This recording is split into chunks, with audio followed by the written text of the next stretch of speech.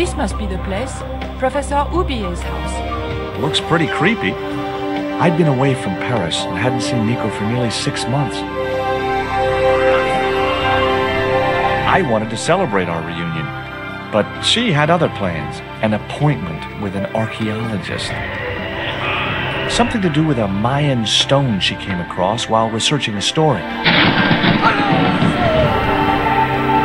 The guy who answered the door didn't look much like an archaeologist to me.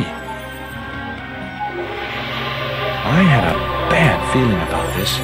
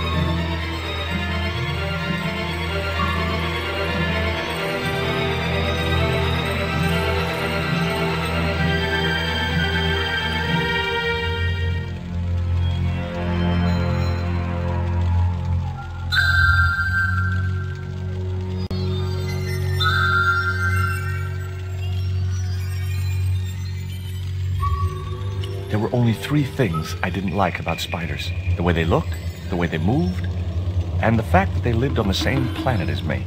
This spider was big, mean, and hairy, and definitely not a native of Europe.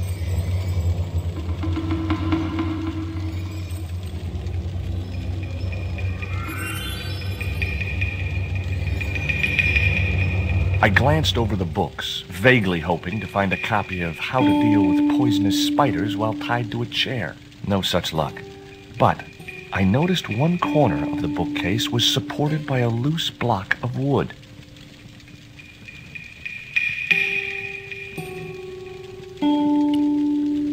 The block of wood had been...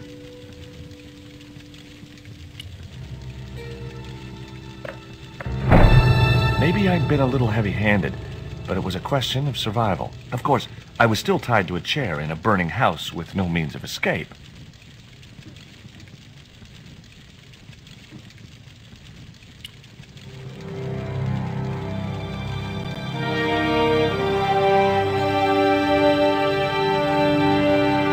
With one mighty bound, our hero was free. Now, I had to deal with that fire.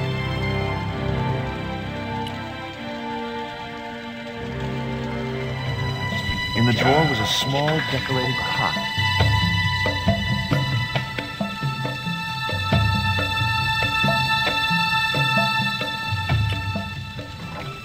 Inside, I found a bottle of tequila.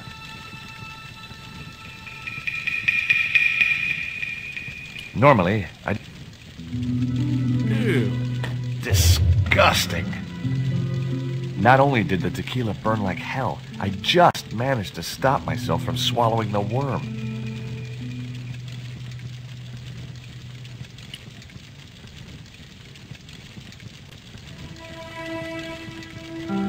It was a stylish little canvas number containing a pair of nylon panties with a large love heart emblazoned across the front. It occurred to me that Nico's tastes must have really changed while I was away.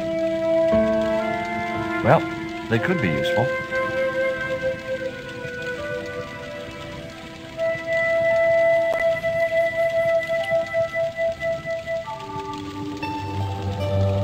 That dart was sharper than a mosquito's business end. But this didn't deter me from getting it anyway.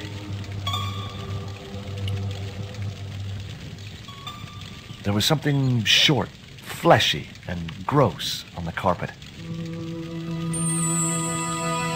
It was the worm from the bottle of tequila.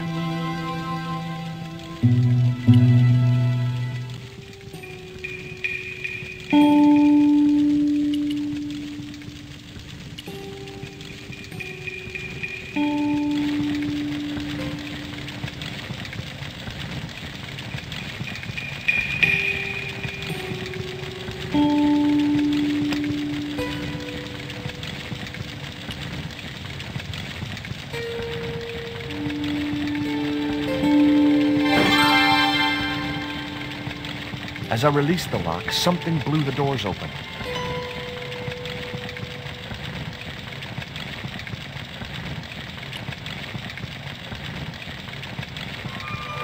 That cylinder was hot. I couldn't pick it up with my bare hands.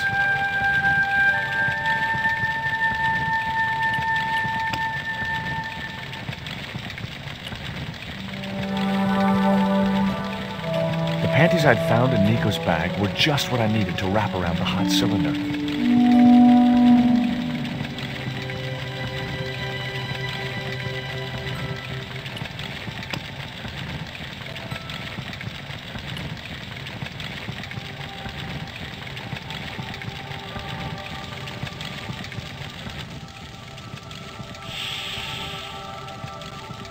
The cylinder gave out a faint hiss as the valve opened. What? Now I had one primed up and ready to use extinguisher.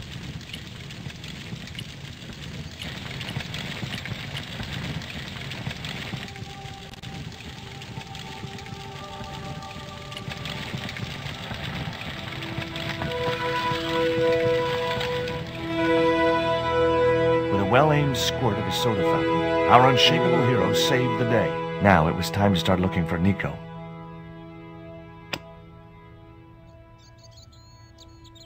I guess I had no business reading the note, but I figured it might give me a clue to what Nico was involved in. It was from Andre Labanau, the history student Nico had known at college. The letter was sentimental mush, and revealed that the exotic lingerie, as he called it, was a gift from him. It gave his telephone number. Labanau figured himself as a rival for Nico's affections, but I couldn't believe that that creep was in the running.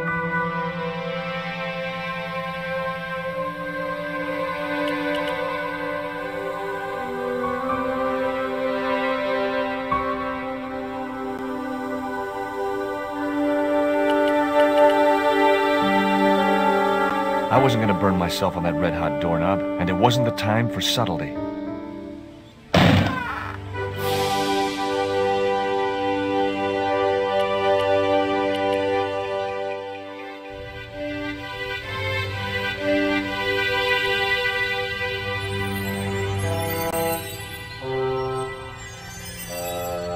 I'd found a piece of newspaper folded in two.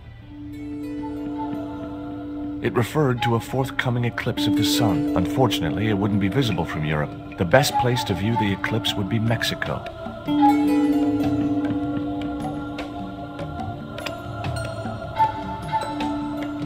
It was the newspaper clipping referring to the imminent eclipse. Wrapped inside it was another small piece of paper.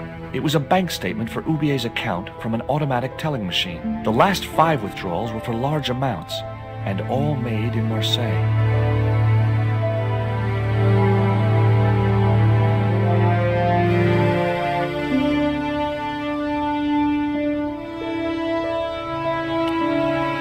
Much as I disliked him, Labanau might be my only hope of finding Nico.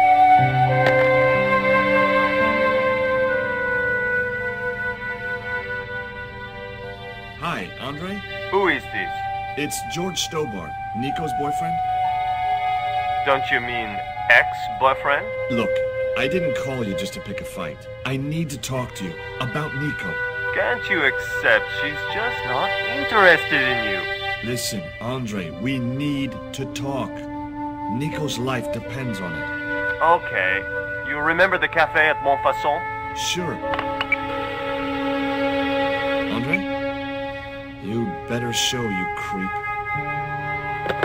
I felt an irrational urge to wipe my ear.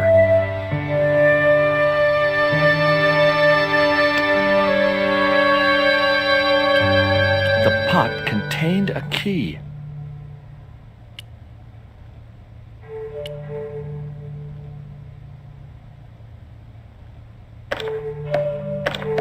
The door was locked. I didn't fancy my chances of kicking this door down.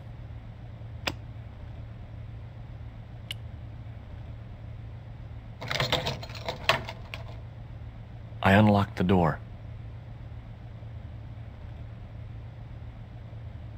I wasn't looking forward to meeting Labano again, but he was my only link with Nico.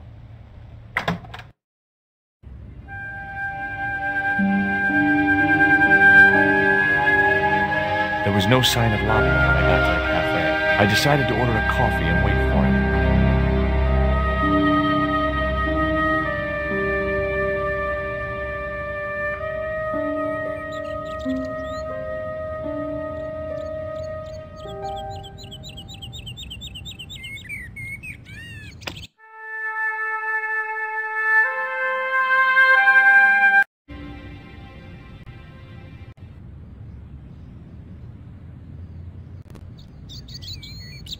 It was a small silver flask from which the man was topping up his glass.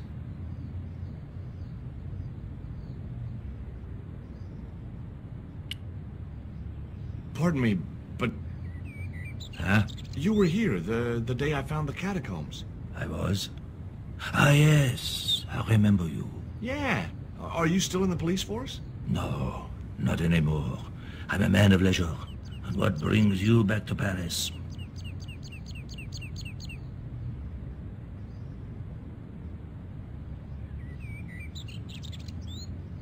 My girlfriend.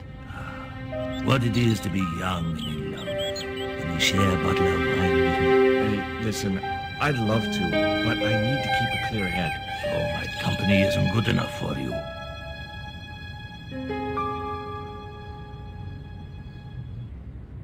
Why did you leave the police? I was forced to retire. The golden handshake. Only in my case, it was more copper than gold. How come? I was made a scapegoat to cover up the department's inefficiencies.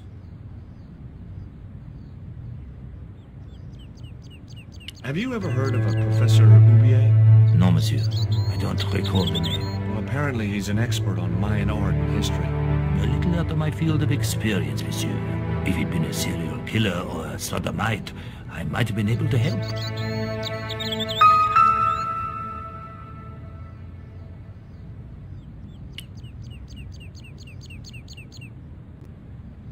What's that you're drinking? It's wine.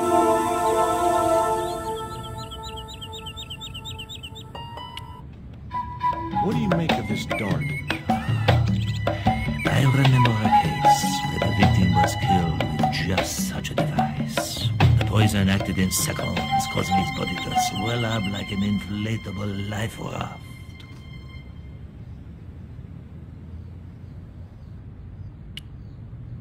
What do you make of this news cutting? Orphanage supplied fast food chain? No, it's the article above that. Oh! Total eclipse of the sun. Well, that's very dull in comparison. I don't know anything about eclipses.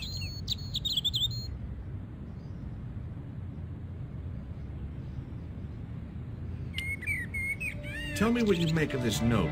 From my years of experience, I gained a pretty good insight into handwriting. I'd say that note was written by a compulsive, obsessive type with an Oedipus complex. Hey, you got just about everything apart from the ponytail.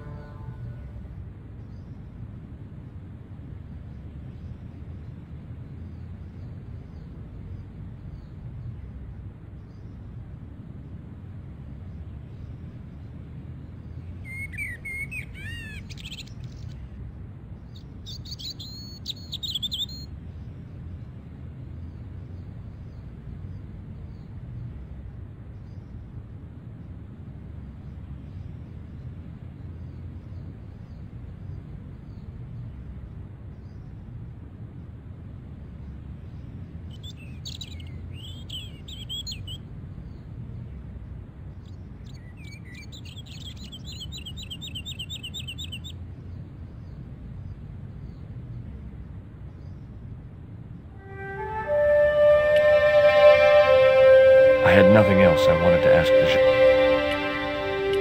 Oh, garçon. He ignored me. I'm sure it was deliberate.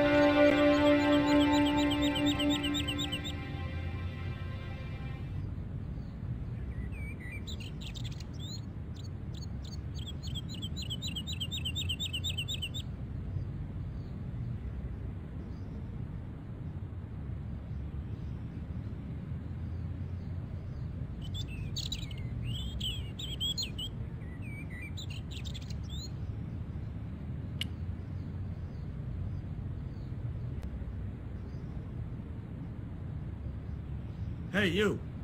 Quoi? I'd like a cup of coffee if you don't mind. When I finish serving this gentleman.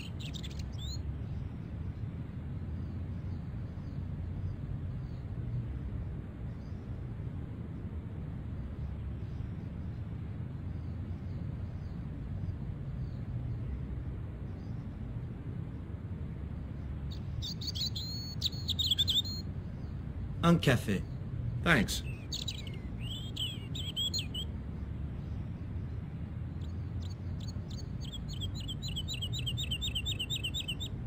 What does that guy keep pouring out of his flask?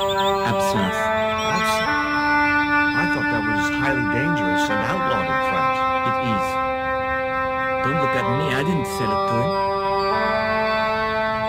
Do you know a guy called Andre Lobino? Oui, I know him. What of it? Well, I'm supposed to meet him here. Did I miss him? No, I have not seen him today. Have you heard of Professor Oubier? Oui. He married that actress, the little dachshund. They used to come here. The nutty professor and the movie star. If Oubier's wife was a movie star, how come I never heard of her? She was big in France. The world doesn't stop at Hollywood. Her stage name was Carol Climax. She died in suspicious circumstances.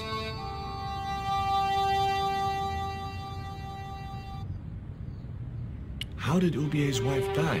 I heard he shot her. And got away with it? He had a good lawyer and they wrote a tight alibi.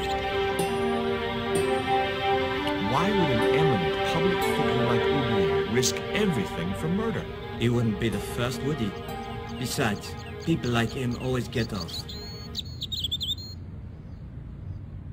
Do you know that man over there? I should think so. He's a regular customer.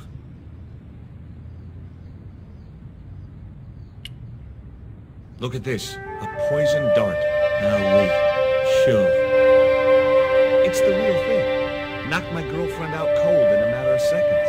Romantic. Sounds like a real close relationship you have going. That's all. Thank you.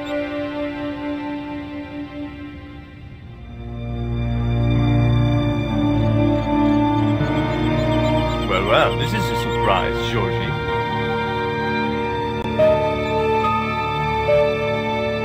I wouldn't normally call you. But Nico's in trouble, Andre. Deep trouble. You have to help me find her. What? What have you dragged her into this time? It was you that recommended Professor Oubier as an expert on Mayan art. Now his butler has kidnapped her. And he tried to kill me. Every time she gets involved with you, there is trouble. Walking out on her was the best thing you could do. My father was dying, damn it. I had no choice.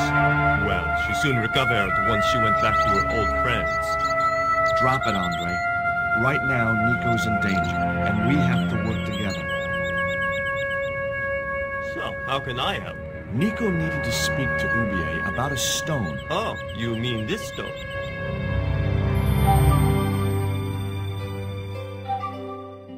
So that's what all the trouble's about. Precisely. Nicole told me to guard it with my life. Well, it's worth more than that, surely. Oh, very funny. What's funny is that your life really is on the line. What are you talking about? The stone is a Mayan artifact, dummy. And the guy who kidnapped Nico was from Central America. It was the stone they were after. Oh my god, you mean I could be in danger too?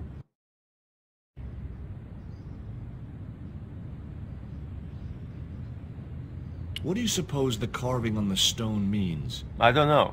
I haven't shown it to anyone. Why don't you just give it to me? I don't want your death on my conscience, George.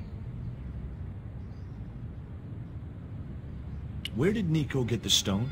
I'm not sure I should tell you. Oh, you should. It was something to do with smuggling. Why didn't Nico take the stone to Ubier? I don't know.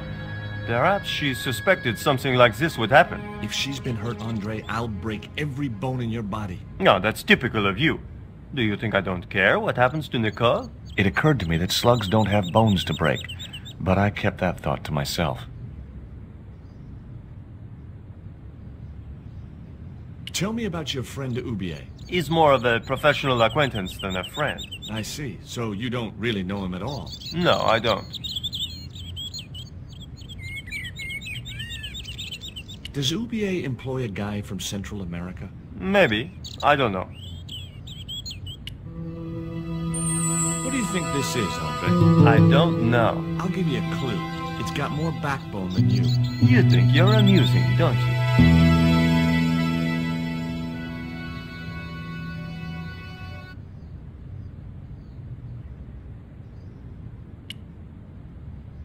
What can you tell me about... South or Central American, I'd say. I have a friend who'd be able to tell you more. Where can I find this guy? He owns a gallery on the left bank. The Glees Gallery.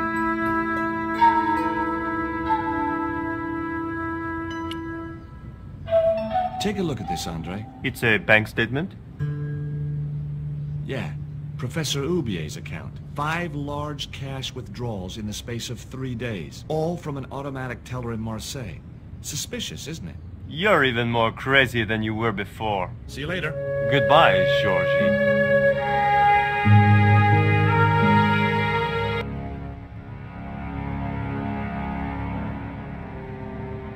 I've had enough of your games, Kala. Tell me what you've done with my stone. I thought your business was simply smuggling cocaine, Karzak. Why are you so interested in that stone? Either you tell me what I want to know, or Pablo here will make you talk. Okay. Well, I figured someone at the university would be able to help. So I had a word with one of my girlfriends, and she told me her boyfriend was a lecturer. I sent the stone to the Department of Ethnology. You know, I figured it was South American, so... You're not buying this, are you? That's enough! I don't have time to listen to your mindless prattle. We'll leave you to think it over. Come the morning, you'll be ready to talk.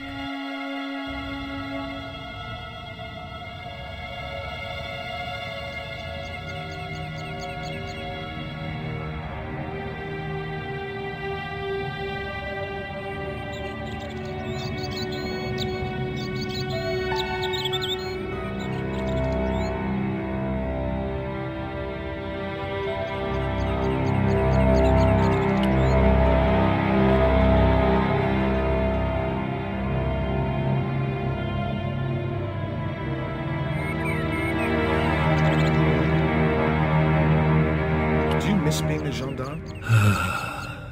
Yes, of course I do. When I wore that uniform, I commanded respect. Not anymore.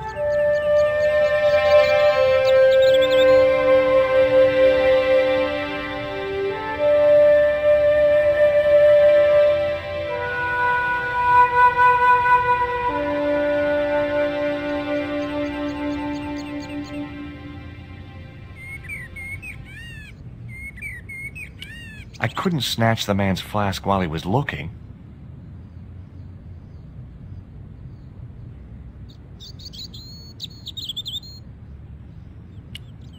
Excuse me. What? Didn't you try to... There was no point.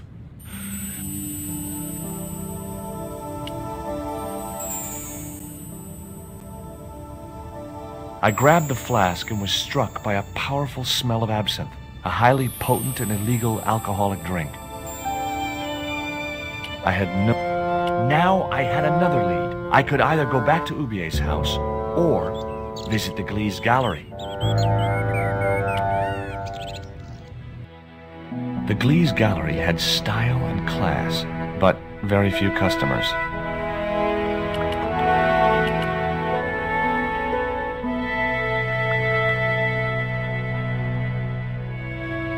The way that guy was gripping the glass, I'd need... Are you Mr. Glees, the owner? Good God, no. Then I guess that must be him over there, right? Your powers of deductive reasoning astound me. Have you heard of Professor Ubier? Yes, of course.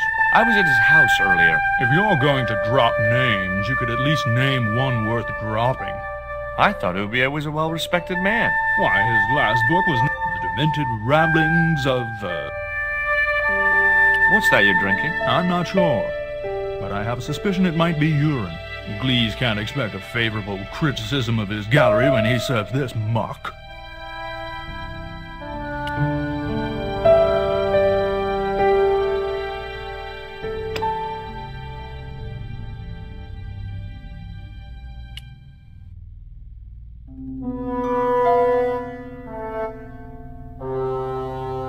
I splashed a little out.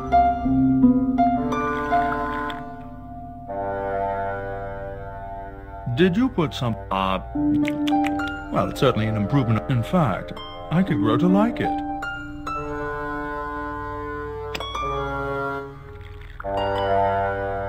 Allow me.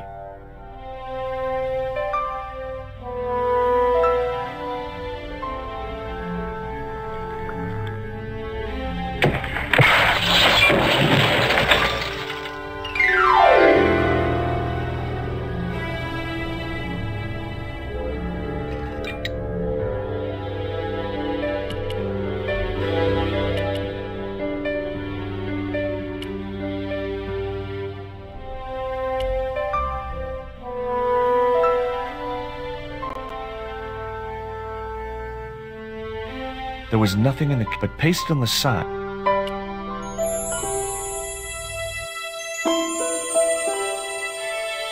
Underneath the logo of the rest of the label.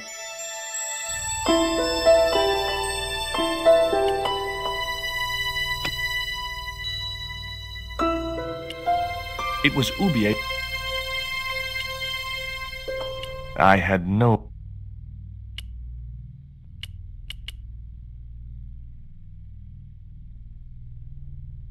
Were those The pots are in You've no idea. I hope to God, if not, I'm ruined. It was beginning to... Ubier had organized Nico's abduction. Ubier was connected with Transglobe. That's how the torn Transglobal label had once read. It wasn't much of a lead, but it was all I had. I set off immediately to catch the evening train.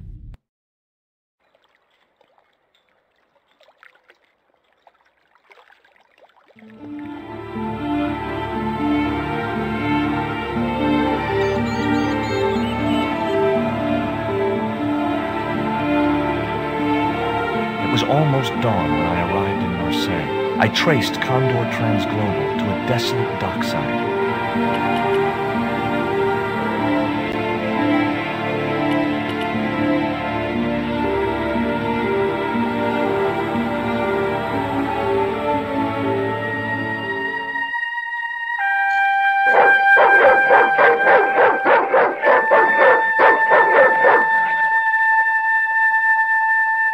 What's the big idea? I don't know.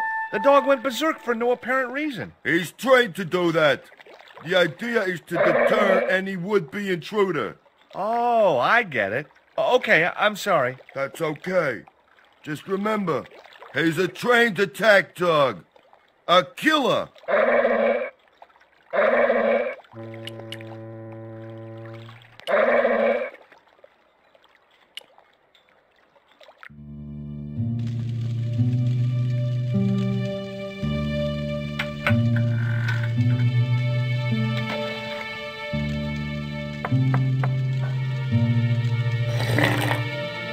Hi, good morning. Do you know what time? No, I don't wear a watch. As my dad used to say, I'm not into time, man.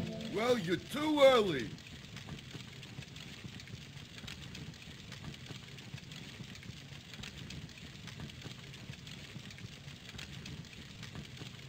What time is it anyhow? The big hand's on the floor.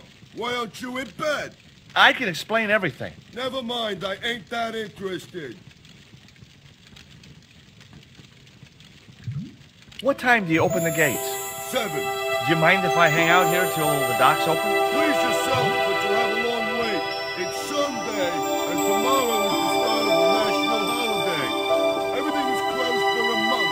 Well, wouldn't you just know it?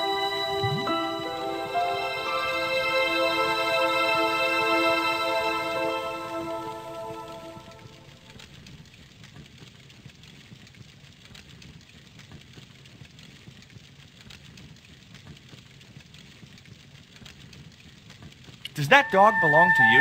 Nah, he comes with the job. I just feed him every now and then. More then than now, I'd say.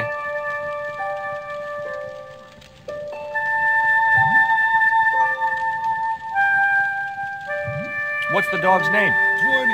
It's unusual for a dog. It's his registration number. Security dog number 20.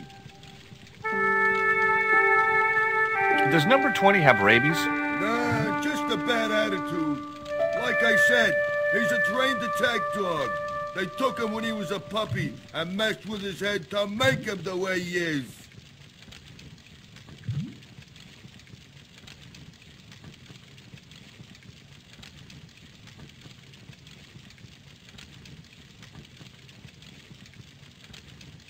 Ever heard of Condor Transglobal?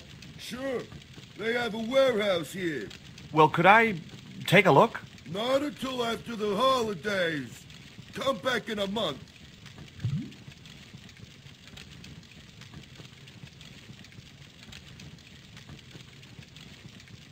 I have to make a delivery to Condor Transglobal. Where's your rig? About half a mile down the road. And you walked here? Jeez, are you some kind of nut? Nah, it was easy. I just put one foot in front of the other. Are you gonna let me make my delivery? Not without the paperwork. You get the papers, you make your delivery. And I get a fat backhander. I was getting nowhere with the story about being a trucker. Do you know what kind of business Condor's involved in? I'm paid to guard the gate. Their business is none of mine. I'm looking for a young woman. At the docks? What kind of woman? You don't understand. Well, I ain't seen her. And you should tell her, the docks ain't no place for a young lady. They're dirty and they're dangerous. I'm certain my girlfriend was brought here when she was abducted. What?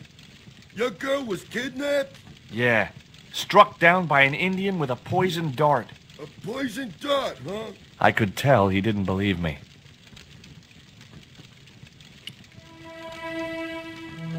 I have these very exotic panties. Take them away, you pervert!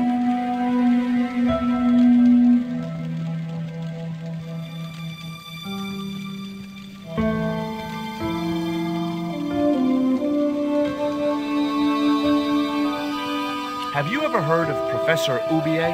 Me? None of my friends are professors or anything like that. What's cooking? Beans. You know a man can live on nothing but beans. Not this one. Don't you ever get tired of eating beans? Sure I do. What do you take me for? And what's the alternative? Peas. I can't eat them too often, though. They play hell with my digestion. Have you ever considered changing your diet? What's wrong with beans and beer? You need me to tell you? You're pumping out enough methane here to fill a dirigible.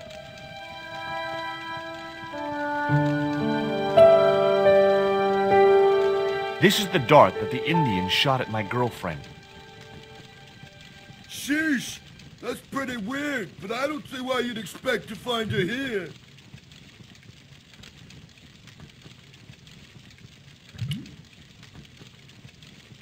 Take a look at this letter. That's sick. Did you write it? Oh, no. No. If I was you, I'd smack him in the mouth. Well, that's not my style, but thanks for the advice. I gotta go now, but I'll be back. Can't wait.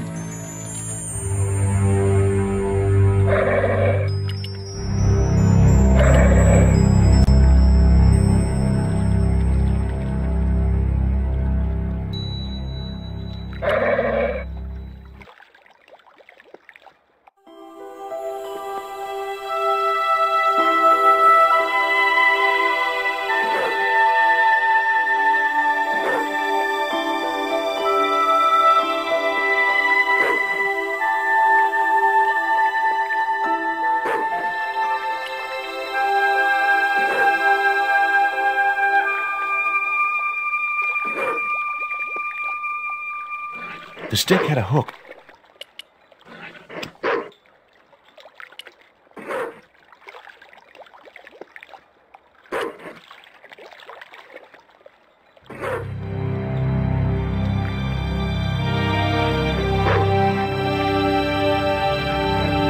I just knew that boat hook would be used. As for the bottle, even if I couldn't find a use for it,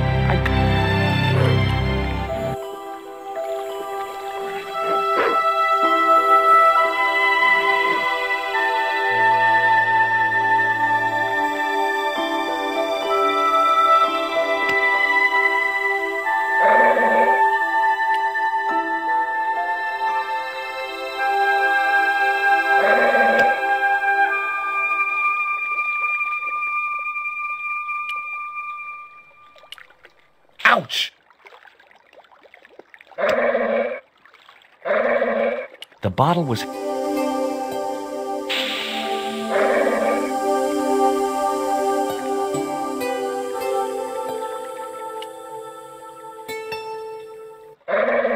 Now I could see into the pipe, which...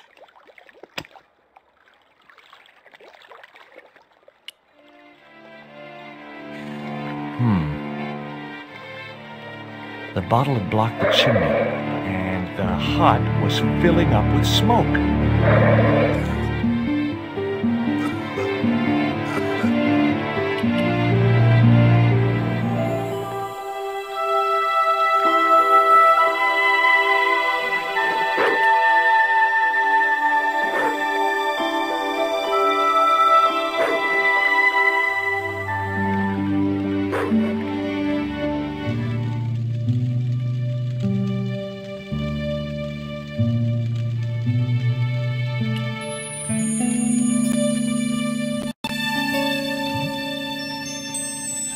The packet was full of dog biscuits. Someone had once told... Who was I to argue with irrational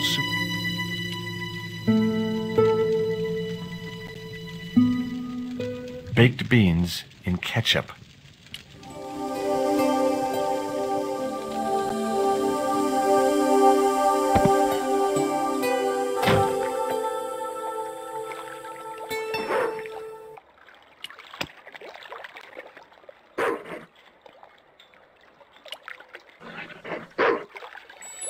Hey, 20.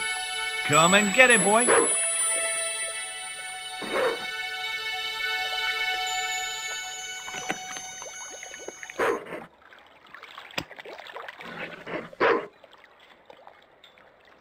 I felt a slight twinge of conscience as I prepared to give the dog a dunking. It soon passed.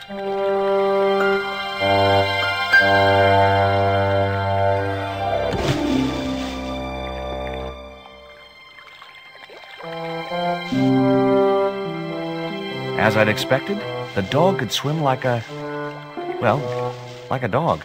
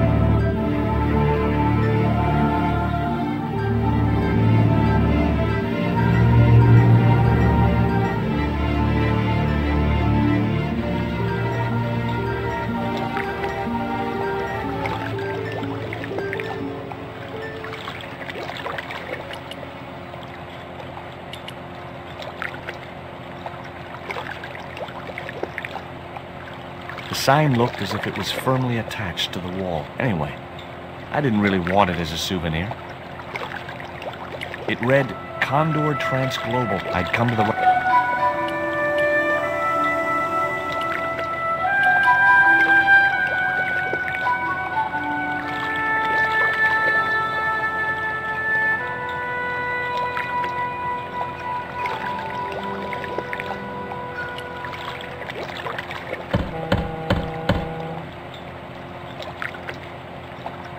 The din must have drowned out the sound of my knocking.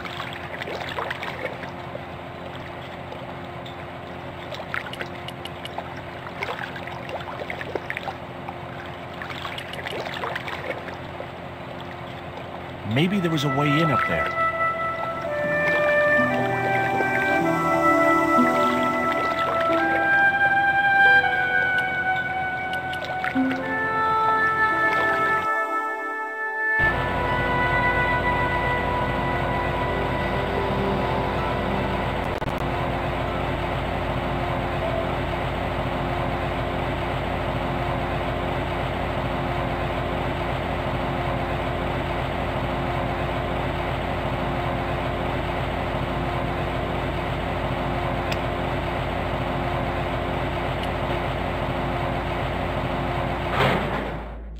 That did the trick. The fan clunked and shorted out as its blades were mashed by the boat hook. Hey, you make any more noise, I break your arms. That bully needed to be taught a lesson. Garzak's already mad because we didn't get the stone. You give me any trouble, I'll tell him it was all your fault. Karzak? That must be his boss.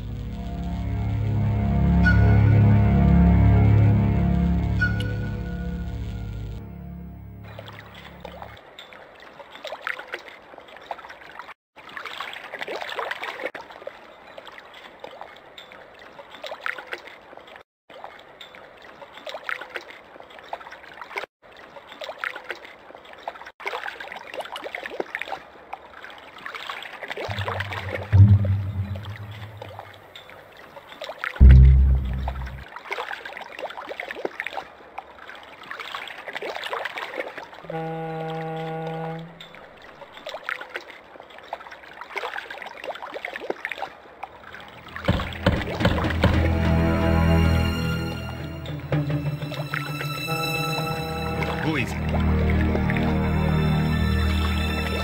Pizza delivery? I didn't order pizza. No? This is the Condor Trans-Global Shipping Company, isn't it? I don't like pizza. Oh, come on. Everyone likes pizza. Maybe he was allergic to mozzarella.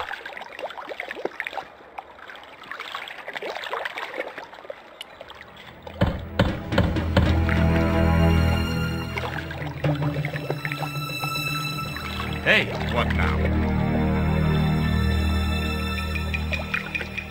Look, this pizza's been paid for. You might as well take it. I told you, I don't like pizza. Not even with extra olives? I hate them. Olives are the devil's butt nuggets.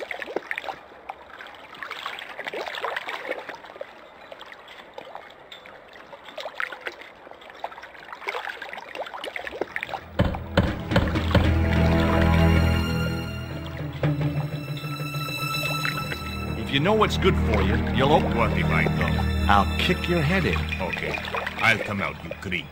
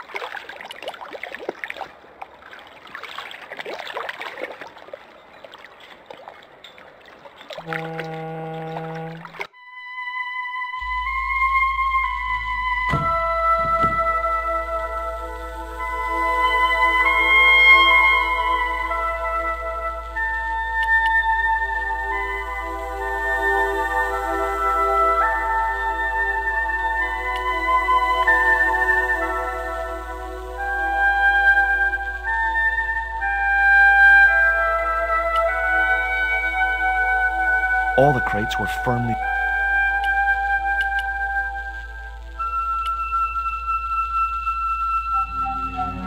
Whoa! Don't shoot! The little guy had a blowpipe. That confirmed my suspicions about what had happened to Nico. I waited for him to shoot me, but it didn't happen. Instead, he seemed to want to tell me something. What?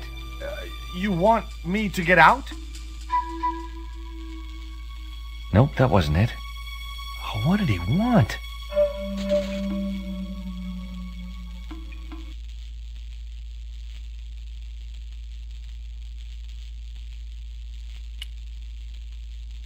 Hi. I'm not going to hurt you. Quaramonte. Was that your name? Quaramonte? Quaramonte. His vocabulary seemed a little restricted. What have you done with my girlfriend? Huh? I am not leaving without her. Where is she? He didn't appear to understand me. Tell me what you've done with Nico, and I'll share these biscuits with you. I knew it sounded lame, trying to bargain with a box of doggy snacks. Besides, how was he to know how yummy they tasted? Do you know what this is? Peito. Lotseka peito. Inyakotla gohino mutu. This was the dart you used to knock out my girlfriend. If she's come to any harm, I will count you personally responsible. Lotseka peito fnor. The little Indian fellow. Not until he'd got what he wanted. Whatever.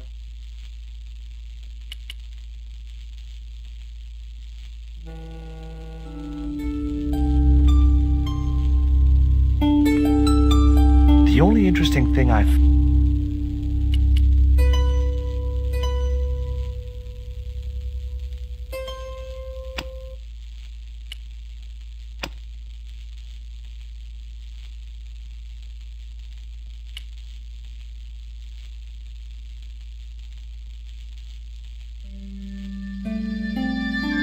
What does this key unlock? Huh?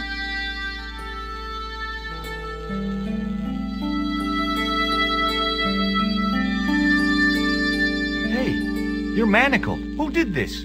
That big thug? I'm gonna set you free, okay?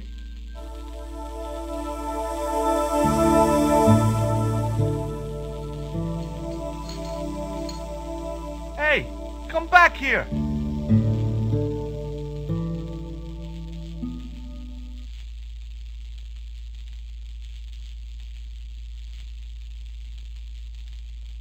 The little guy had gone to ground amongst the stack of crates.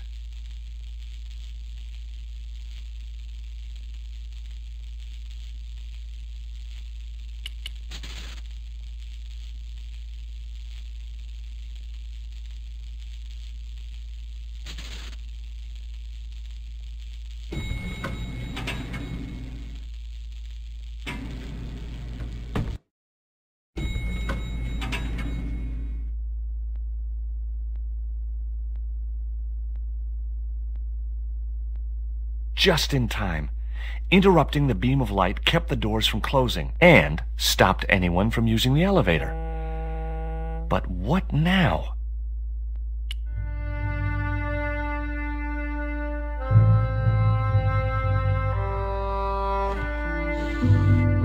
There. That would keep the doors from closing.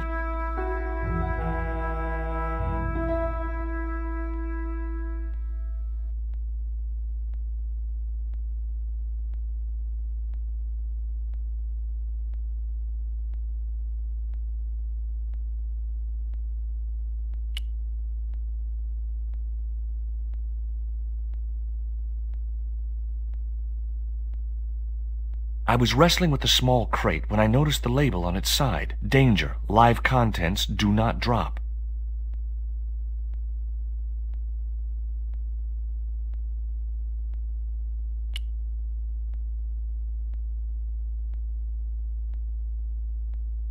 Nothing happened. That was probably because the elevator was...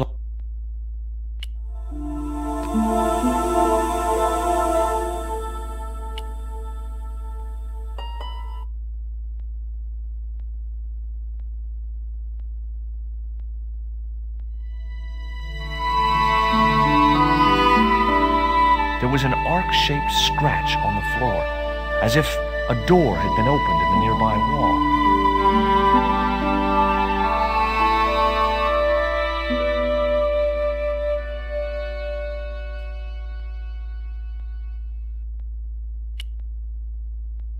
My fingers traced the outline of a secret door in the wall. Then I found a small round stud, which was set flush to the surrounding wooden paneling. Just as I'd hoped, a secret room.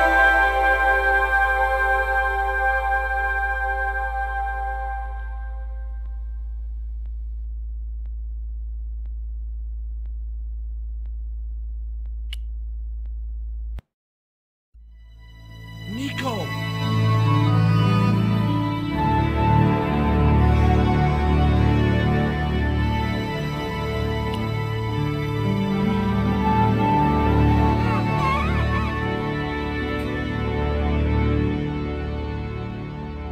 Will you look at this? It was a small statue of a kneeling figure in an ornate headdress. The head was hideous, with huge staring eyes set in a decomposing face. Hey, somebody's marketing Labino dolls.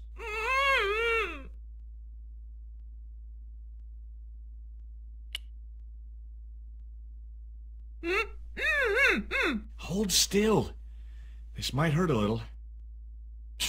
Ow! Think yourself lucky you don't have a mustache. About time. You could at least have helped me before grabbing everything you could find. Not so loud. They'll hear you. Get these ropes off me right now. You know, the mood you're in, maybe that's not such a good idea. Where's Pablo, the big guy? Out cold. Too much wine doesn't agree with him. Are you okay? Of course I'm not okay. Untie me this instant.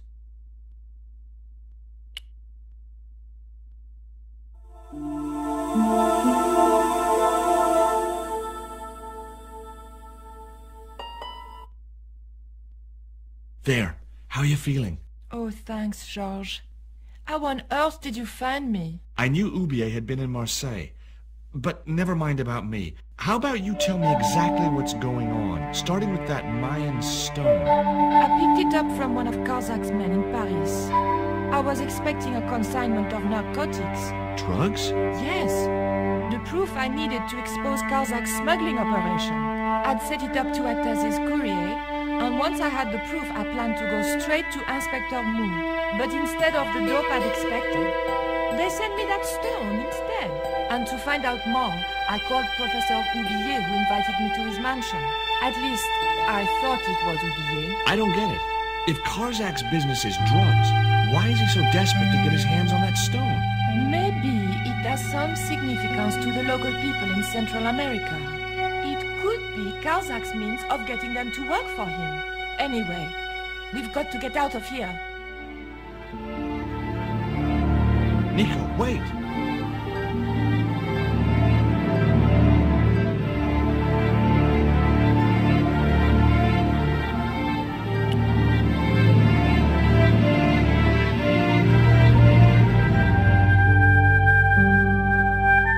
We can't use the elevator.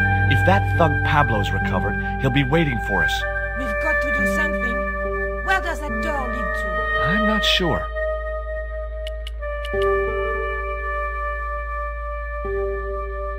A sturdy beam was jammed across the doors. These doors were not going to open.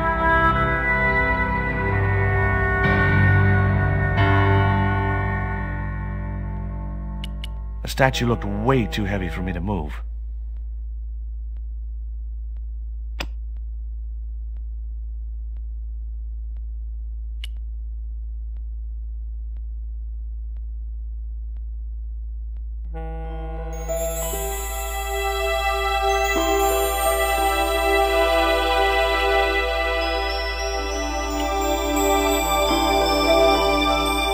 The rope wasn't long enough to reach the pulley.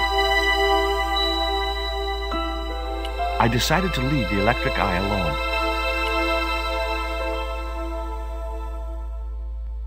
I couldn't move the crate until I blocked the...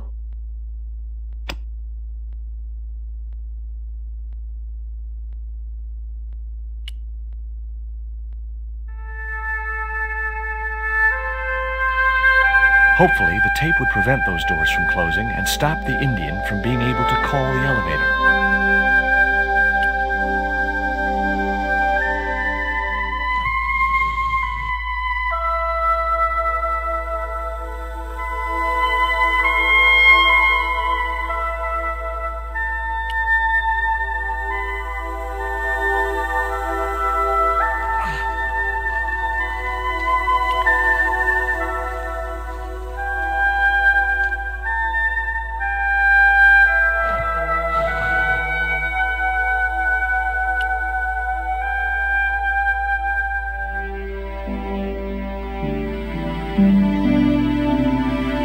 Rose about 6 inches off the floor, and I said a silent prayer to whoever had discovered the power of hydraulics. What on earth are you doing? Trying to raise the statue so I can hook it to that pulley. Is that really going to help us? I like to keep myself occupied in times of stress.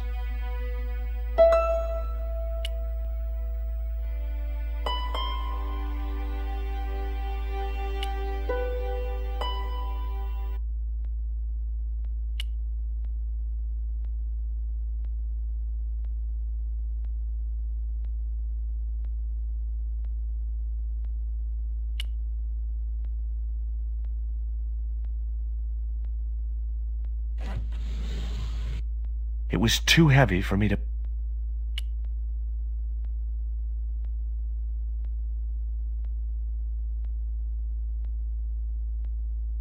Could you give me a hand to push this statue? What for?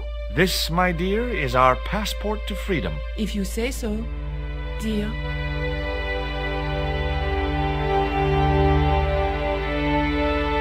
Okay, push!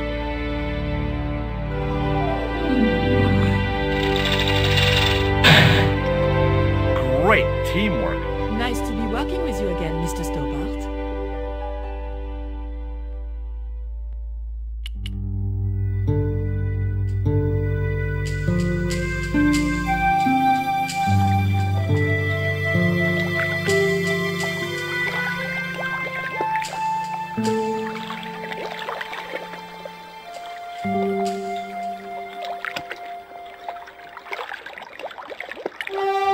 Nico, I have a great idea.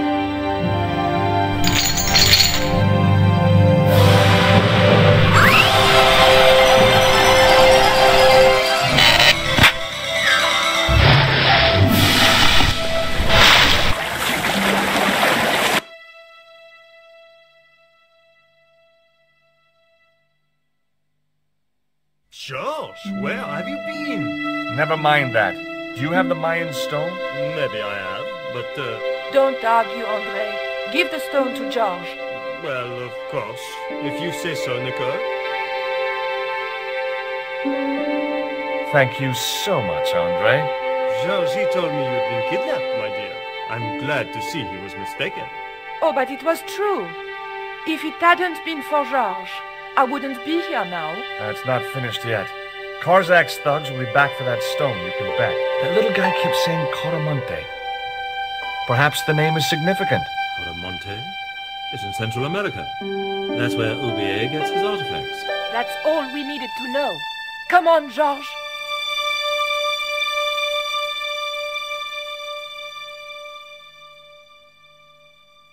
Quaramonte, the traveler's rear entrance to Central America. Well, that's how it was translated in the brochure. We didn't know what we were looking for, but the offices of Condor Transglobal seemed a good place to start.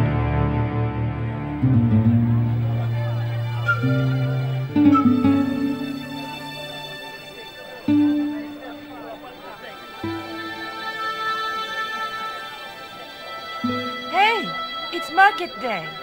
I don't see any cabs. Let's ask someone how to get to Quaramonte City. Okay.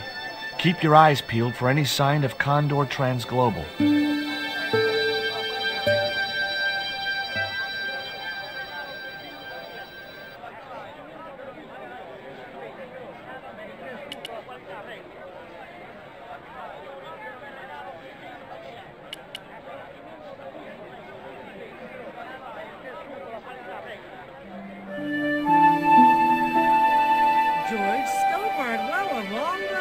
Mrs. Henderson.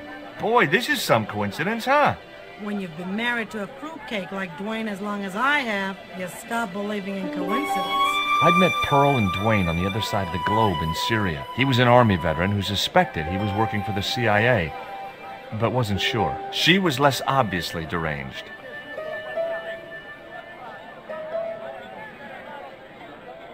Is Dwayne here with you, Mrs. Henderson? Why, sure, I couldn't leave him home alone. Since Dwayne came back from the war, we couldn't bear to be apart. So, where is he now? We ain't speaking. Why aren't you speaking to Dwayne? Because he's an old spoiled sport sourpuss. I want to visit one of those old pyramid places, but Dwayne says he has to stay in town. Right. And you don't want to go on your own? Well, there's no point in going to the pyramid if there's no one around to take my picture.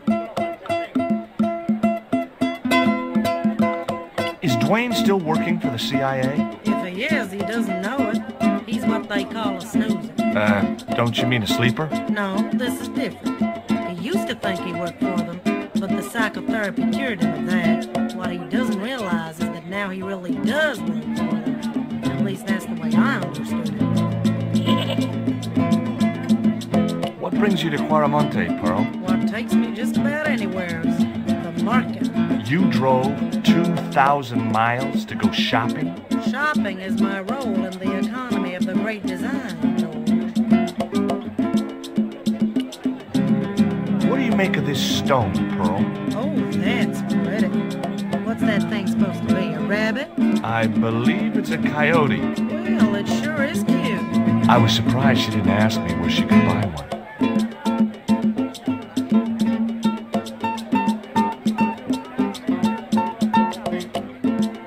What do you make of this statue, Pearl? Ooh-wee, that's a spitting image of Dwayne's brother Sheridan. A little less body hair, maybe, but it's him all right.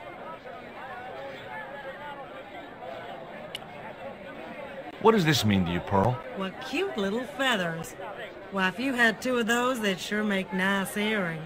This isn't intended for frivolous personal adornment, Pearl. It's a dart, tipped with a fast-acting, muscle-numbing poison. Pardon me, I stand corrected, honey. Sometimes I got the feeling that communication with Pearl was like sending signals out into space. Maybe, if you waited long enough, you'd get an intelligent answer back. But it was a long shot.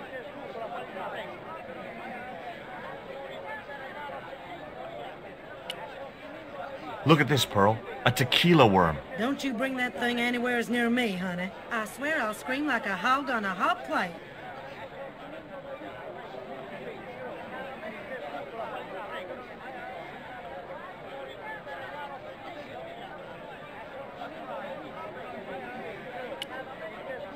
Take a look at this news cutting, Pearl. You'll have to read it to me, George. I left my specs in a gay bar in Santa Barbara. Well, it's about an eclipse of the sun, which is due to occur in a few weeks' time. You'd think the government would warn us about these kind of things.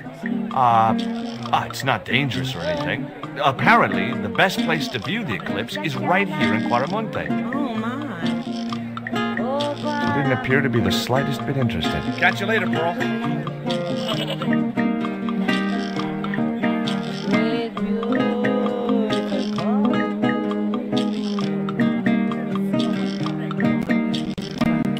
Hey, Nico!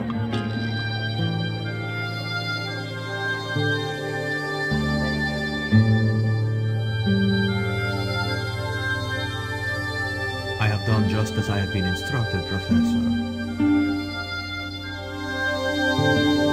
With the mine closed down, there'll be no one around to observe your excavation. I have visitors. Just remember what I told you, General. There's really no need to make a martyr out of that man.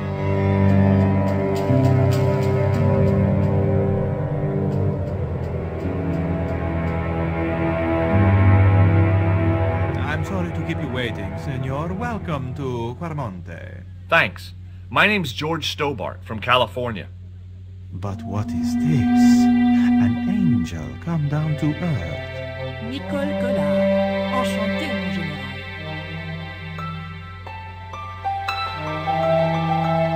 Pardon me, senorita, but I couldn't help myself.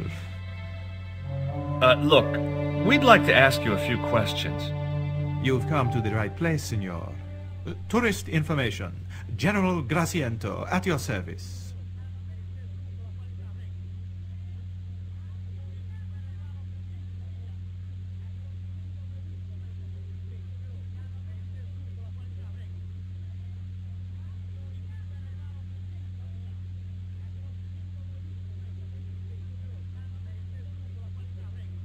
This is the tourist office?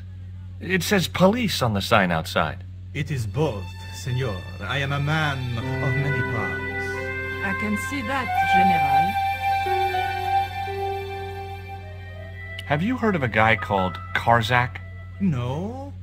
No, I never heard of him.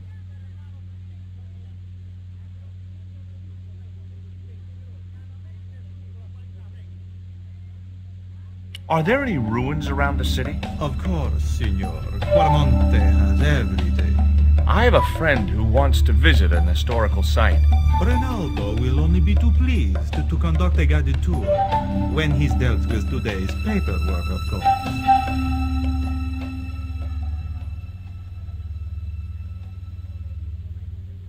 Who was the guy you were talking to when we arrived? Professor Ubier, a visitor, senor, like yourselves. Did you say Ubier? Si, senor. Professor Ubier, a French archaeologist.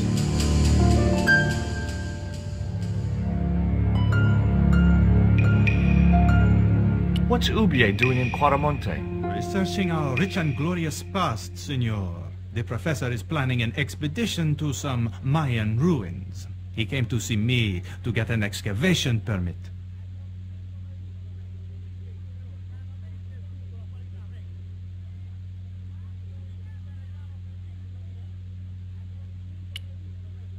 Would you like a biscuit? Are you trying to bribe me? Well, every man has his price. Mine is more than a dog cookie, Senor Stobart.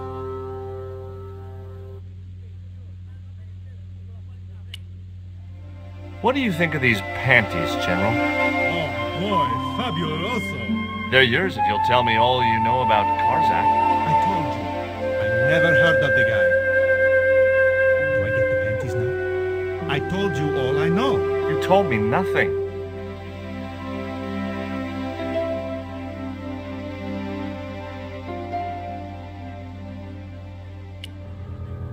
Have you ever seen anything like this before? That's a native carving, isn't it? Where did you get it? We picked it up in the market as a souvenir.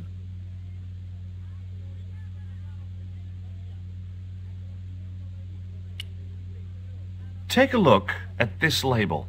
Si, senor. Condor Transglobal. Can you tell me where to find their offices? No, senor. I never heard of them, and neither did Ronaldo.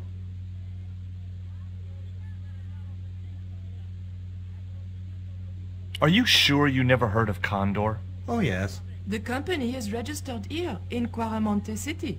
You are mistaken, senorita.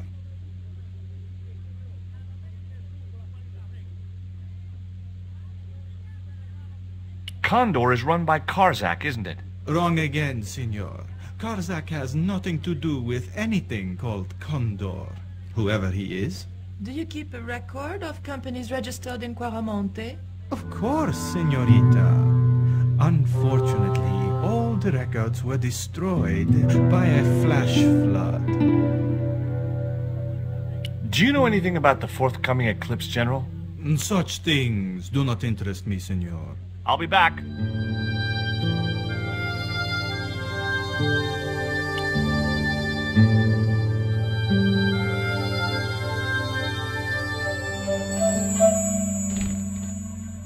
Senor. Leave the child alone.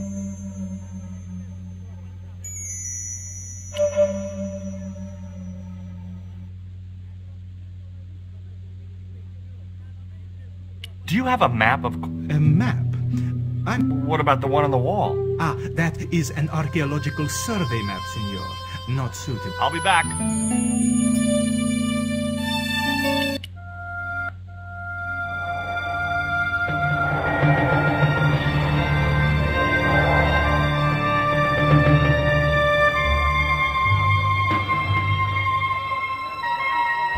Why did you show him the stone? I thought maybe he might know something about it. Well, he has now, for sure. He knows we have it. Did you notice that chart on the police station wall? Yes. It looked like a map to me, but I couldn't make out the details. Whatever it was, the general didn't want us to see it. You came on a little strong with the general. I was merely flattering his ego, Georges. Every man has his Achilles heel. Maybe, but that guy's weakness isn't in his foot. Tell me about this Karzak guy. Well, I saw him for only a few minutes, but he frightens me. I got the impression that Pablo was nervous when he was around too. His eyes, they're like a wild animal's, like a tiger. That's what scared me most about him. He looked so unpredictable and dangerous.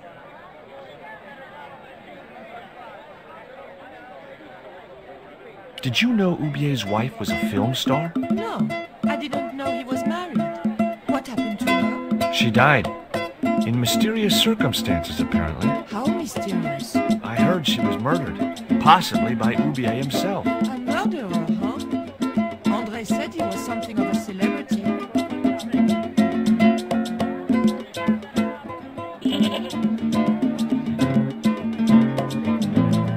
Labano tells me he's been seeing a lot of you. We meet sometimes for lunch, a drink. After you'd gone back to the States, I was pretty lonely, you know. Lonely?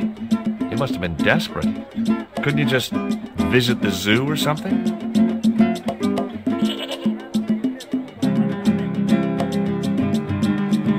That man we saw talking to the general was Ubier. Didn't you recognize him? I never met him, remember? The guy I called in Paris claimed to be Ubier, but he sounded nothing like the man in the police station. Maybe the professor really is innocent. Nah, it's too much of a coincidence that he's here in Quaramonte. Would you like a biscuit? Gourmet dog?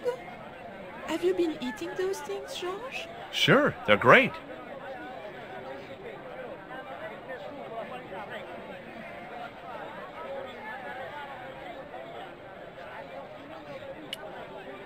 Guess what this is? Go on, guess. It's wrought iron, probably from a chimney stack on an old stove. Well, I suppose it could be. How did she know that? My grandfather used to work in a foundry.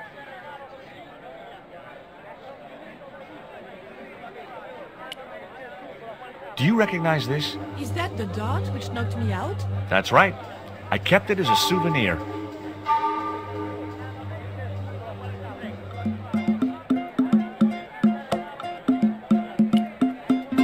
Have you any idea who this little statue is supposed to be? I'm not very well acquainted with my undertakers, Georges. But whatever his name, he sure is ugly.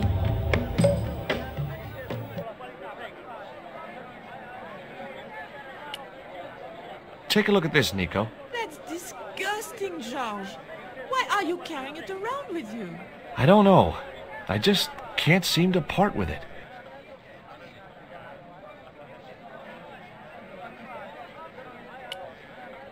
I found these in your bag. Oh, they were a gift. I know. I read the note. God knows what was going through André's mind. I think that's quite plain enough.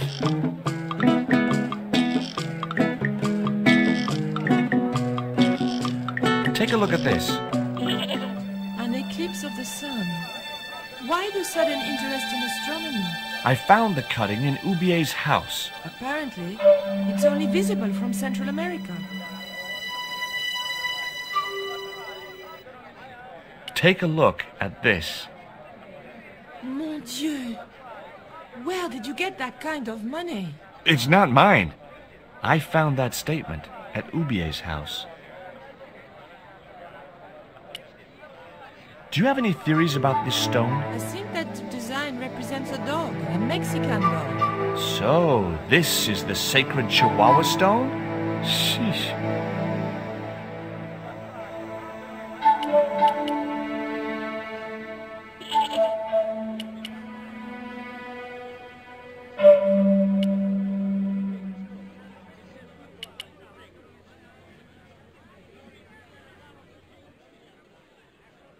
It was Pearl's husband, Dwayne.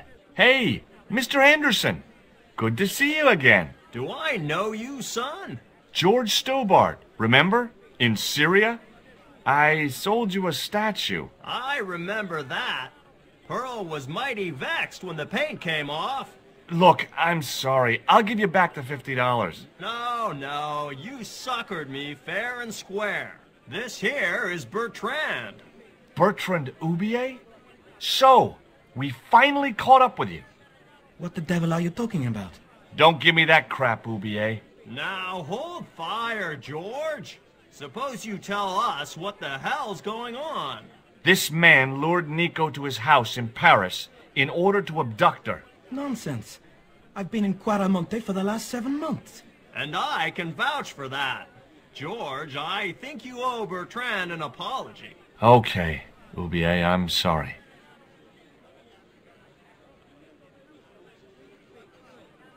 Are you still working for... you know who? Who's that, George? You know I'm retired. Oh, nothing. Forget it. I confused you with somebody else. Oh, I do that all the time.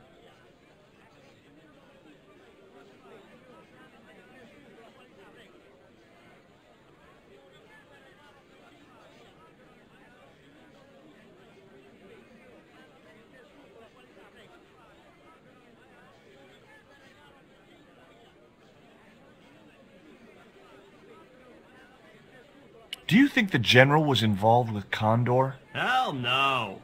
And if he's a general, I'm a Buddhist. No, that fella's just a mouthpiece for the real power in Quaramonte. So, the general is nothing but a puppet? He's like Pinocchio before he met the Blue Rinse Fairy. Strictly strings and wood. Who's pulling the strings? His mother.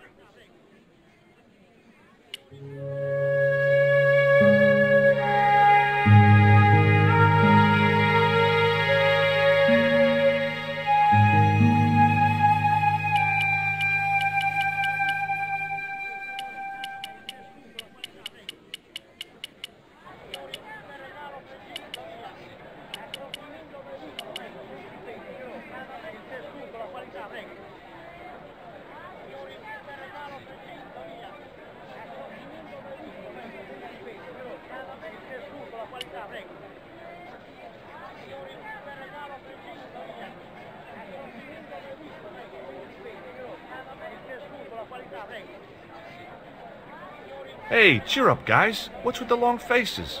Our pipe player has been arrested and thrown in jail. Poor Miguel. He never broke the law in his life. Why was Miguel put in jail? For playing folk music. What? It's true, senor. He insisted on playing traditional Quaramonte music, even though it's illegal.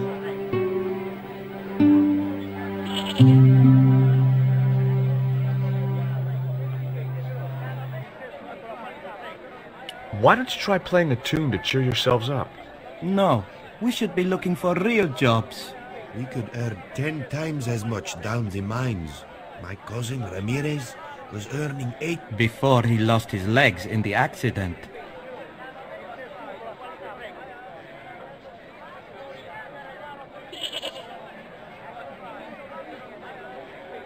Tell me about the accident at the mine.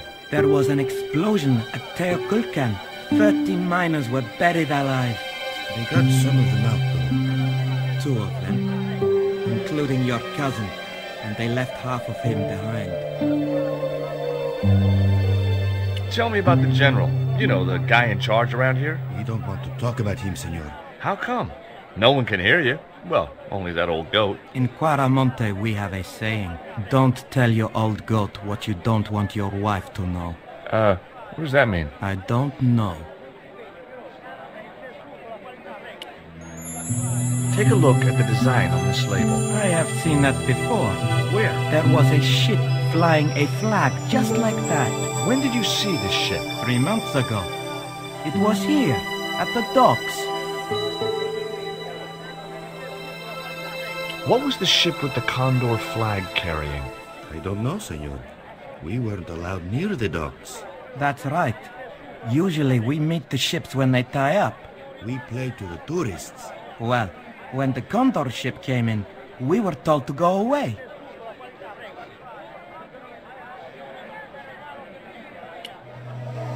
Have you seen anything like... I, the hungry chief. Why are you carrying the thing around with you, senor? Don't you know who it is? No. Do tell me. It's Tezcatlipoca, god of death and blood.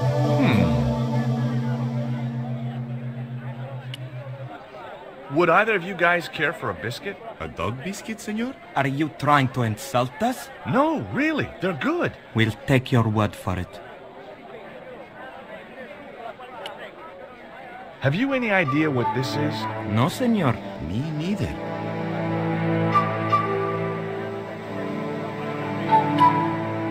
What do you make of this little worm? No good. It's dead. Sure it's dead. You think I'd carry it around in my pocket if it wasn't? Do you guys know anything about a total eclipse? What is it? It's like when the sun is hidden by the moon. It's crazy. My cousin Alfredo swears he saw it happen once. But that was after he stupidly consumed a cocktail of peyote and antibiotics.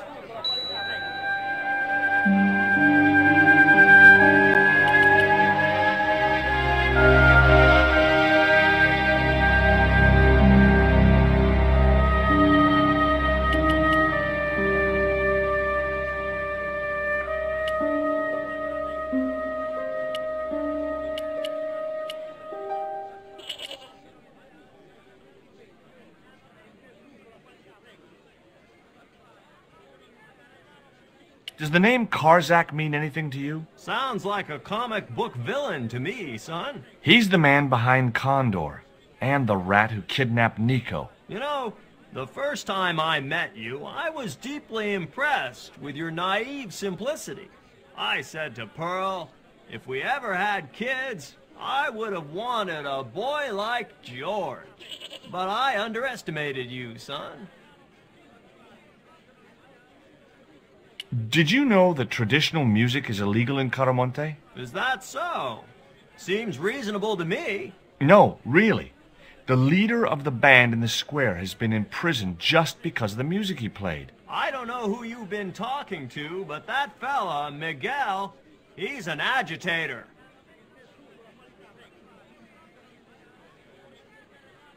What's the real reason the musician was in prison? Handed out subversive literature at the mines.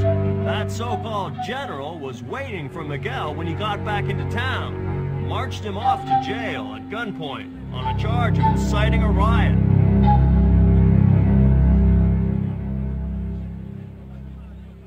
I spoke to Pearl earlier. Yeah? Did she mention that we had a kind of falling out? Yes, she did. She'll get over it.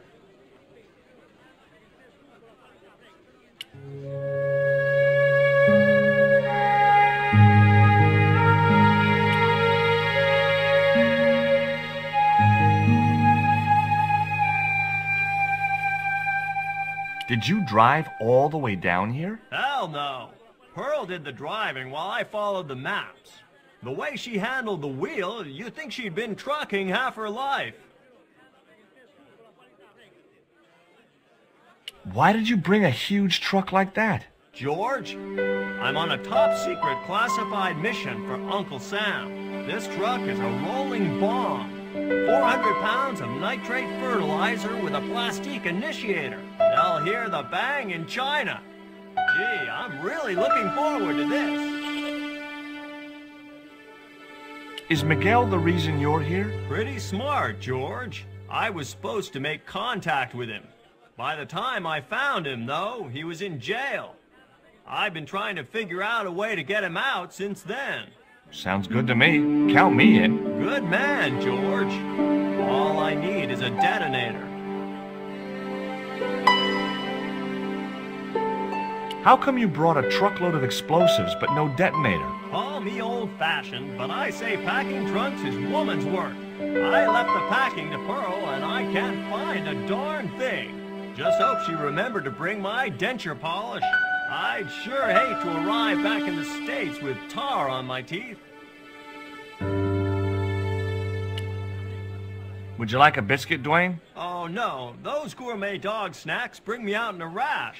You've tried them? They were on special offer. Pearl bought a whole crate. When I asked her if she was thinking of keeping a dog, too, she just laughed.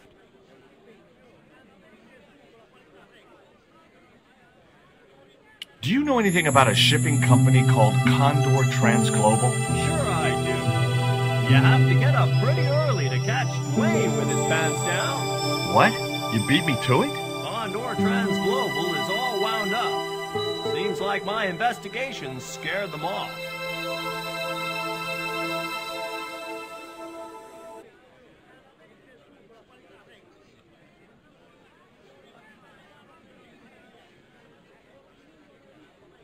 Did you find any evidence of Condor's drug smuggling operations? Drugs?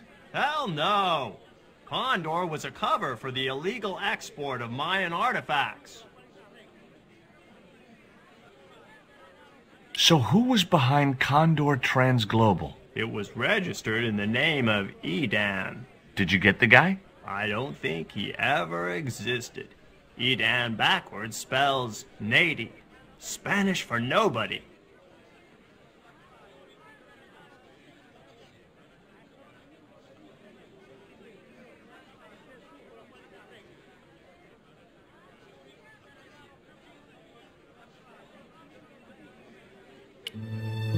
Would you like to borrow my lucky piece of coal, Dwayne? What's so lucky about it? Well, we made it to Quaramonte in one piece. When you've been here a few days, you won't look on that as luck.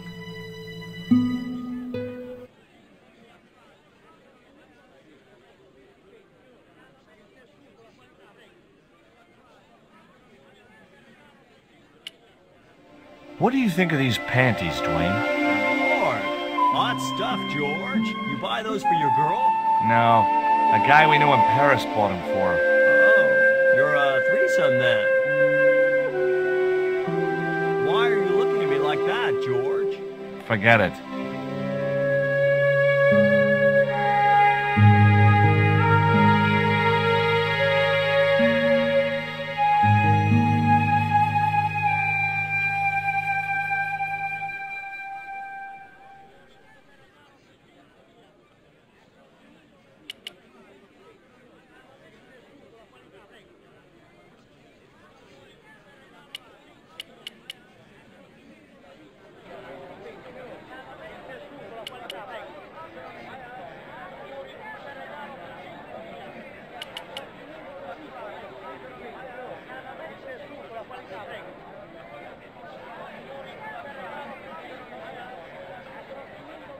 Hey, Nico!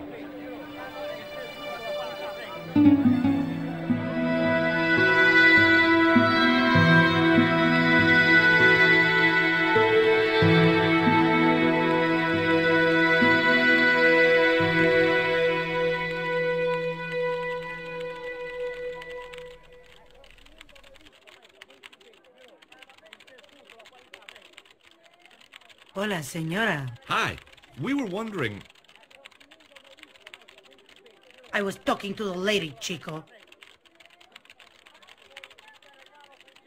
Hi, my name is Nicole Collard. Concha Garcia. How can I help you, sister? The corporation I represent is considering a major investment in Quaramonte. Your advice, as the head of an obviously successful concern, is precisely what I'm after. My assistant, Mr. Stobart, has a few questions he'd like to ask you.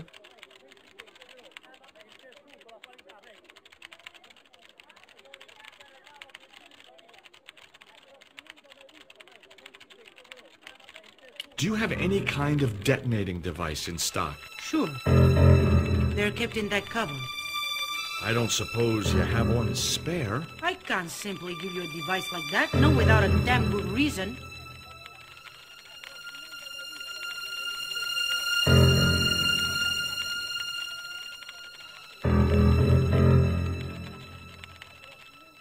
Can you tell me about the accident at the mine? Accident? It was sabotage. Somebody wanted my mine closed down for good. Have you heard of a man named Karzak? No? Who is he? He's the reason we came to Quaramonte. We think he's running a drug ring. Well, I hope you find him, but I've never heard the name before. Do you have any evidence that the mine was sabotaged? Not yet, but I'll get to the bottom of it. There'd been trouble at that mine for several months. The workforce was getting smaller every day. Someone had started a rumor among the men that the mine was cursed. Now the entire operation has been closed down. Where's the site of the mine? Several days upriver at a remote area known as Teoculcan. Do you know Professor Ubier? Yes. I understand he is about to embark on an archaeological expedition. He hired some equipment from me earlier today. I overheard him talking to the general. I think they're working together. What? If I'd known that, I wouldn't have hired out the equipment. Now, why would the general be interested in an archaeologist? The general has a chart in his office, which he was discussing with Ubier. Perhaps that chart will tell us where they're heading. Maybe, but I can't get anywhere near it while the general and his sidekick are there. Would you like a dog? Would you like a smack in the mouth, chick? Does this stone mean anything to you? I think it is a spirit stone carved by a Mayan priest, no? I don't know which of their many gods it represents.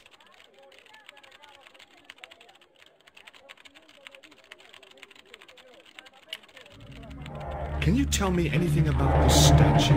It is Tezcatlipoca, the god of death and pestilence. That fetish would be considered by many to be a bad omen. Do you recognize the icon on this label? Condor Transglobal. Did the company operate here in Caramonte? Yes, they ran an old container ship, the Mayan Princess. Do you know who owned Condor Transglobal? I've no idea.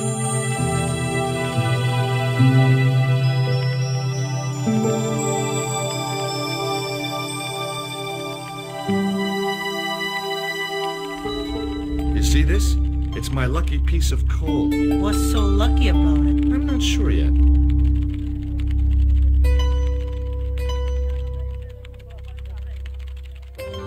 Nice buns.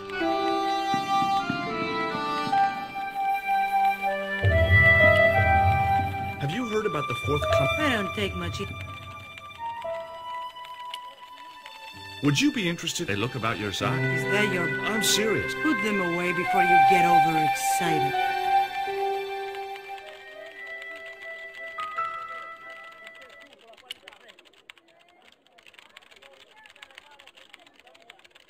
Hey!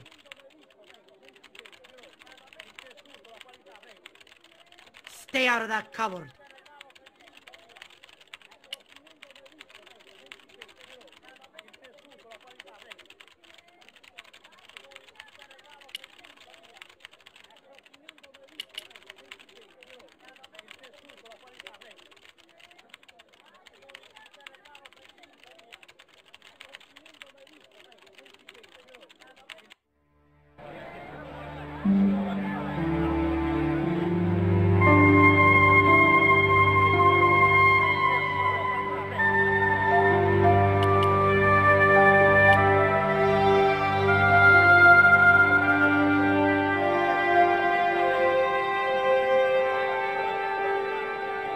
Could you distract the general while I took a look at that chart? You're kidding. Did you see the way he was leering at me? Yeah. You'd make a great snake charmer. Come on. 5 minutes is all I need. Well, maybe. But it's your harebrained scheme. You do the talking.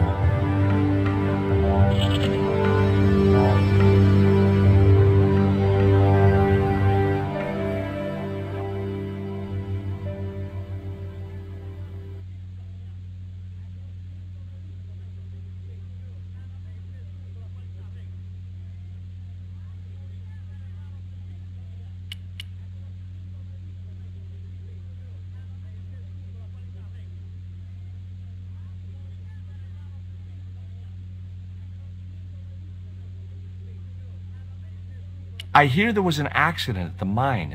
That's correct. A lot of men killed, weren't there? A few. 30? Barely 1% of the working population. Is it true there's a restriction on music in Quaramonte? Yes, there is. An emergency measure introduced by Nuestra Señora. Folk music is a link with the past. Take away their musical roots and... Easy listening. You think easy listening could replace a musical heritage hundreds of years old? Why not? It happened in your country. My girlfriend has a favor she wants to ask you, General. For you, my dear. Anything.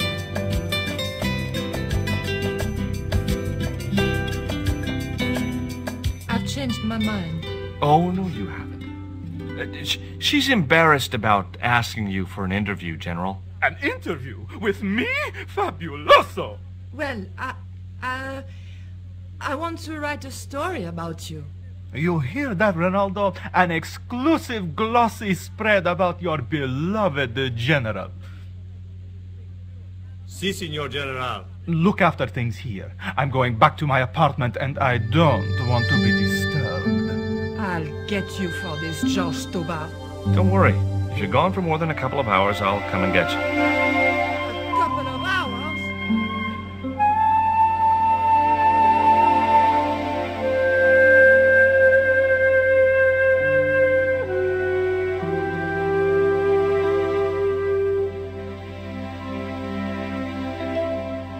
I'd still have to figure out...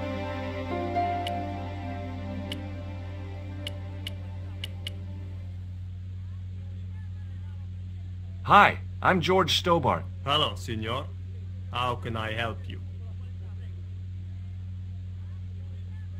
I'd like to visit your prisoner. Condemned prisoners aren't allowed visitors. Condemned? To death. He is to be executed. Knowing my luck, I will probably have to shoot him myself. Amnesty International is going to hear about this.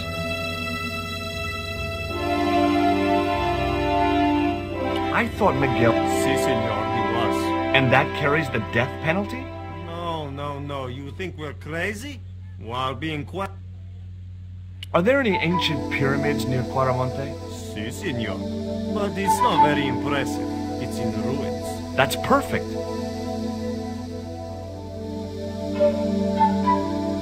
Would you take my friend to the ruins now the General's gone? I'd be honored, Signor. Thanks. I'll go get her.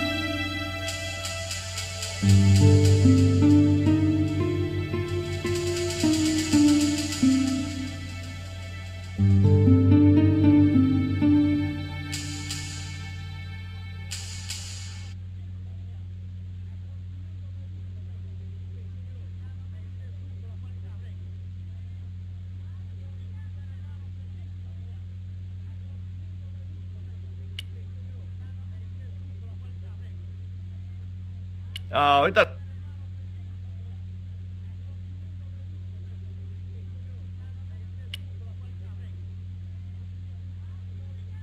Oh, it...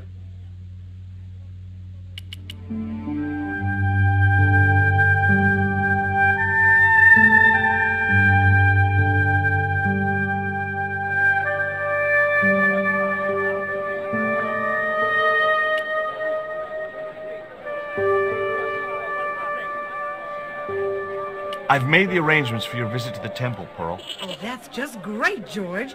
Why don't you come too, honey? I'd love to, but right now I have to save the world.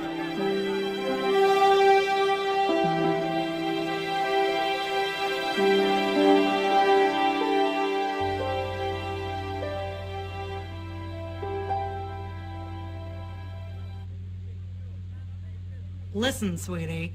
I'm looking for an official guide to take me to the old pyramid. For a lovely lady, I would go to the ends of the earth. For you, I will go as far as the pyramid and back. But what about your husband? What he doesn't know won't hurt him. Let's go, Beanpole.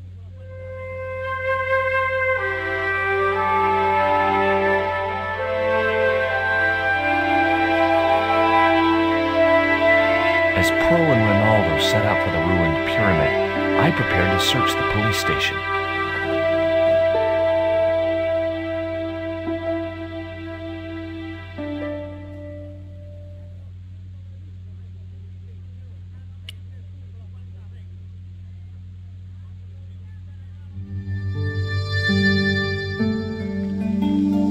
It looked like a geological survey map showing the land to the southeast of Quaramonte City. About 60 miles inland and upstream was an area marked Teokulkan.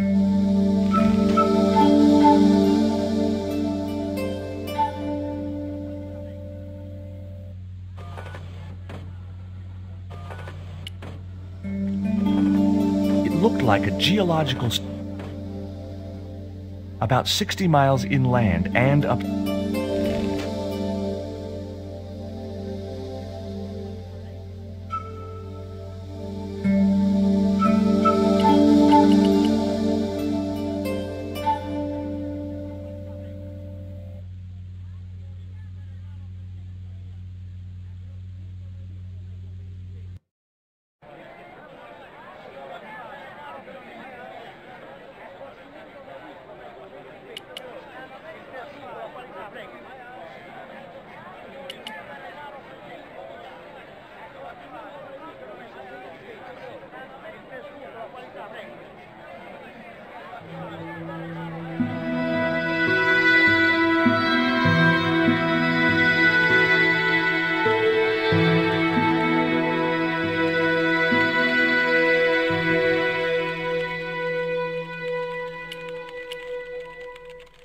I got a good look at that chart. Does it tell us where Ubier is heading? Yeah, a place called Teokulkan. That's the site of the mine. I wonder why they're being so secretive about Ubier's plans. One thing's for sure. If the general's involved, they're up to no good. I'd like to talk to that musician Miguel. Take the detonator and get him out of that jail.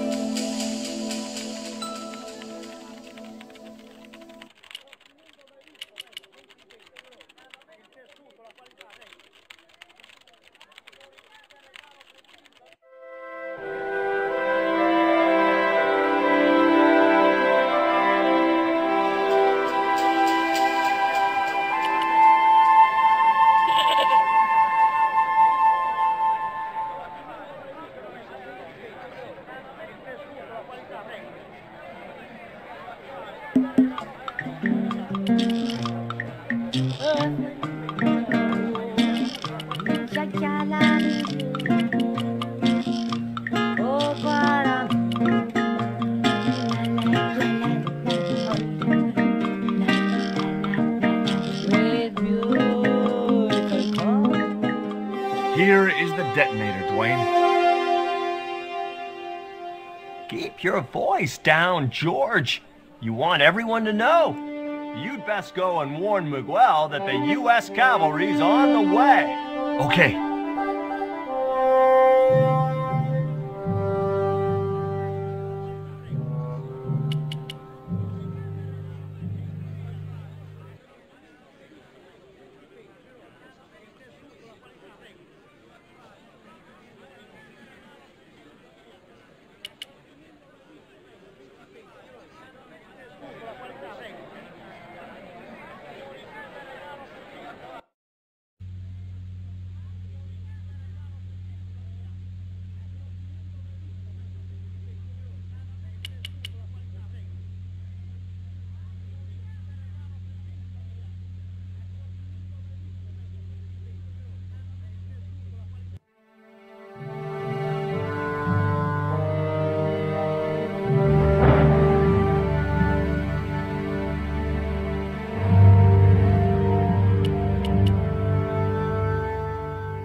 Hey, Miguel. What is it? What is happening? We're getting out of here. Who's we? They've sent the Delta Force? Nope. The Impossible Missions Force? Don't make me sick. Much better. Who then? A retired greetings card salesman from Ohio. I'm doomed. You're not the only one. I should have known you'd be trouble the moment I saw you. Look, I can explain everything. Get in that cell, now. And what if I refuse? He'll shoot you. Okay, here I am, going quietly into the cell.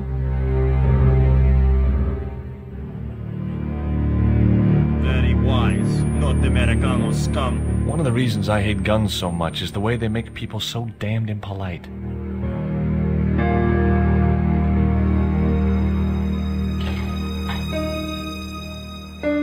I hope you're enjoying your vacation, Senor Stobart. Ah, go polish your weapon, Ronaldo.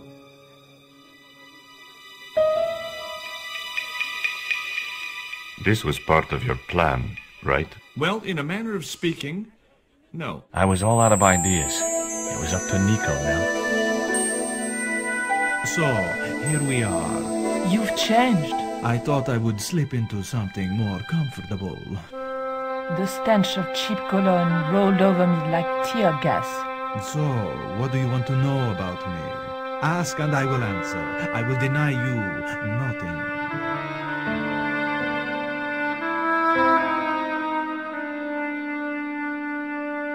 I am a very giving person. How nice for your friends. Your eyes are glittering like stars. His damn cologne was making my eyes water. I was running out of sofa.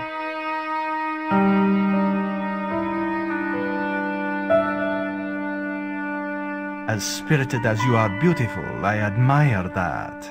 As long as he admired it from afar. It was a portrait of some... I didn't want the picture. It was a portrait of some thug in a stuffed swordfish. Cutting-edge technology, in 1978 at any rate. A lava lamp, hip in a retro way. I had no doubt the general... A tiger skin lay on the floor.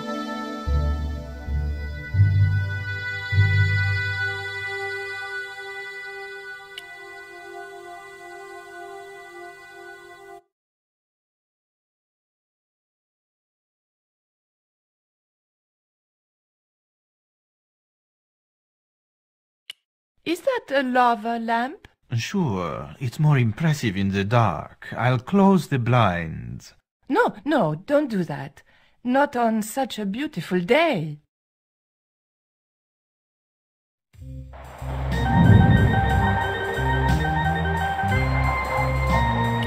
Who's the guy with the hat and the fat cigar? My mother. Big fish. Catch it yourself? Catch it? Fishing poles are for children. Then how did... Are those bullet holes? 2 magazines on full automatic. It put up quite a fight. I, love your TV. Oh, yeah. Cool, no?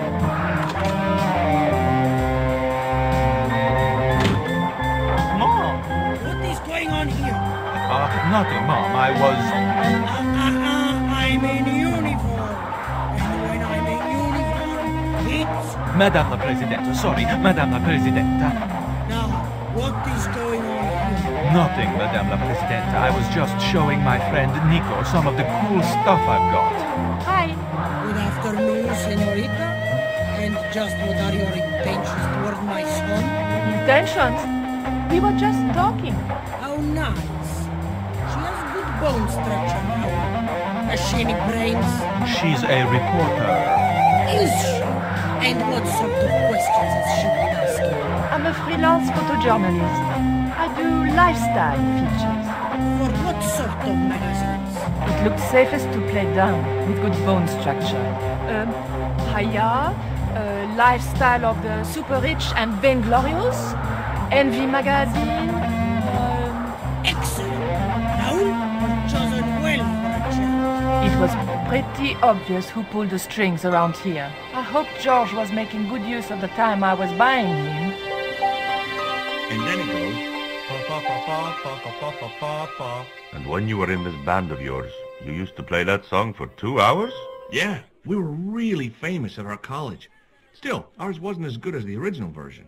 I have never heard that song before, yet I have no doubt that this must be true. Hey! Hey, George! Dwayne Henderson. Boy, am I ever glad to see you. Get to the American consul and tell him I've been in prison without charge. Get real, George. He was the previous occupant of that cell you're in. We're gonna have to use good old American know-how to get you out of there. Uh-oh. That, and this truck full of explosives I've got here. Dwayne, listen to me. You'll kill all of us. You're such a naysayer, George. It'll go like clockwork. Negative to negative, it's positive to you gotta get the bare copper wire here. Let me just, damn. Alright, I'll just hook that up. All right, there we go. Okay, just a minute.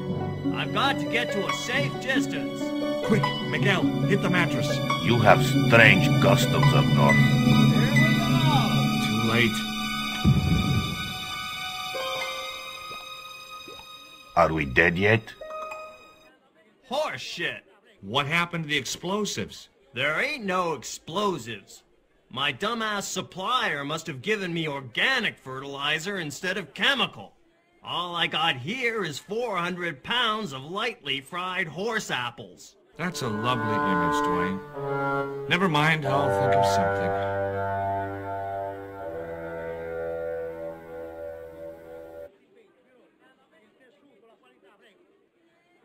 I couldn't reach the noose.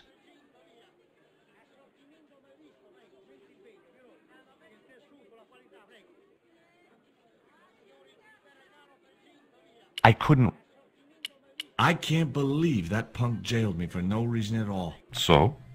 It happens. But I'm a U.S. citizen. See? That's true. They dare not execute you. Yeah? Well, that's something. They'll have to arrange an accident for you instead.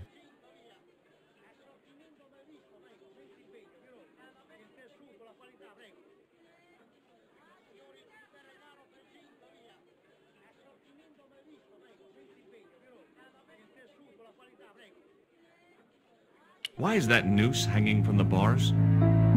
Ronaldo strung it up for me to hang myself. Don't cry for me, Senor Stubborn. When I am dead, the goddess will take my soul to rest in paradise.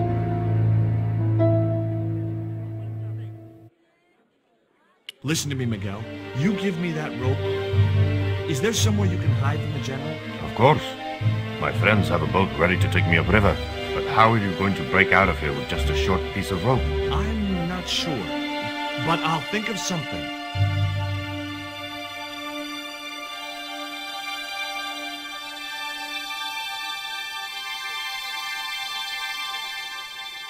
If your plan doesn't work, will you let me hang myself in peace? Have you heard of a guy called Karzak? Yes. The old man spoke of him. The foreigner? Professor Ubier? That's right.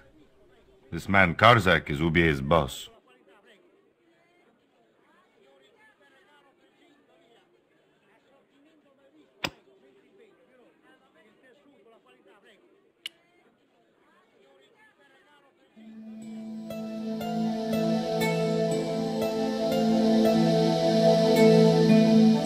I couldn't...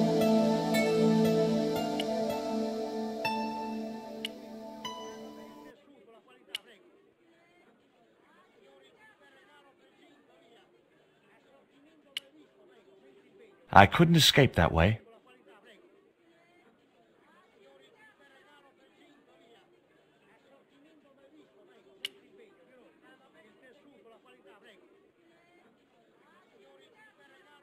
Hey, Dwayne, I want you to tie this rope to your truck and then drive forward. I'd had no idea whether this was really going to work, but I'd seen it in a black and white western. Of course, Hopalong was using a horse and Dwayne had a 4-ton truck, but hey, the principle's sound.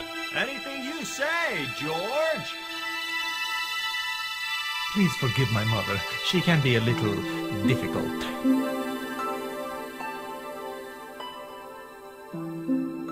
Oh, my feet, Raoul! Propose, you idiot! Don't mind her. She just wants grandchildren.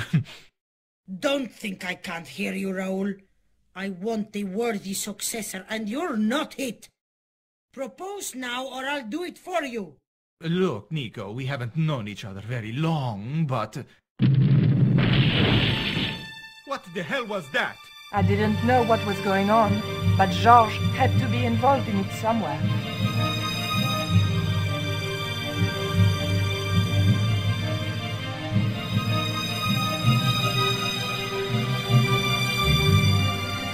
I ain't gonna say a thing, 'cause that sweet sound of falling masonry says it all.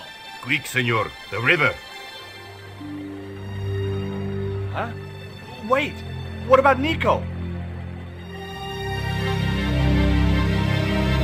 George, what have you done? You only had to sneak a look at the chart, and it's turned into World War III. No time to explain. Come on!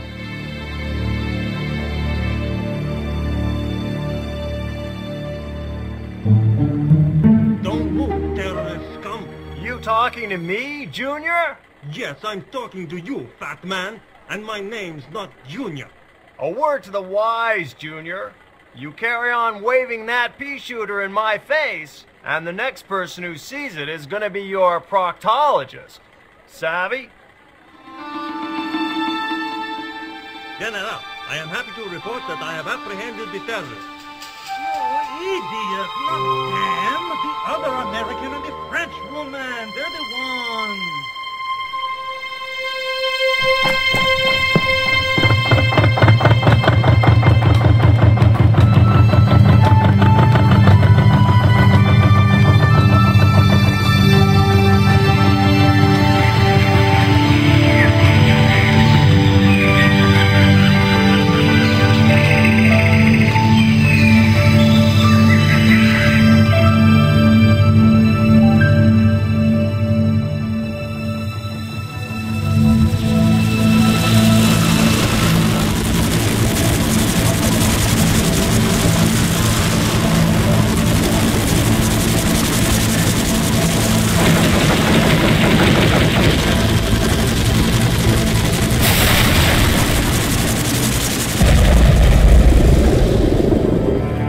When I recovered consciousness, I was alone, washed up on the riverbank. My head was aching fiercely, and my mouth tasted like a swamp. But I followed the sound and discovered a treehouse in a nearby clearing.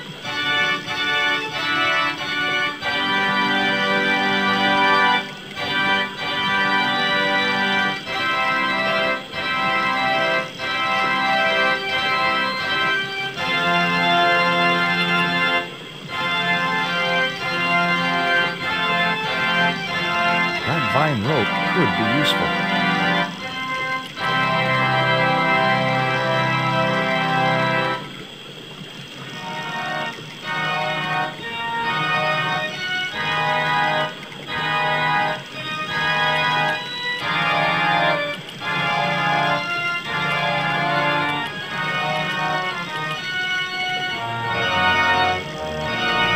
Hello?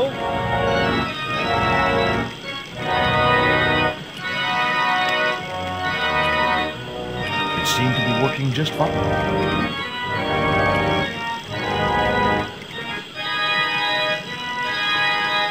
iron rim of the water wheel would have torn the skin from my fingers if I touched it. The iron rim of the water wheel would have torn the skin from my fingers if I touched it.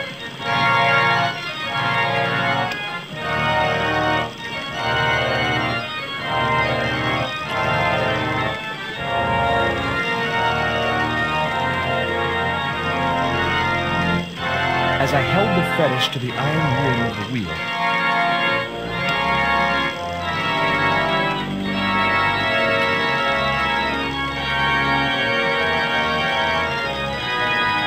the bank statement was just what I needed to kindle the damp leaves.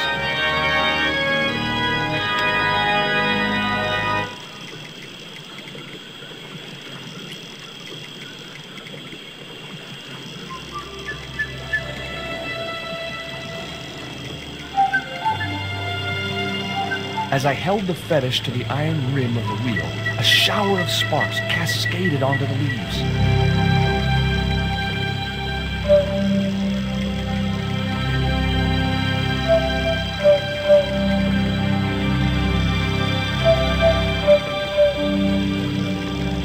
Men, put out that fire. I've got a sick woman up here. Sorry, Father, but I needed to attract your attention.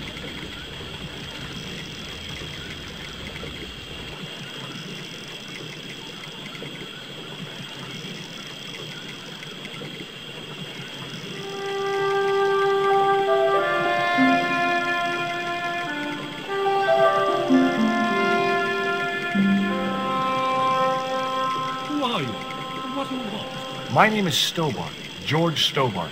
I'm Father Hubert. I don't suppose you speak French. Huh? Why do you want to know that? I found a young woman with a fever at the river this morning. The poor girl is close to death.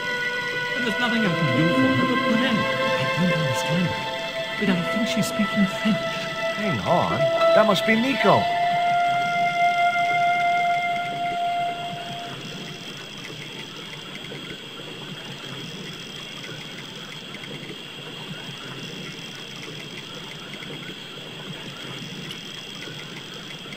What are you doing out here in the jungle? God's work. Not quite the destination I had in mind when I set out, but I know what they say. Mysterious ways and so on.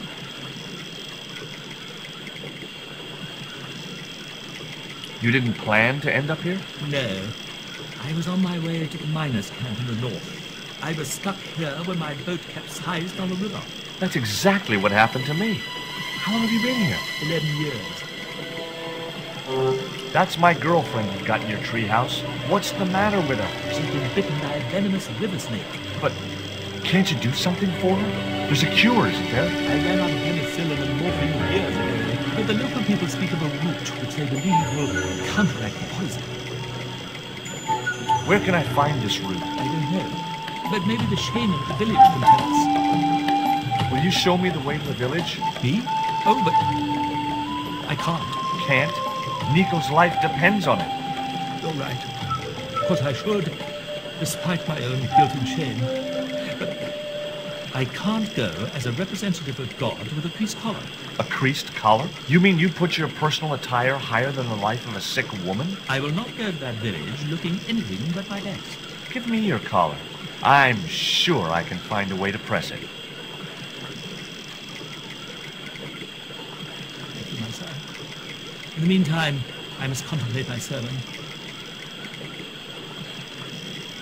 There was obviously more.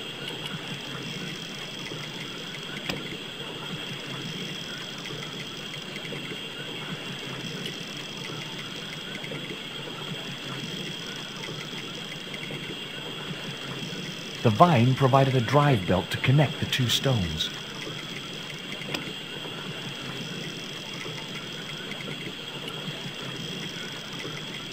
So there I was, hundreds of miles from civilization, doing the housework for a priest. It's a strange world.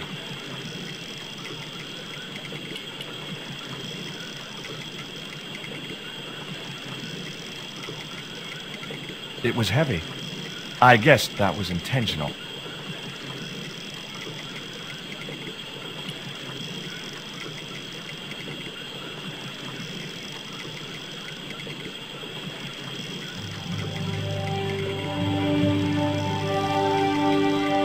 The press worked surprisingly well on the collar.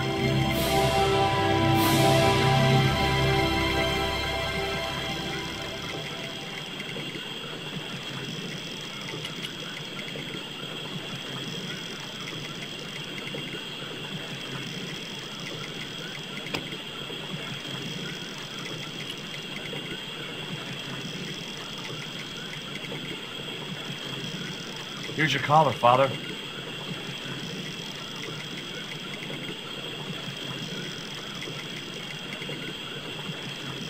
Thank you, George. You probably think it a little odd of me to make such a fuss. Oh, no. If I've been living in the jungle for 11 years, I'd be completely screwy, too. Screwy? Yes, perhaps I am. Ever since my last visit to that village.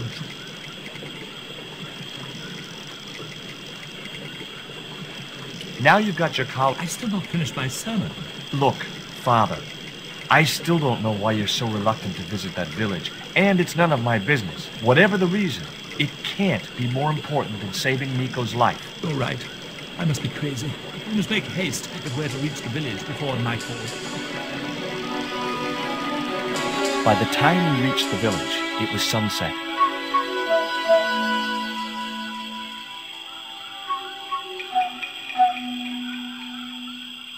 Hello, boys. Glad to see you're still wearing the underpants. They're the best Christmas present we ever had, Father. Mine are too tight. Well, we all have our cross to bear. This is George. He has a request to make. I'm afraid I can't stay. Good luck, George.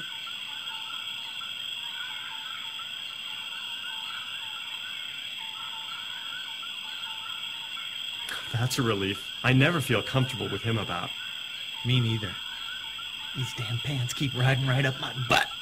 So, what do you want? My girlfriend has been bitten by a snake.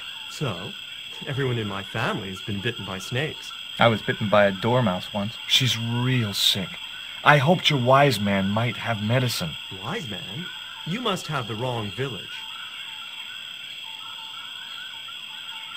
Are you going to stand by and let my girlfriend die? Of course not. What do you think we are, savages? We'll start the preparations for a cremation feast.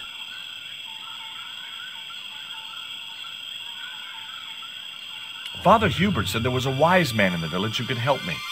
Ooh, he must mean the old man, the shaman. I'd like to see the shaman. You can't just go walking in there and demand to speak to the shaman. Why not? You have to observe the protocol. The shaman demands tribute. Tribute? You mean like a gift? That's right. The eternal question. What do you give a man who has everything?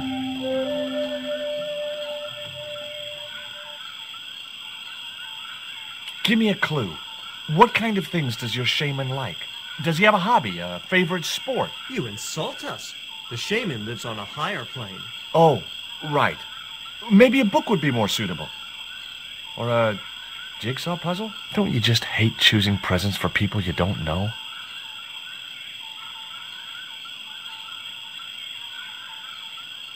Here, he'll like these bits. If you say so.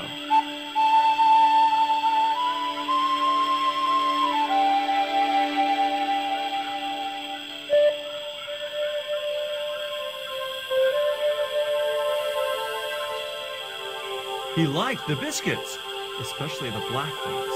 He wants to know if you've any more.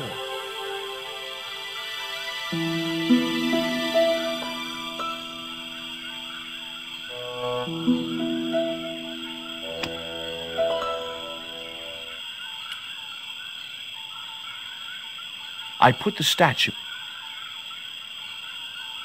There's already something in the...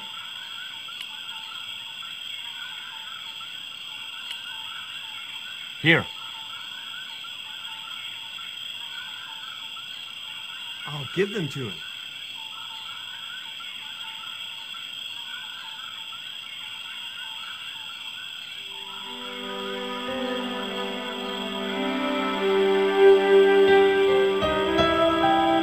The shaman said to give you back this. He didn't want it? He's already got one.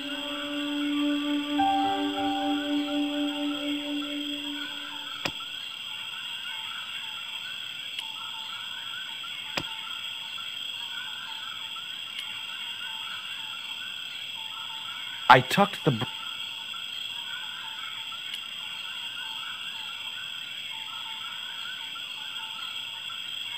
Stop.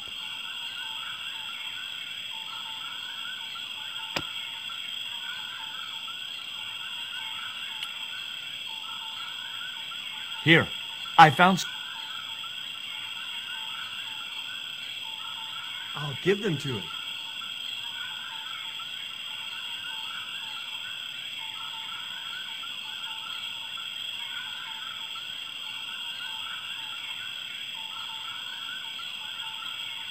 The shaman was pretty mad about those... Well, I didn't mean to offend him. You didn't. He was disappointed that they didn't fit.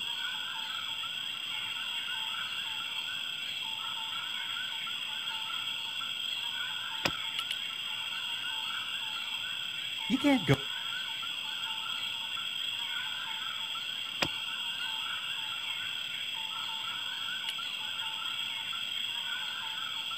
I put the lip...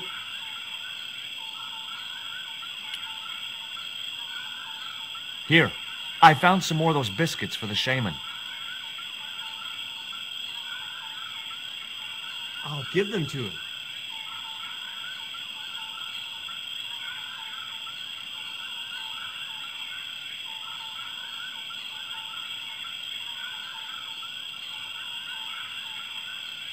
The shaman kept your gift of wax. He was pleased with it.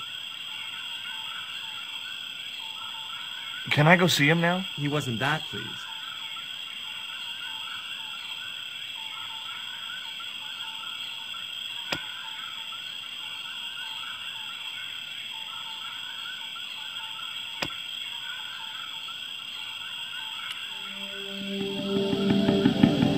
I put the Mayan stone in the empty box.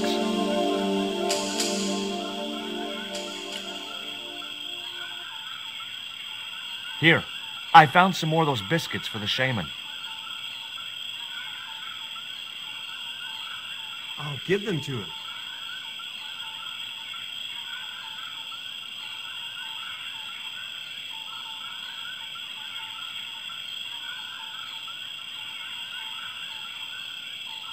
The shaman wants to talk to you. I hoped he would. Well, it's been nice to talk to you guys.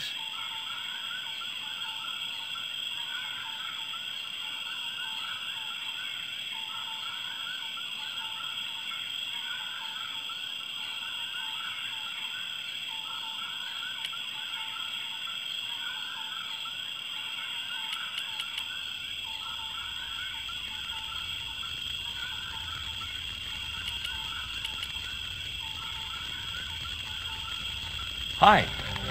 Please, sit. Welcome, George. Thanks. It has long been foretold that a white man would bring the Coyote Stone to this village.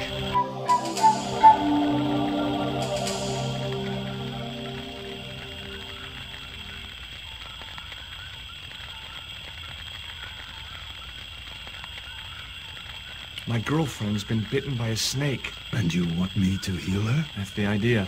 Can you do it? I'm not sure. My gums aren't what they used to be.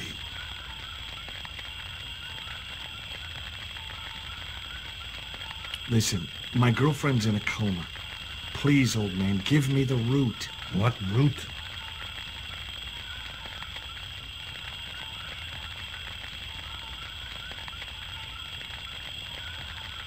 Why is Father Hubert so reluctant to visit the village? I don't know. He used to come here a lot, but then he just stopped. You'd think he'd want to spend some time with his kids.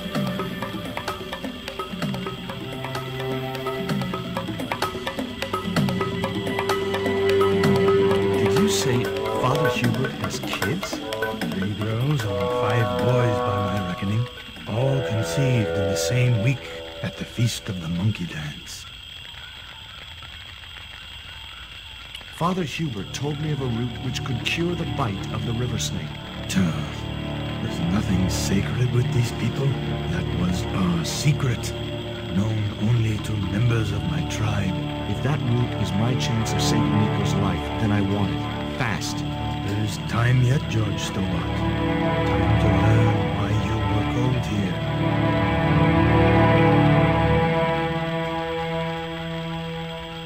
Fine. If I listen to your story, then will you give me the root? The eel travels far, but still returns to the place of his spawning. And look, I'm running a tight schedule, so can you skip the riddles? Many years ago, when the world was young, the great god and king Quetzalcoatl was defeated by trickery and deceit. His enemy Tezcatlipoca took his place as leader and demanded terrible human sacrifices. A group of loyal priests found a way to trap Tezcatlipoca. But his powers were so great, they knew he would not remain trapped forever. His time of incarceration would end with the eclipse, which marked the close of the 5th age. So the priests fashioned 3 obsidian stones which contained the power to to seal the mirror for all time. But before the stones could be put in place, they were seized by the invading Spanish. But how did they trap Tez, the evil god? They built a pyramid which they told Tezcatlipoca was dedicated to him. At its center, they fashioned a huge mirror, perfectly smooth of steel. Luring him into the pyramid with praise and flattery, they used sorcery to ensnare him in the mirror.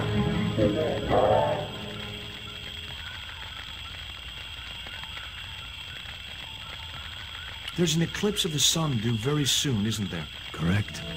The eclipse which marks the ending of the Fifth Age will come before the next full moon. Less than 2 weeks. I didn't really believe that Tezcatlipoca would return, but I figured Karzak's plans were in some way connected.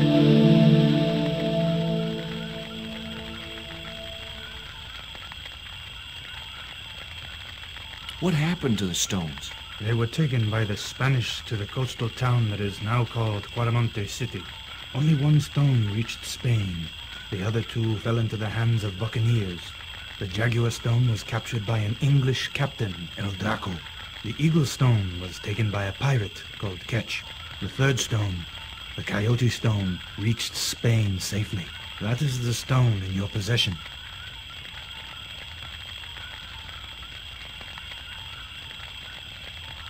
Tell me more about the Jaguar Stone. Many centuries ago, the port of Quaramonte was entered by a ship flying Spanish colors. The captain, the man known as El Draco, sent soldiers ashore. Only when the soldiers arrested the mayor did the people realize that they were English privateers. The mayor was held hostage while the soldiers looted and plundered the city. Amongst the treasures they stole was the Jaguar Stone. Where is the Jaguar Stone now? I suppose El Draco took it back to his homeland, across the Great Sea. To England? Tell me more about the Eagle Stone. The stone was loaded onto a galleon with many valuable artifacts plundered by the Spanish. But shortly after leaving harbor, a terrible squall blew up and damaged the ship. The ship was intercepted by a bloodthirsty pirate, Captain Ketch. Ketch made short work of overpowering the crew, stealing the treasure, and sinking the Spanish ship. Where's the Eagle Stone now? Nobody knows for sure. Ketch retired from piracy and bought an island in the Caribbean. What do I do when I find the stones? Bring them here to me and I shall prepare you. The stones must be taken to the heart of the pyramid. Only there can they be used to seal the gate by which Tezcatlipoca will return to this world.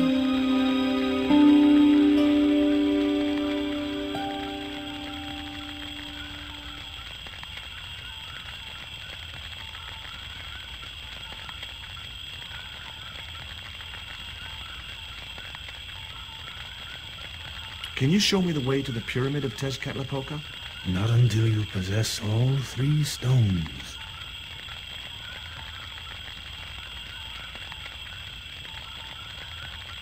Suppose I was to believe there was anything in your story, other than the rambling delusions of a seriously wacky old man. Suppose I was to swallow it, hook, line, and kitchen sink. What then? Then you would see that the fate of the human race rests upon your shoulders. Do I get anything to help me combat Tezcatlipoca? Like what? Well, a magical weapon? Get real, George. Now do I get the root? Here, take it. Make haste if you wish to save the girl's life. The hummingbird sings to me of death to come. Now you're talking in riddles again. Listen, is it okay if I crash here? I've got no chance of finding my way through the jungle in the dark. You're welcome, but you probably won't get much sleep. Tonight's the night of the monkey dance.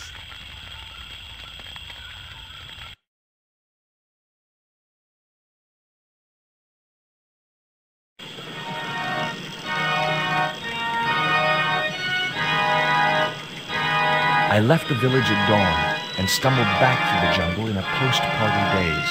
It was just like sneaking back to my parents' house when I was younger. Except Oakland didn't have monkeys or parrots.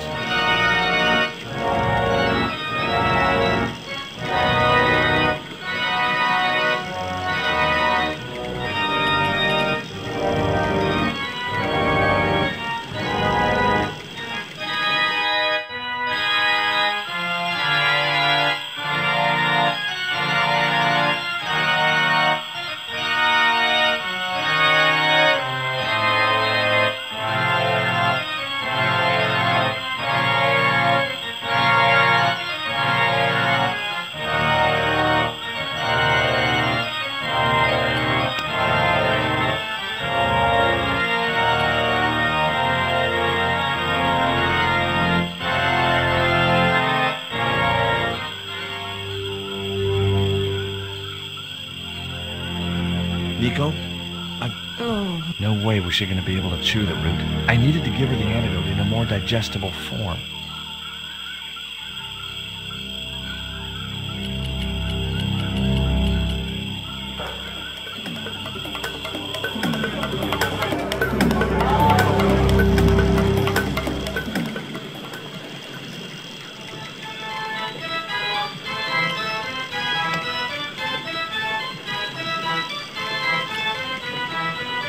The stones were too heavy to...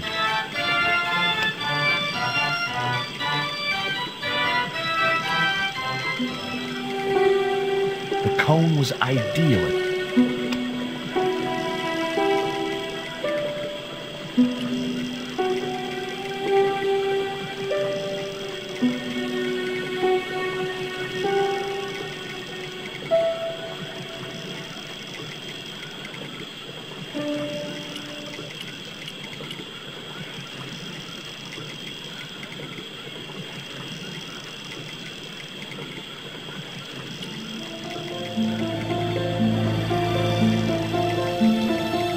As the liquid was squeezed from the root, it collected in the cone.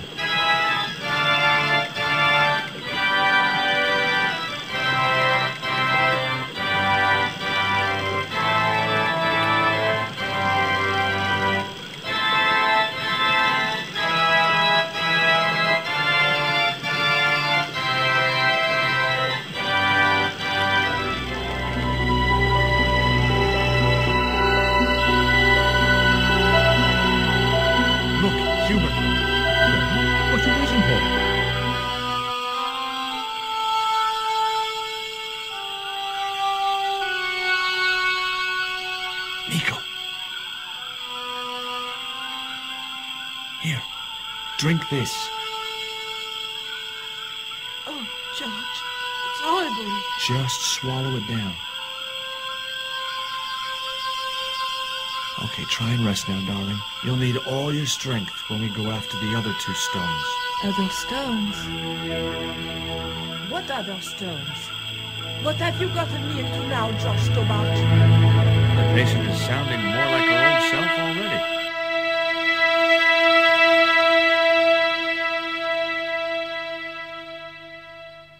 Nico recovered quickly from her fever. To save time, we decided to split up and look for each stone independently. I traced the pirate Ketch to a remote island in the Caribbean. With the fortune he'd amassed from piracy, he'd retired to a place that was later called Ketch's Landing.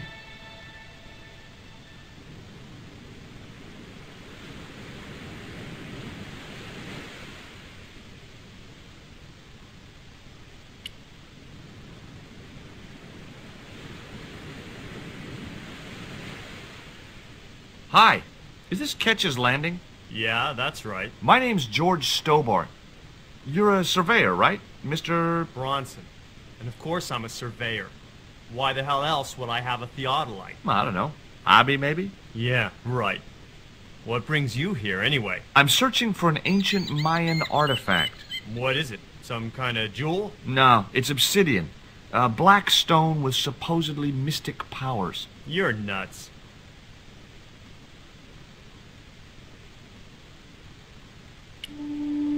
This is similar to the stone I'm looking for. What makes you think you'll find it here? Because when the stones were stolen in the 17th century... Hold it! The stones have been lost for 300 years? Approximately. And you're hoping to find them again? You're nuts. And why here? A wise old Indian shaman told me he saw the stones in a vision. Ha ha. That's rich. Listen, I got work to do, okay?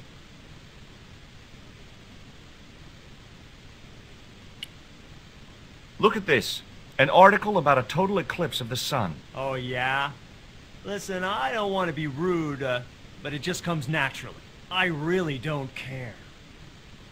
Catch you later, Bronson.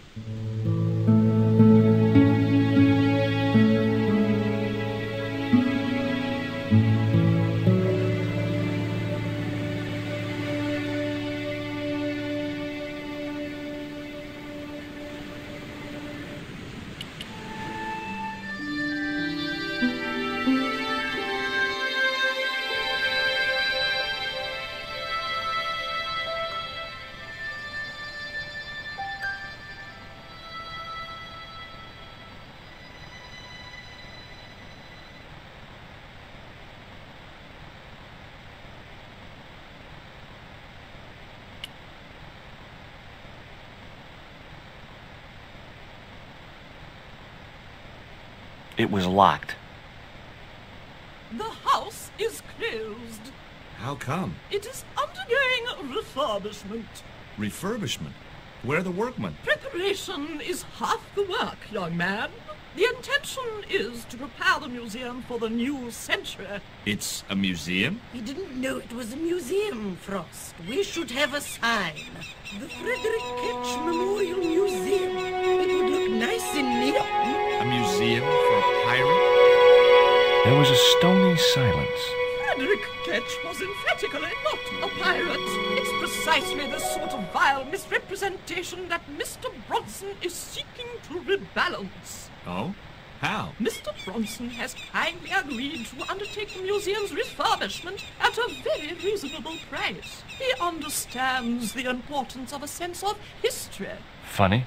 That's not the impression I got of Bronson at all. He also understands spherical geometry. Mina? Well, he does. Listen, ma'am, I came a long way to visit this place. If we make an exception in your case, everyone will want to get in. Pardon me, but I didn't exactly have to fight my way through the crowds. You're the second visitor we've had today. No, I'm sorry, but it's impossible.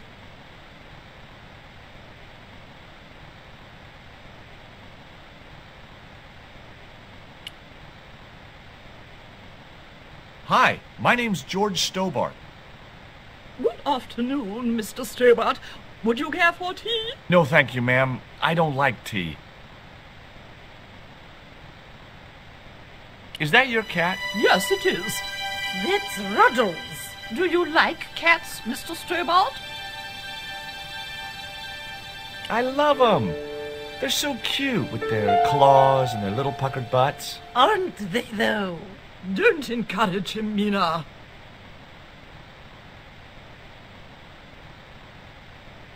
Can you tell me anything about Captain Ketch? More than you can tell me about your great-great-great-great-grandfather, no doubt. You're his descendants? Certainly. Captain Ketch was born in Dorset, England, in the reign of King Henry VIII. His family were undistinguished farmers, but young Frederick Ketch decided to go to sea. We have plenty of seamen in our family, Mr. Stobart. Are you interested in history, Mr. Stobart? Yes, I am. You were telling me about Captain Ketch. Do go on. Oh, yes. He sailed under Hawkins. Jim Hawkins? John Hawkins, one of the great traders of the Elizabethan age. In 1568, Frederick Ketch was a young man serving aboard the Jesus, Hawkins' flagship. They sailed from England to Africa and across the wide Atlantic to these islands. Ketch was never to see the shores of England again.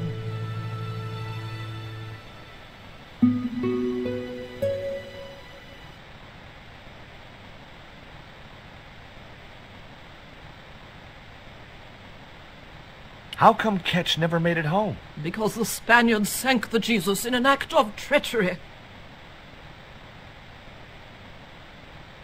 You said Hawkins' fleet traded between Africa and the Indies. What was it they were trading? Black men with no shirts. You have to understand, Mr. Stobart, that this was the 16th century. But that doesn't alter the fact that Hawkins and Ketch were slavers and pirates. Would it surprise you to learn that Hawkins was also a devoutly religious man? He transported slaves in a ship named after Jesus Christ. In my book, that makes him a hypocrite.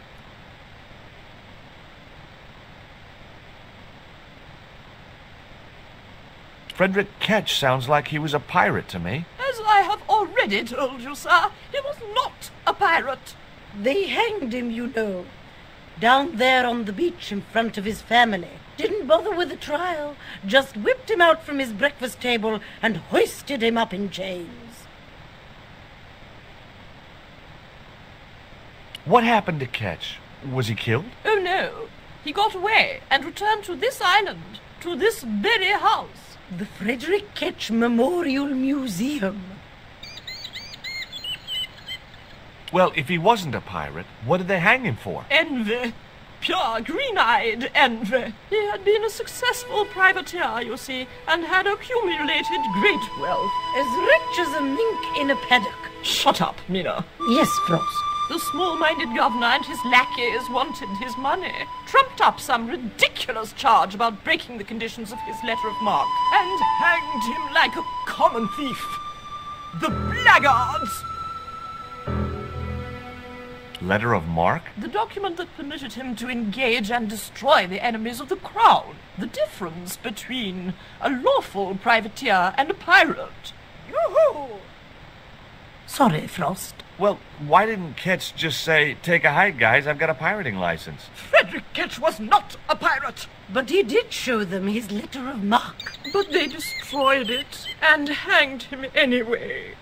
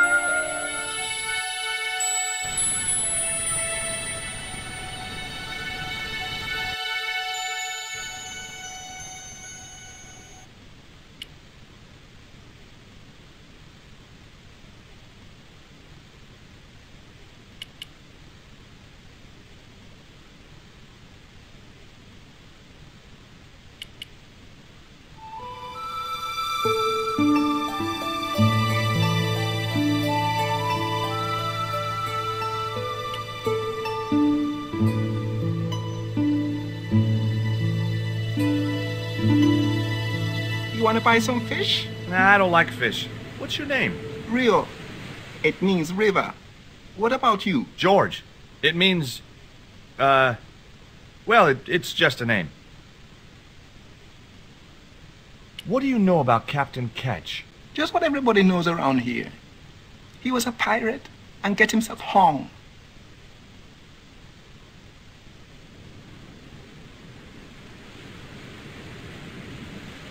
No school today? No, sir.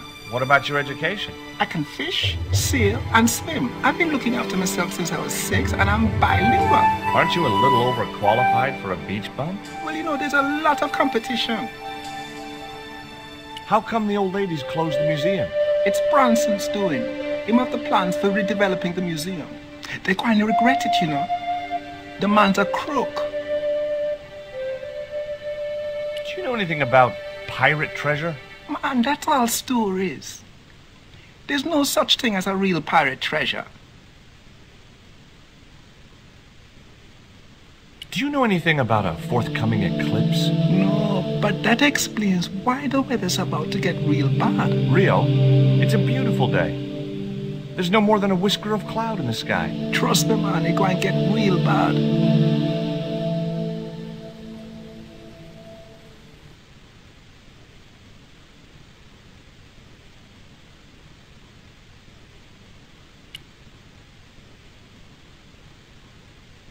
There was nothing else I wanted.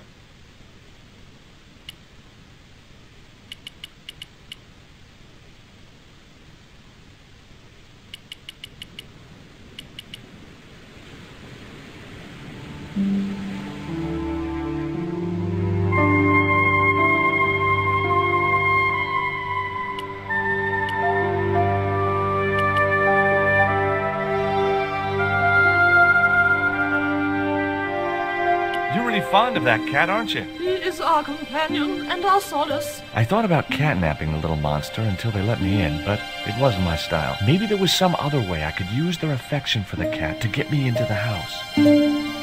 I've been talking to Rio, the little fisher boy. I'll thank you not to mention that little wretch in my presence. Dirty little whelk. Nasty fishy boy. That will do, Mina. I gather you don't have much time for the little boy. That child is a delinquent, Mr. Stobart. Yeah, well, he's only, what, 11, maybe? A knave with one hand on the tops. What is it about Rio that you don't like, Miss Frost? Well, once upon a time, he and Emily... Be quiet this instant, Mina. What can you tell me about Emily? Emily? What business can she be of yours? Her parents were killed in a typhoon. We, as her only living relatives, took it upon ourselves to raise the child. It's good to know Charity isn't dead. Oh, but she is. Washed overboard in the typhoon. Mr. Stobart wasn't talking about Emily's mother. He was being sarcastic. What else can you tell me about Emily? How dare you pry into our family in this way? I refuse to answer any more of your impertinent questions. Okay, it was time for diversionary tactics. I thought I saw a little girl down on the beach. You must be mistaken. He must be mistaken. Mustn't he, Frost? I'm sure I'm not. A little girl and that young fisher boy. What? It's not possible. What were they doing? Oh, the kinds of things that all little boys and girls get up to at their age. When I was a little girl, we used to play cows and milkmaids. Well betide you if you're lying to us, Mr. Stobart. Heaven help you.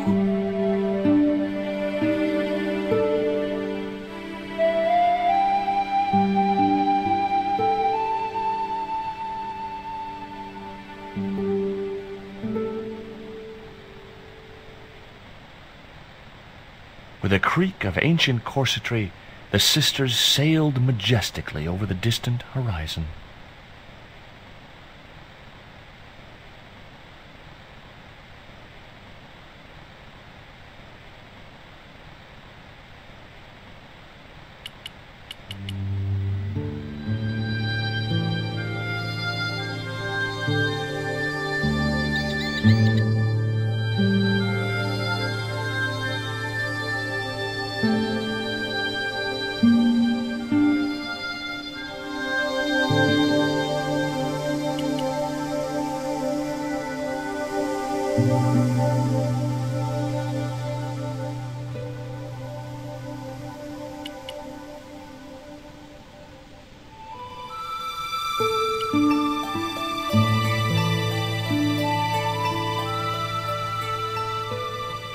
Did you see the weird sisters come by here? Did I? They look madder than usual, so I hide until they're gone by. Just as well. They thought you were playing with Emily. Boy, were they steamed. Emily? You're madder than them.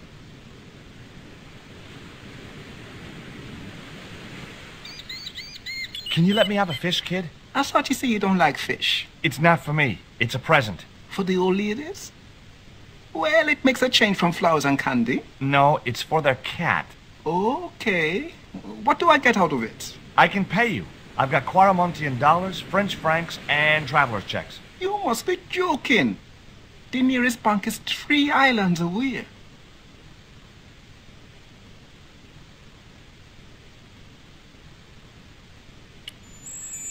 Is this worm worth a fish? Could be good bait. How did it die? I think it drowned in tequila. Just like my Uncle Gabriel. Yeah, I'll have that. Okay, I'll get you a fish. It might take a while, though.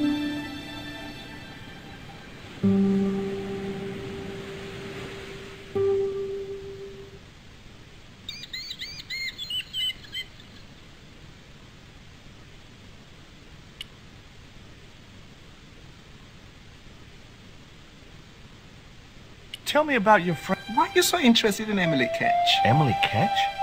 A descendant of Captain Ketch, the pirate? Yeah. Well, it doesn't bother you? Why should it? We don't responsible for our ancestors.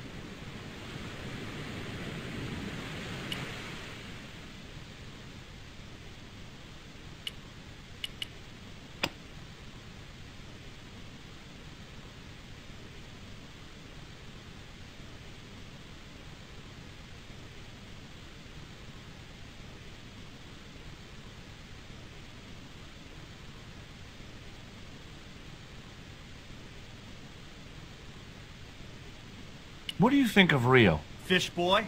If he comes near me again, I'll throttle the little squirt. Calm down. What's he ever done to you? Socked me in the back of my skull with some kind of fish, that's what.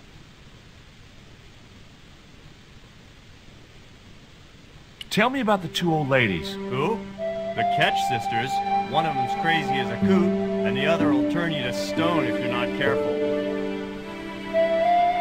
Did you see the sisters go by? Yeah, they wanted to string that Fisher brat up. Of course, I told them where to find him. A fink as well as a creep. Nice. But he'd managed to vanish somehow.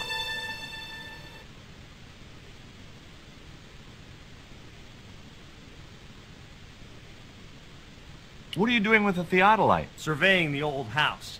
I got great plans for this place. Oh, yeah? You bet. Take a look around. What do you see? Paradise. I see opportunity. This place is ripe for development. I like it just the way it is. And that's where we differ. You see, Mr. Stobart, I'm what you might call a man of vision. I see a great future for Ketch's Landing, and it all starts here, with that house.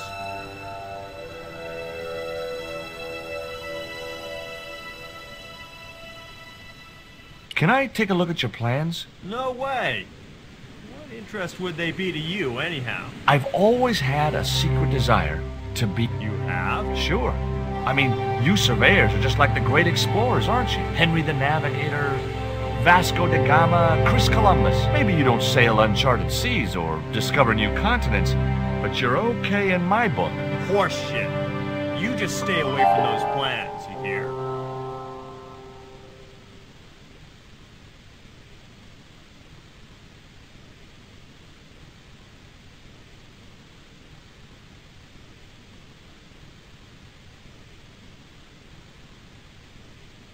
How do you survey a house like that? I put a target reflector on the end of one of the flagpoles up there on the house. I sight on it from various locations through the theodolite, record the angles along the baseline, and triangulate them to give me the exact position of the target.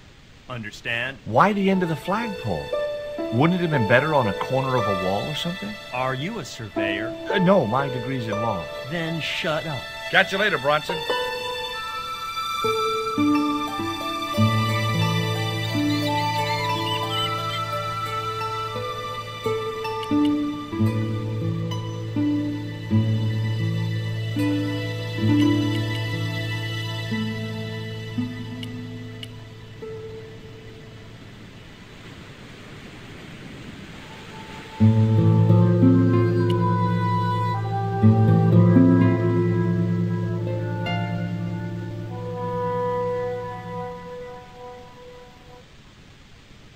No luck with a fish? No, man. Storm? I don't think so. Hey, I caught a bite. You have? It's a big one. A real big one. Reel him in, Rio. Jeez, it must be a whale or something.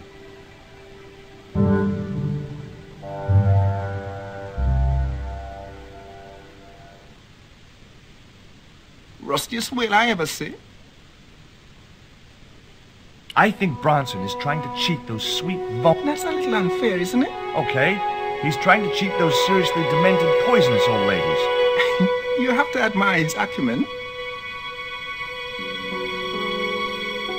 I still need a fish, Rio. Okay, make me try again. Maybe you better change your bait.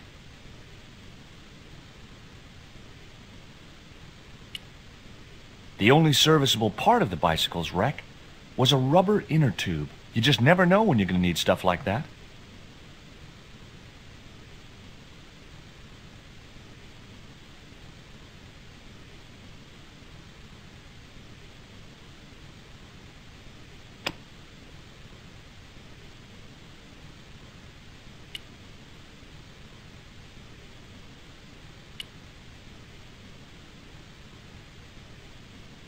What can I do with an old inner tube? I know what I'd do.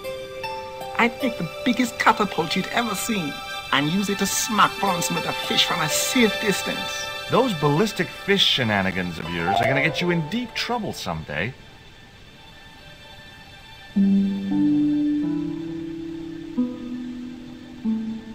still need a fish, Rio. Okay, make me try again.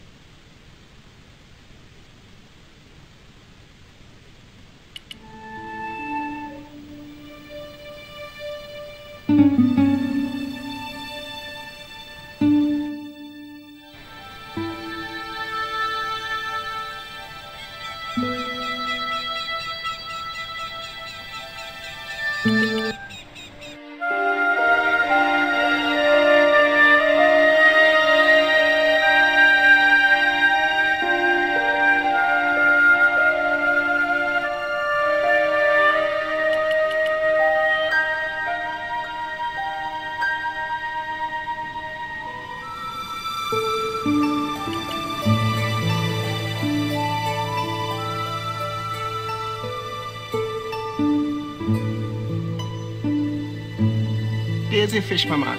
I can't put it in my pocket while it's flapping about like that. No problem.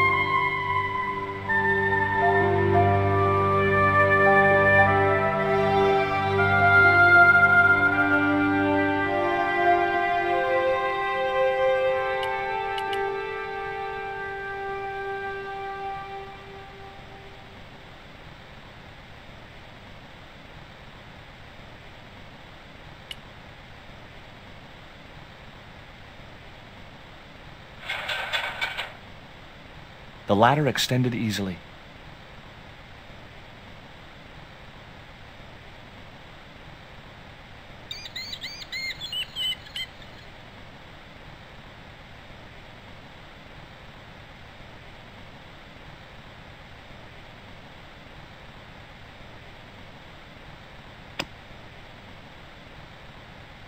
That was no... That isn't it.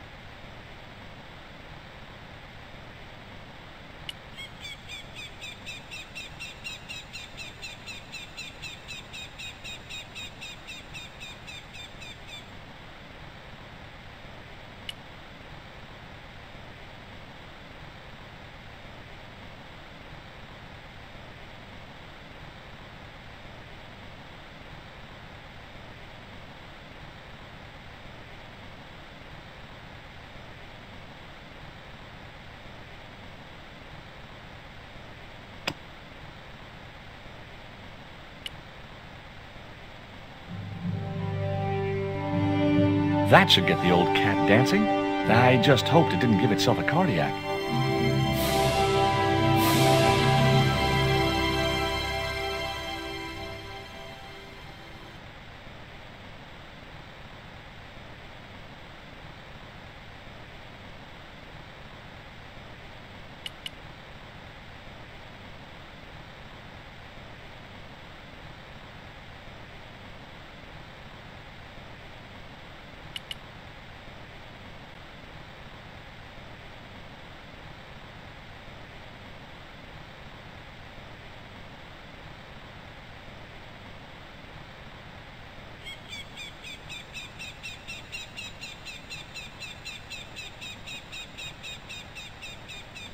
I didn't...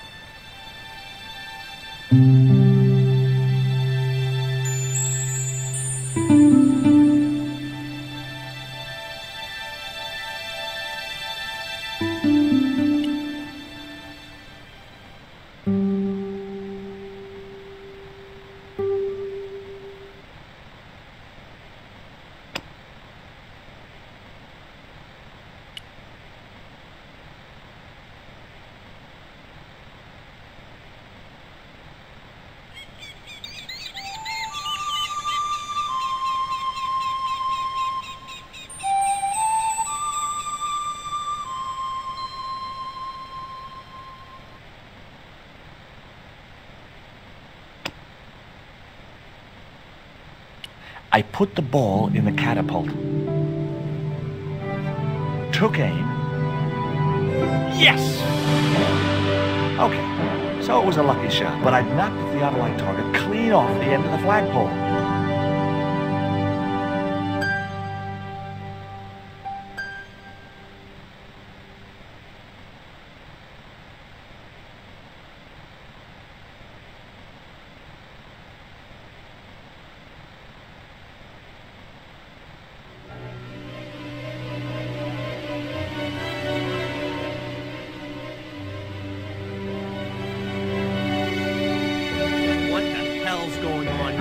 Hi, Bronson.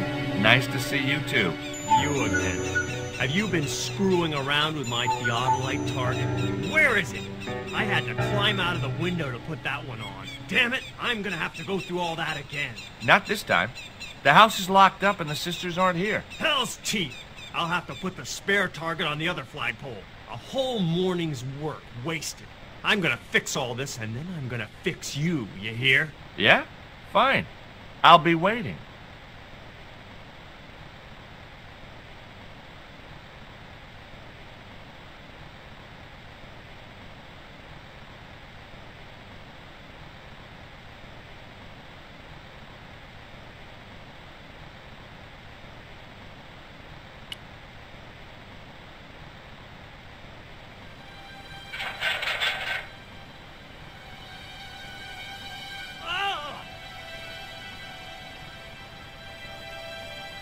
What you doing, Bronson? Just hanging around? I'm gonna kill you for this, Stobart! Get me down from here! What, so you can kill me? Gee, you talked me out of it, Bronson. I felt a little guilty about leaving Bronson up, but not much, obviously. The marker was a bright, shiny thing, and I have a weakness for bright, shiny things. It wasn't going to be much use without the theodolite, though.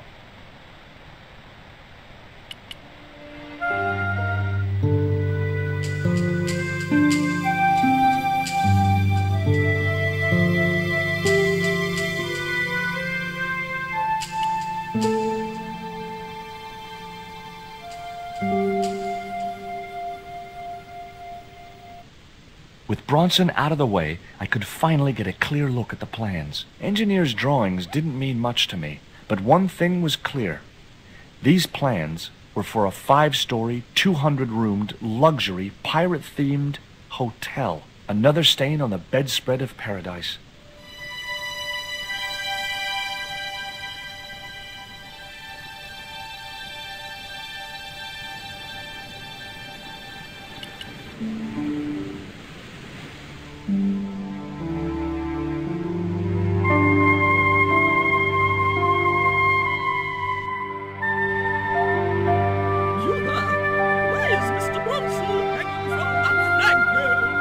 He climbed up there of his own accord. Then help him, you stupid man! Quickly, before he falls!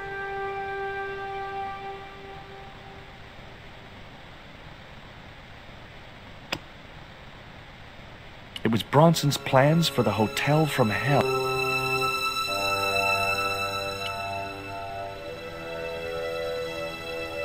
Here, Bronson's plans.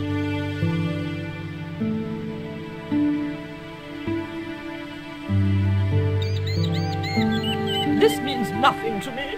She's not wearing her reading glasses. Ah, wait. Yes, I see now. I see it all too clearly. That man is planning to build a huge hotel. Bronson is a confidence trickster. Mina, we have been duped. I'm glad we didn't sign his contract. Oh, I hate tricksters, especially confident ones. Come, Mina.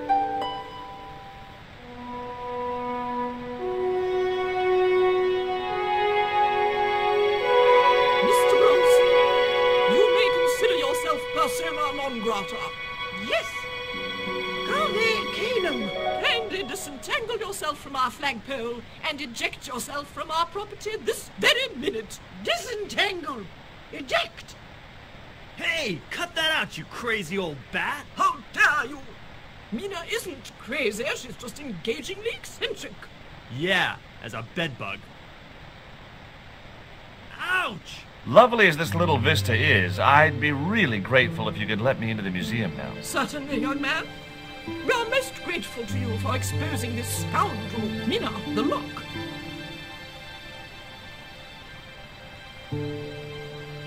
Thanks, ladies. Stobart, be a pal. Get these harpies off me. Ooh.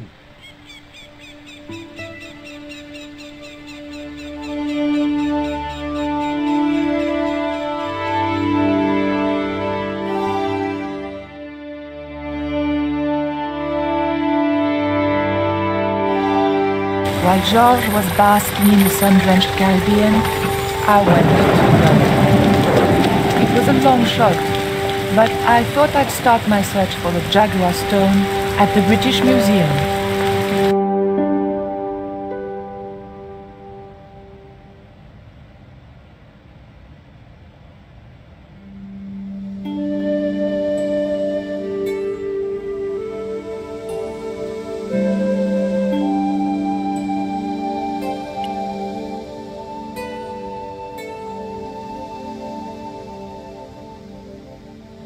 The cabinet was locked.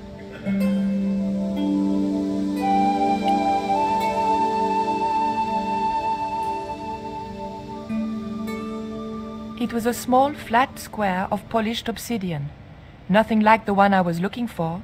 According to the caption, this was the scrying mirror given to Dr. John Dee by Sir Francis Drake.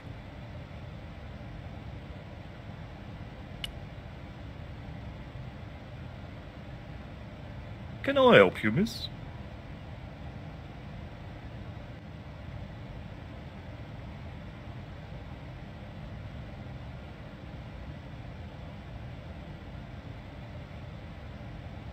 What can you tell me about the scrying mirror? That belonged to the alchemist and part-time Elizabethan spy, Dr. John Dee. It was brought back from the New World by Sir Francis Drake and presented to him. It's Mayan, you know.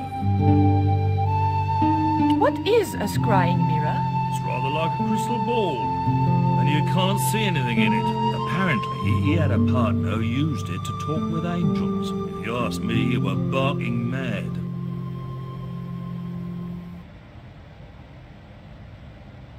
Have you ever heard of an English sea captain called El Draco? El Draco? Not a very English name. I think that's what the Spanish would have called him. It was about the time of the conquistadors. 16th century. Oh, I know. That's what the Spanish called Sir Francis Drake. Francis Drake? Have you got anything here that belonged to him? Indeed, miss. We have a couple of artifacts he brought back from one of his journeys. It didn't look anything like the Coyote Stone. This one was like a little black shaving mirror. Is the scrying mirror the only piece of obsidian Drake gave Dee? Funny you should ask. There's another called the Jaguar Stone. He never liked it. The devil's in that stone. Can I take a cloak? No, you cannot. That's why the cabinet is locked. They tried some newfangled interactive scheme. And you can guess what happened. Bloody kids ran off with half the exhibits. Hands-on experience, my foot. In my days, it was hands off, I ask you. What do kids know about ancient Mayan civilization? Nothing. Can you tell me something about the Jaguar Stone? Certainly, miss. The so-called Jaguar Stone was brought back from the Americas by Sir Francis Drake and presented with, as you already know, the more famous scrying mirror to John Dee. The old loony didn't like the stone, though. Reckoned it was tainted by the devil. Come along, miss. I'll show you the mirror. I've already... Oh, never mind. There. John Dee's famous scrying mirror, given to him by Francis Drake. Do you know if this mirror has any relevance to Tezcatlipoca? Who? I can't even say it. Ah, there's someone here who'll be able to help you better than me.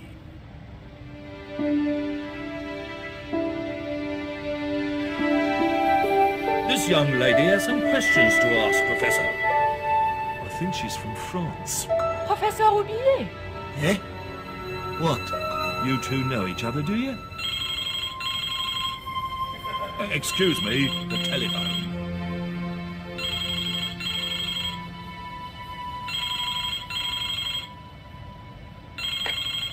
We meet again. Mademoiselle, France, eh? Yes, I believe that's where you live, Professor. I have a house there, on the outskirts of Paris, but I haven't been back for many months.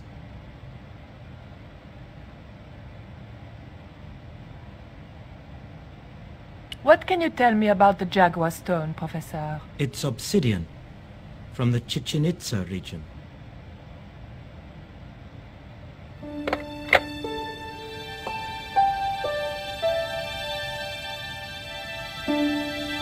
Professor Oubier, your taxi's here. If you'll excuse me, I have some urgent business to attend to at the docks.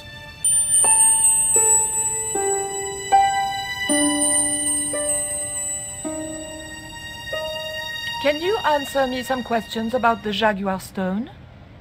Certainly, miss. If you just step this way.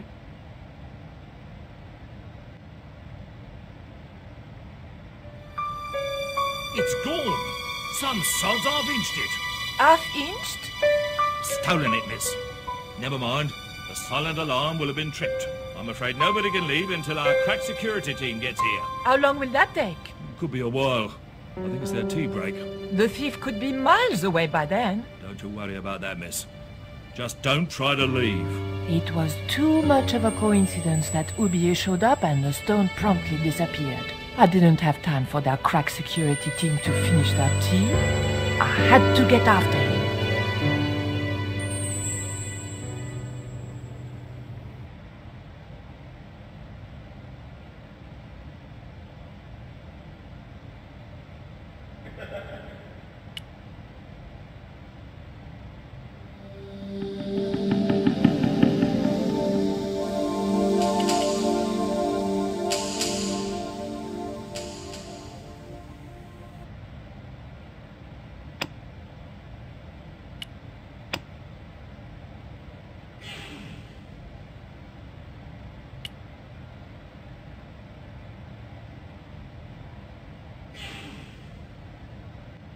The key unlocked the case.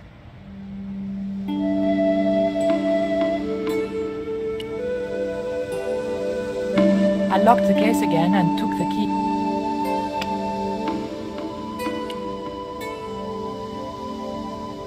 There was nothing very useful.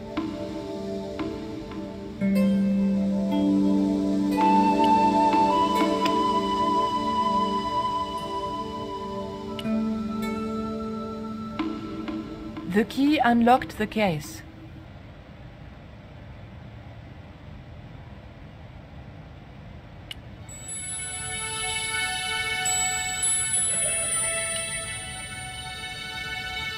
I locked the...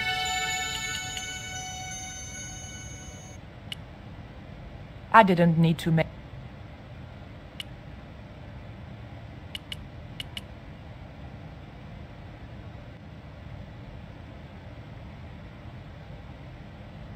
Don't you think it's suspicious that Oubier had... Not in the slightest, young lady.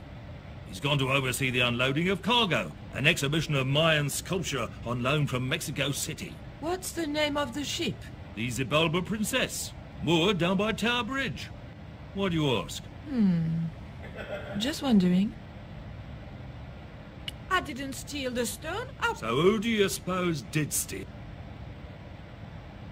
It must have been Oubier. Huh! Begging your pardon, but he's a man of letters. A professor. So was Moriarty. Man of letters or not, he's your culprit.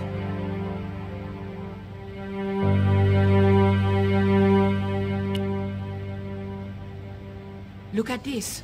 Oh dear. Oh dear, oh dear, oh dear. That makes the theft an inside job, right? Oh dear. In other words, the thief was Professor Oubier. Well, let's leave that for the police to decide, shall we? I better phone them right away.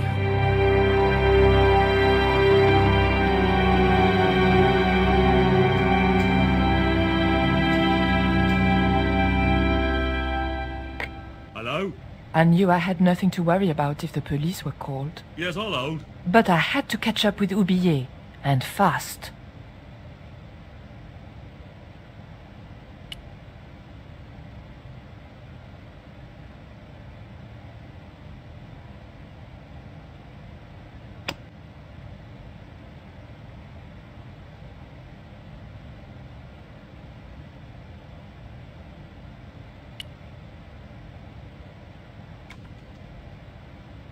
I levered the handle open with the thin dagger.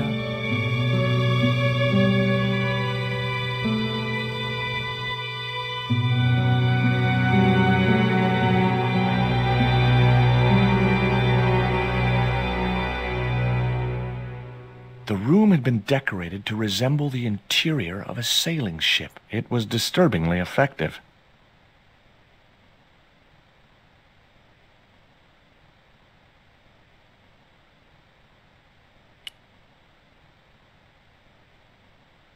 Holding that lantern, I felt kinda biblical.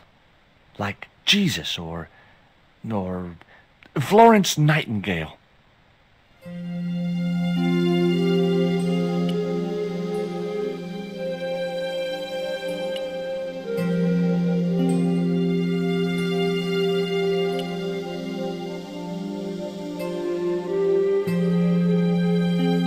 The lantern fitted so precisely in the inkwell, it could only be deliberate. That might come in useful. In ticklish.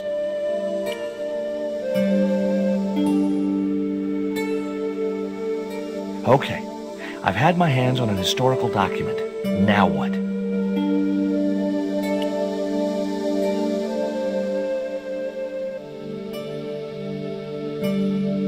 The chart fitted exactly into the recess on the top of the desk.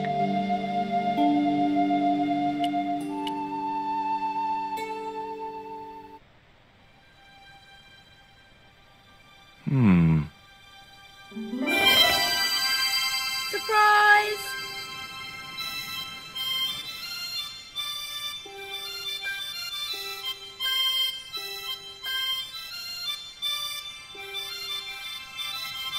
What the? Who are you? I'm Emily. What were you doing in there, Emily? Hiding. What are you doing here? Grown-up stuff. Grown-ups? Pfft. I'm never gonna grow up, I'm not. You shouldn't be here. What's your name? I'm George. Pleased to meet you, Jaws. George. Jaws? Jeez. Make your mind up.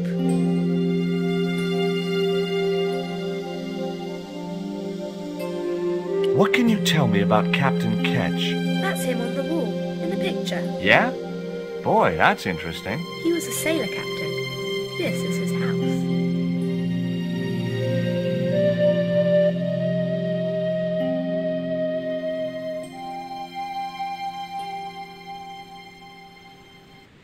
Why don't you go play with Rio? I'm not allowed. How come? 'Cause Aunt Frost says I'm not allowed out of the house. That's why, Mr. Nosy Beak. Too bad. Why don't you ask your other aunt if you can play with Rio? Aunt Mina's cuckoo. Aunt Frost says so. She says when the Lord handed out common sense, Aunt Mina was off getting double portions of chin. That Rio's a smart kid. He helped me outwit Bronson. Rio is clever. He can spit ever so far. I bet you can't keep this piece of coal in your mouth for the next half hour. Could too. I could keep it in my mouth for hours. Yeah? Go on then. Prove it. Don't want to. And if you try to make me, I'll tell Aunt Mina.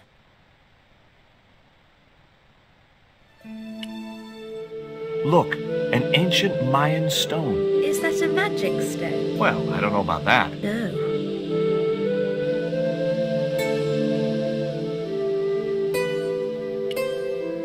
Would you like to play darts? No. Oh, come on. I'll throw, you catch. That's dangerous. Darts will stick in me and make me bleed.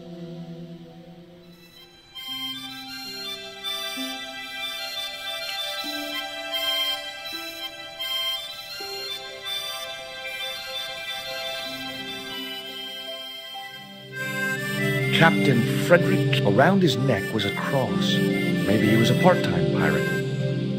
The portrait might have made a nice souvenir, but it was too large to carry.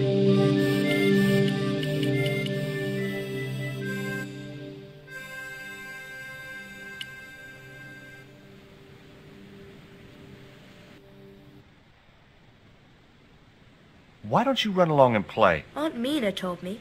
Stay out of Well, that doesn't mean you have to stay in on a beautiful day. There's a storm coming. Oh, nuts. You don't know that. I do so. I can see the whole world. Yeah, well,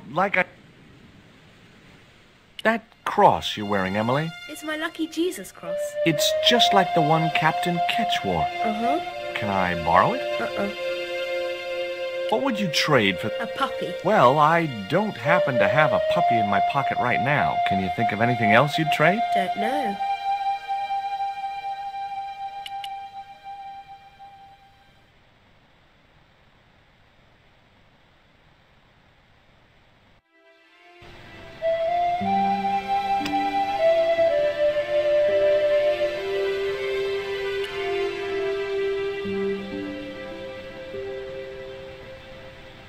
The cat made short work of the feather, tearing it into a blizzard of small pieces.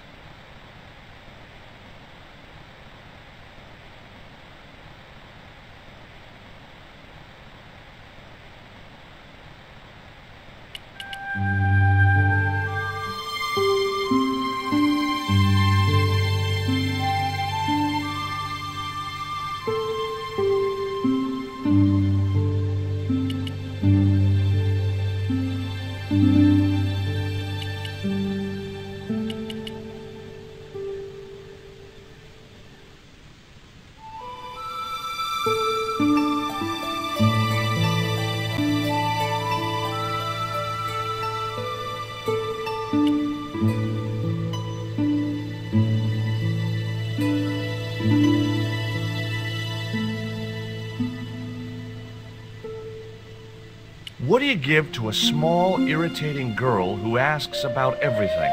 Try a conch. Delicate colors, interesting shape, and when you put it to your ear, you can hear the sea.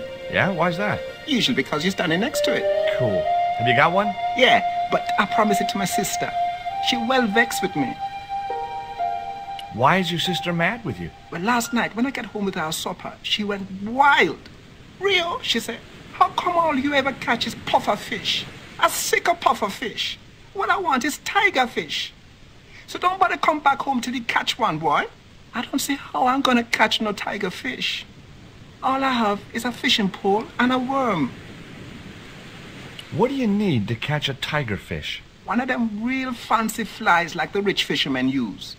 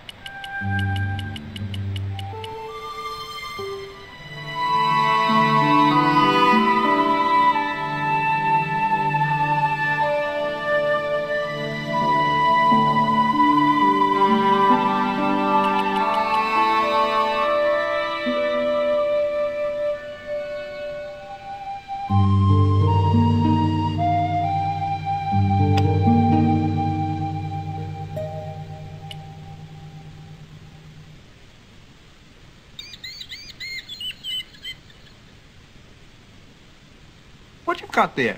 Hey, this is just what you need to make a fly. Thanks. Let's hope them tiger fish hungry. A deal's a deal. Here's a conch.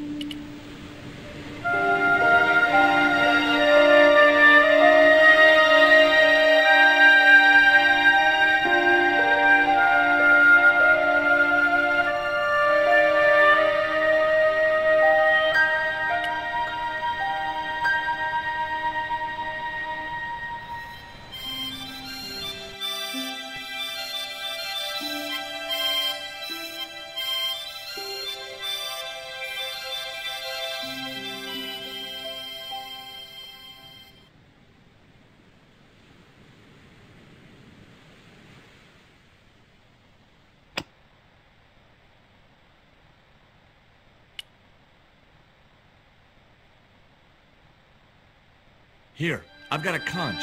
Would you like it? Dunno. Aunt Frost told me never to take presents from strange men. I'm not a strange man. Then why are you called Jaws? Jaws? That's a stupid name. I'm not...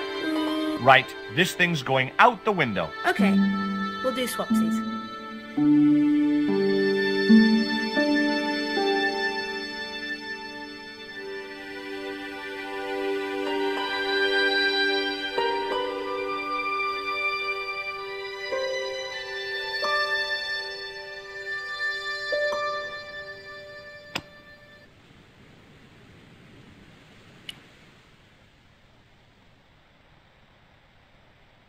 Ketch's cross slipped snugly into the penholder.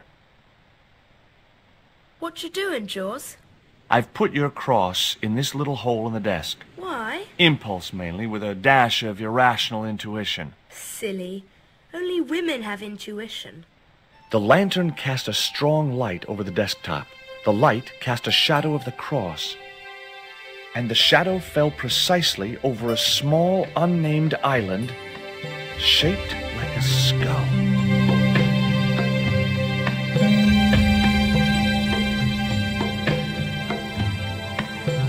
That must be it. Ketch's Treasure Island. Uh-oh. That's Zombie Island. It's a bad place. No kidding? Well, bad place or not, that's my next port of call. Can I come too? The hell you can. I never get to leave the house.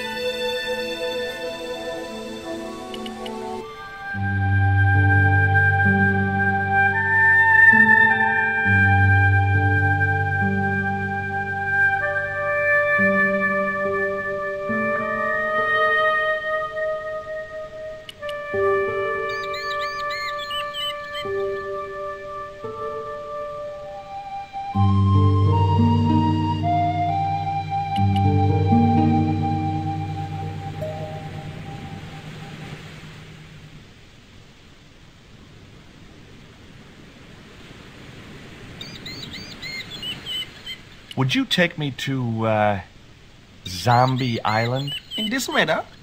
You're mad, man. The rain will keep the zombies indoors. Just say I did meet a zombie. What would you do? There ain't no zombies on Zombie Island. At least, not anymore. It's uninhabited. Good. What do you mean, not anymore? You still want to go? I guess. Well, I ain't had no luck with them tiger fish. And with the mood my sister is in, I'll be safer with the zombies.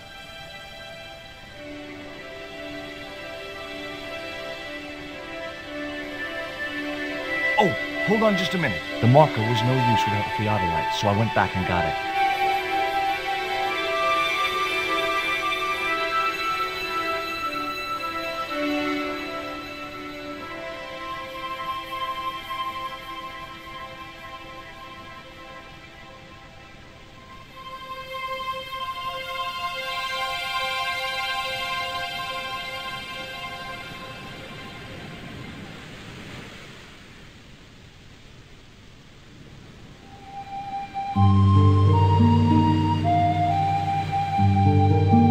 Okay, Rio, let's go.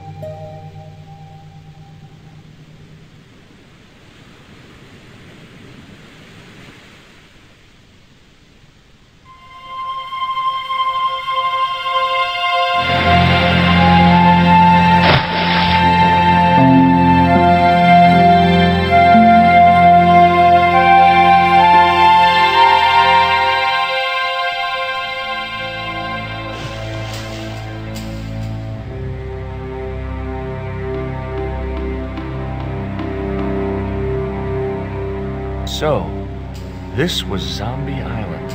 Somehow I'd been expecting something more sinister. Come on, Rio. Let's find that treasure. No, thanks. I'm staying right here. Oh, come on. You said yourself there's no zombies left. Yeah, but that was while there was a big pile of seawater between me and this place. All me have now is this little bit between the boat and the shore, and I'm hanging on to it.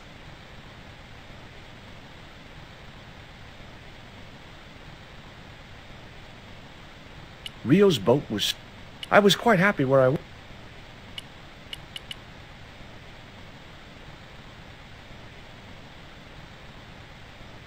That Emily sure... Resign. Look, we're obviously at cross purposes here.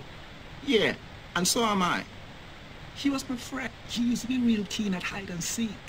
It could take hours to find her. One time, the last time, it took days. She must have shouted and screamed herself hoarse, but there was nobody to hear her. Where'd she hidden herself? Captain Ketch's old sea chest. The only way to open it was from the outside. Suddenly, I didn't feel so good. We never exchanged another word about Emily. I was quite happy.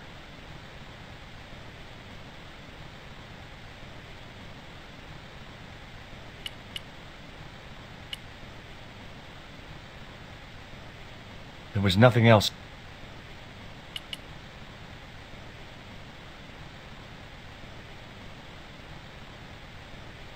It was too hot.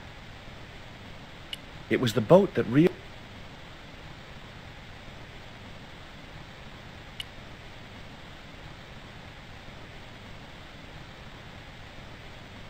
Could I borrow your net? Yeah, man, no problem.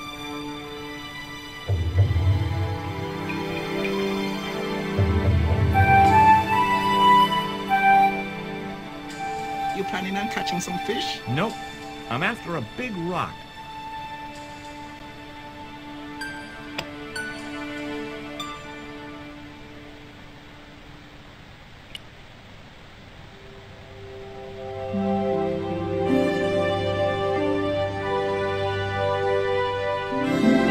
Well, here I go. Wish me luck, Rio. Good luck, George. Watch out for the walking dead.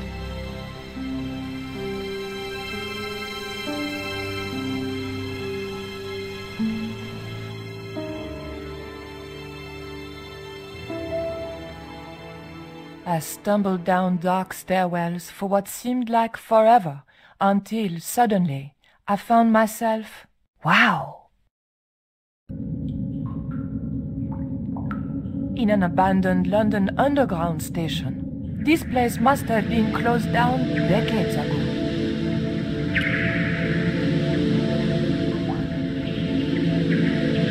The slot was much too... The cup was empty. The tray was... The machine looked like it had sold its...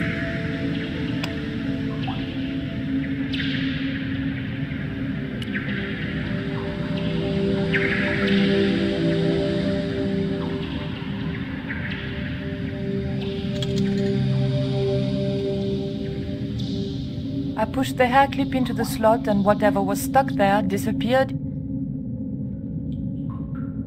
The machine needed to be fed a coin.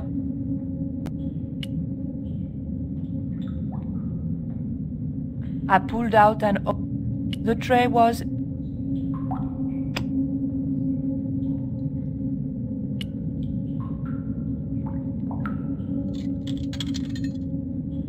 An ancient bar of chocolate dropped into the tray, and as a special bonus, the penny dropped through to the reject bucket.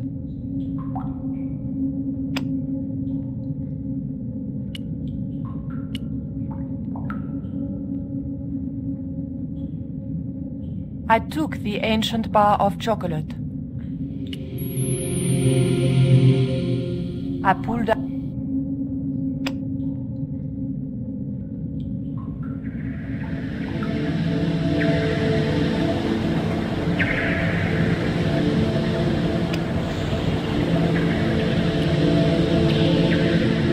The penny was too large to fit in.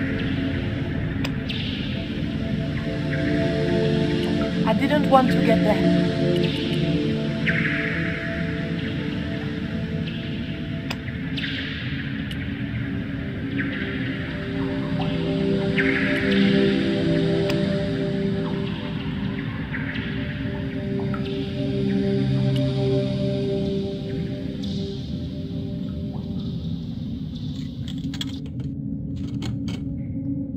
I put the old penny into the slot.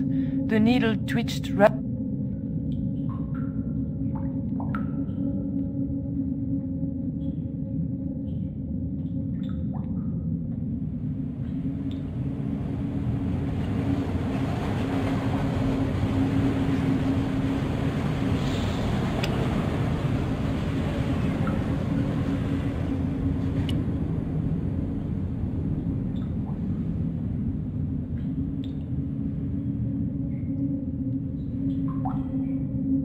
card just bent when I tried to force it down the edge of the cupboard.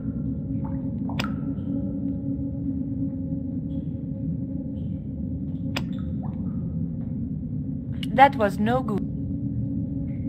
I was going to have to think of something else. It was a very old box.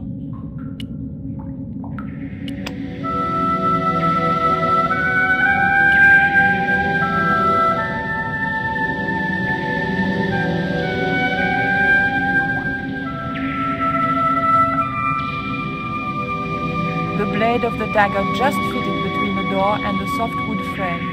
The door gave slightly, and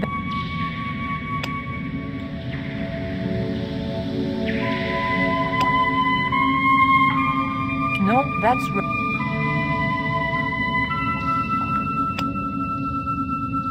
That was no good. No. A latch lock stopped me getting in. The blade of the dagger was too thick.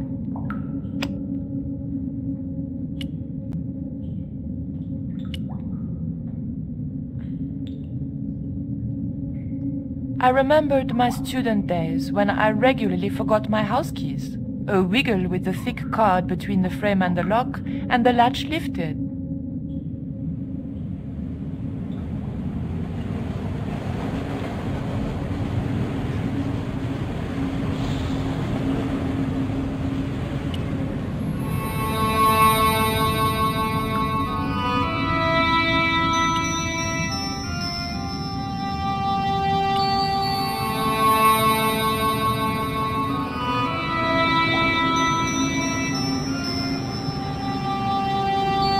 The train was my ride. I could worry about not having a ticket when I got to the dock.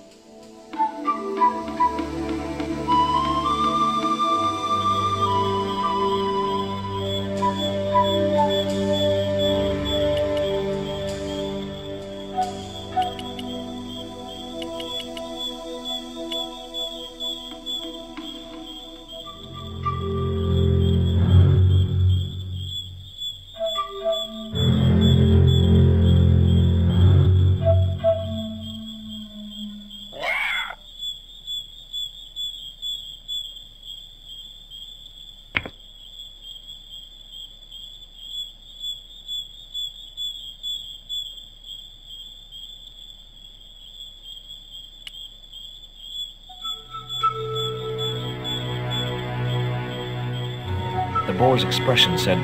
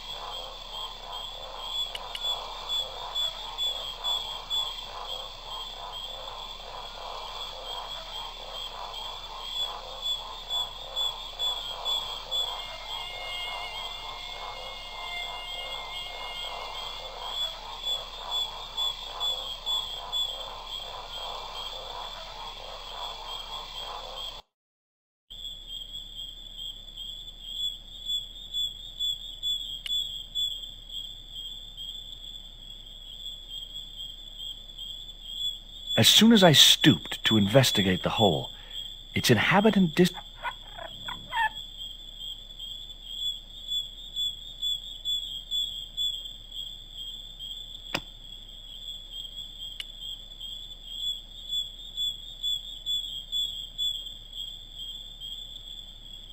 The end of the reed was too narrow for the dart to fit into.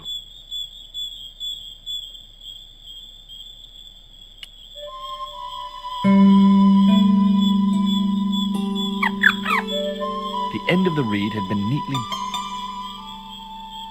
Now I knew what was living in there. A long-toothed, snarling, furry wild thing.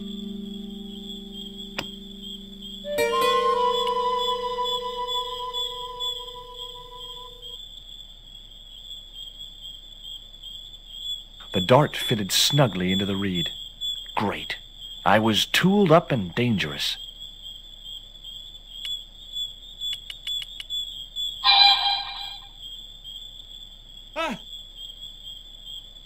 Stay cool, Stobart. It was only a bird.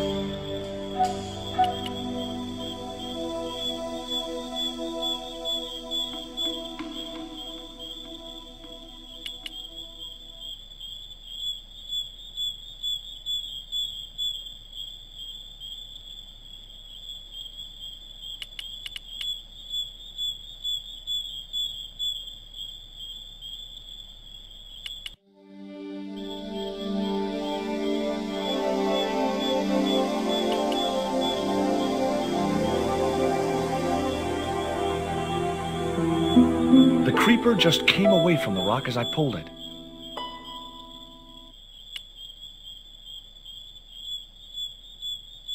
The creeper didn't look like it would hold my weight.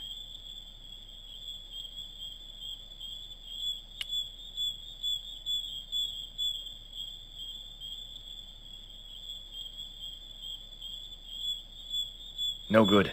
I'd have to be bitten by a radioactive spider before I stood any chance of getting up there.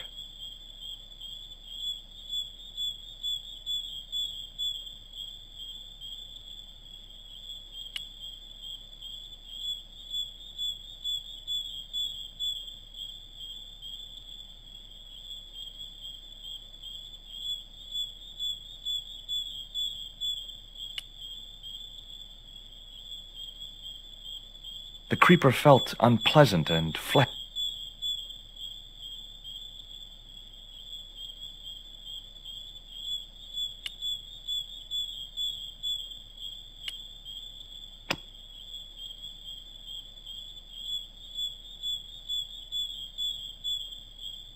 The creeper felt.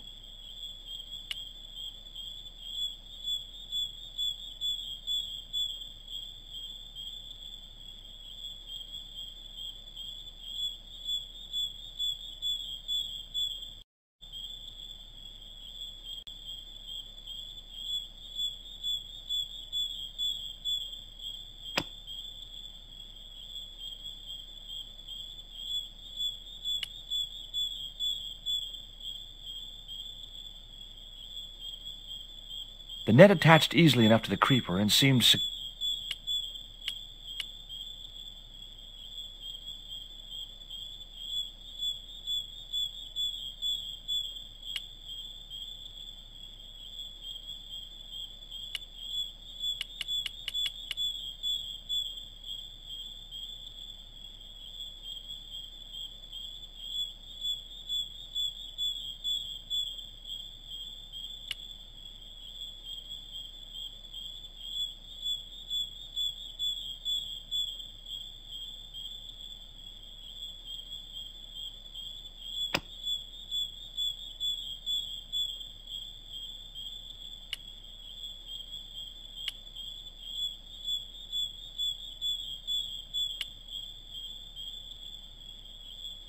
It was a needle of rock in the middle of the clearing.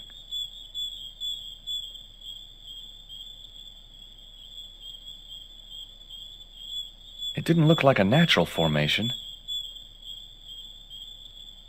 It was the crept-out creeper with the...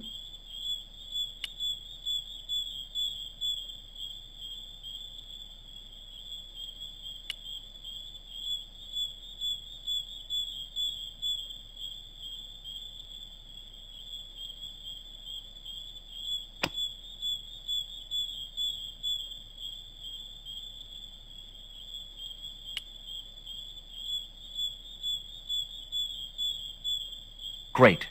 I'd created some sort of creeper marker fishing net assembly. Sometimes I terrify myself with my creative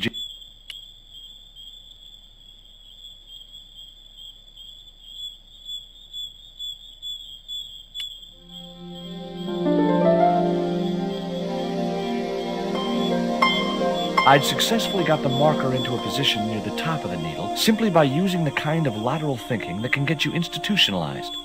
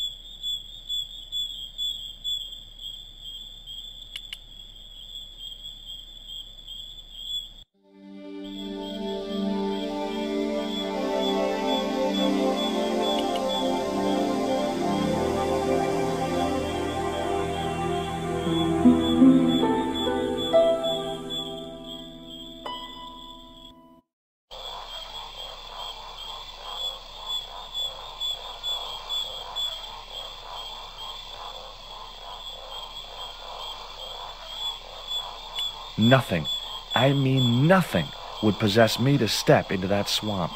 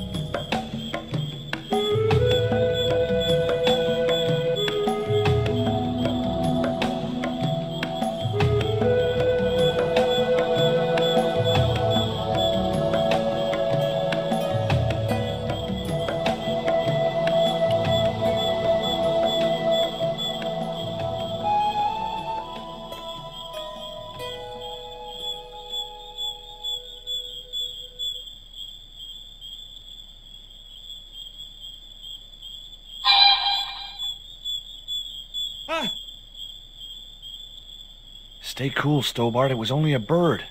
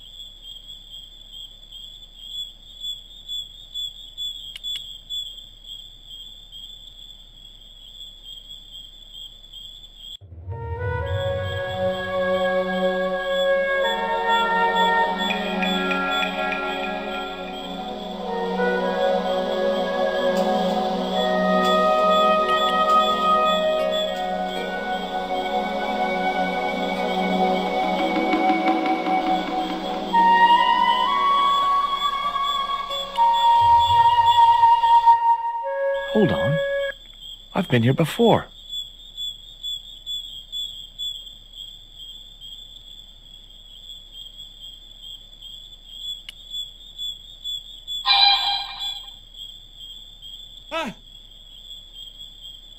Stay cool.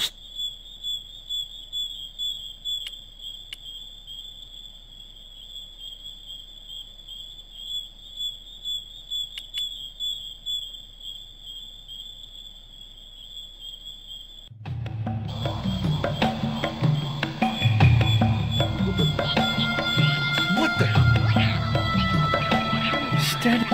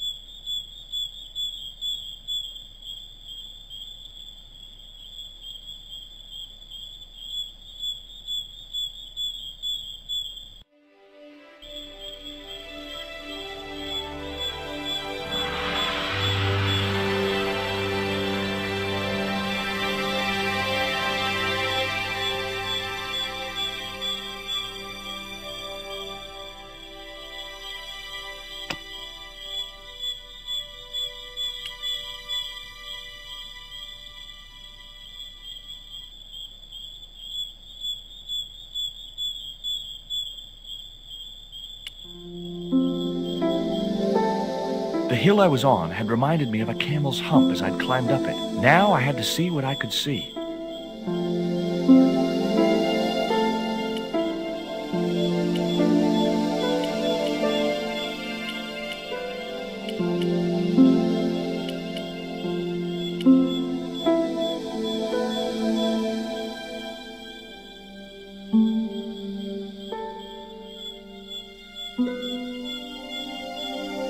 It was the marker which I had raised up the needle of rock.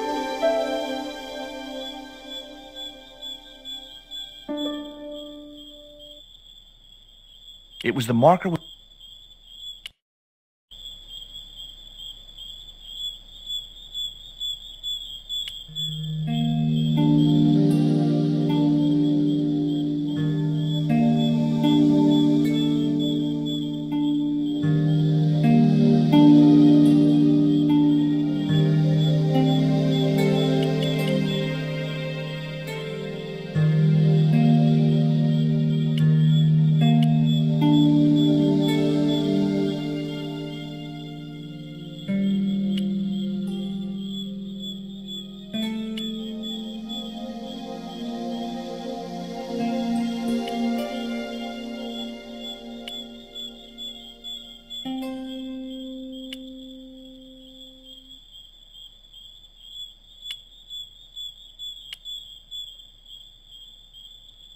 Heck, Ketch could have hidden his treasure anywhere.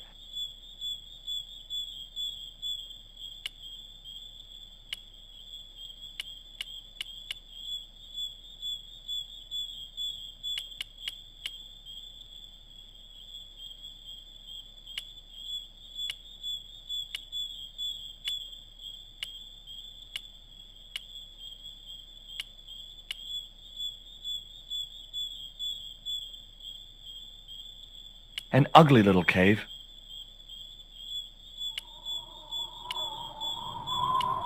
I could see the marker I had fastened on the rock down in the forest, and right in line with it, that had to be where Ketch had hidden his treasure.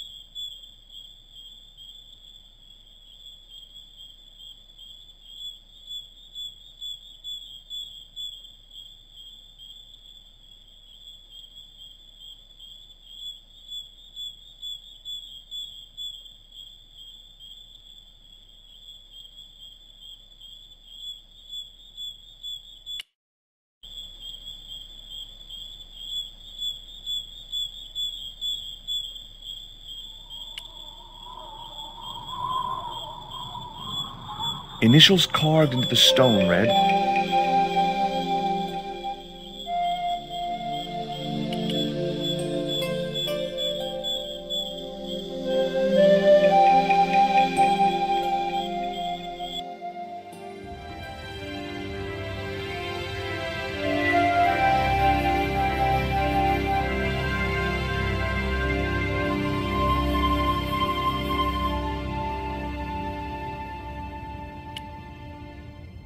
I couldn't let the guards see me.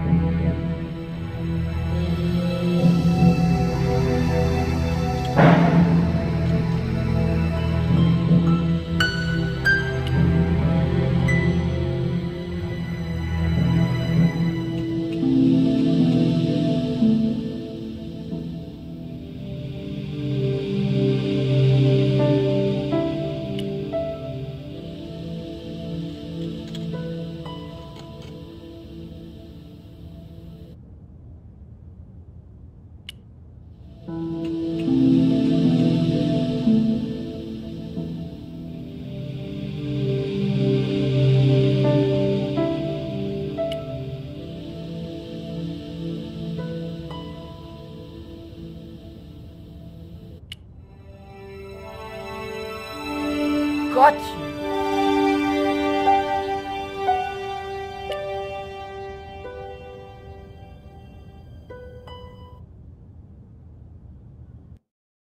But the collar woman was there.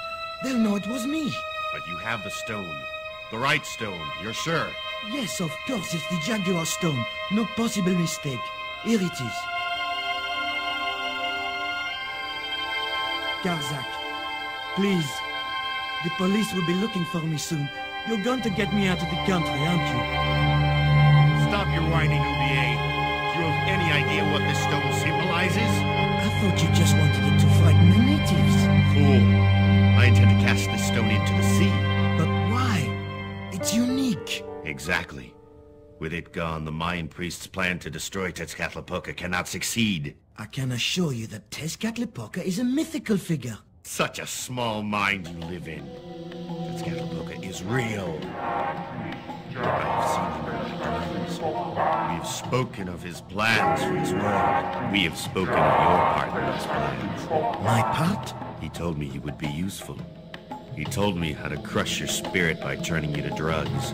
My wife died. You know that full well. She was my world, my everything. And now, you are no longer useful. She called out your name as she died, you know. What? What are you saying? And then they thought you'd done it. It all worked perfectly. You? It was you? You bastard! You monster! For the love of God, Garzak! Which one?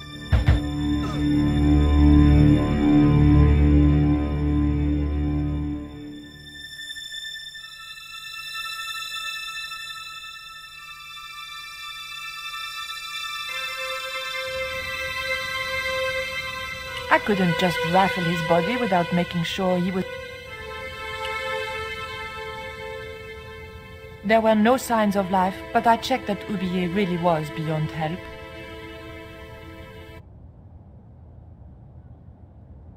We were going to need the stone to thwart... It was the Jaguar Stone, all right.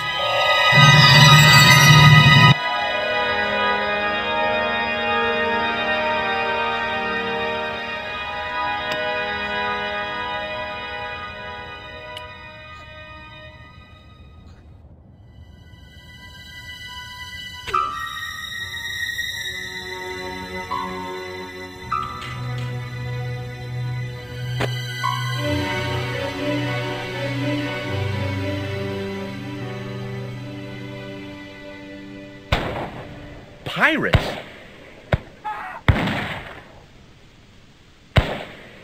I was about to make good my escape when... Cut!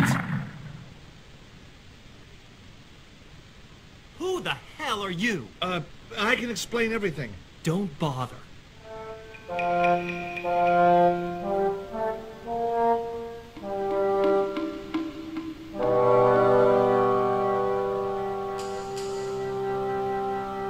I'm sorry. I didn't realize you were making a movie.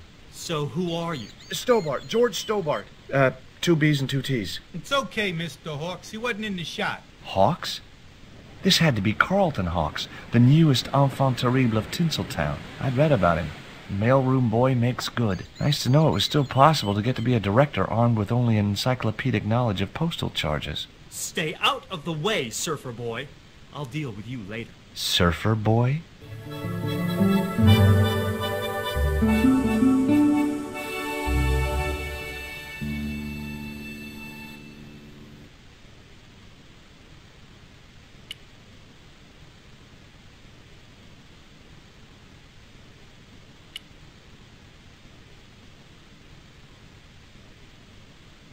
Hi, George Stobart. Hello, mate. You're English, right? Well, you don't miss much, do you? Bert Savage. Have you seen what the caterers laid on today? Buns and pancakes. That's awful. It's an improvement on yesterday. The buns are stale, but the pancakes are bloody lovely.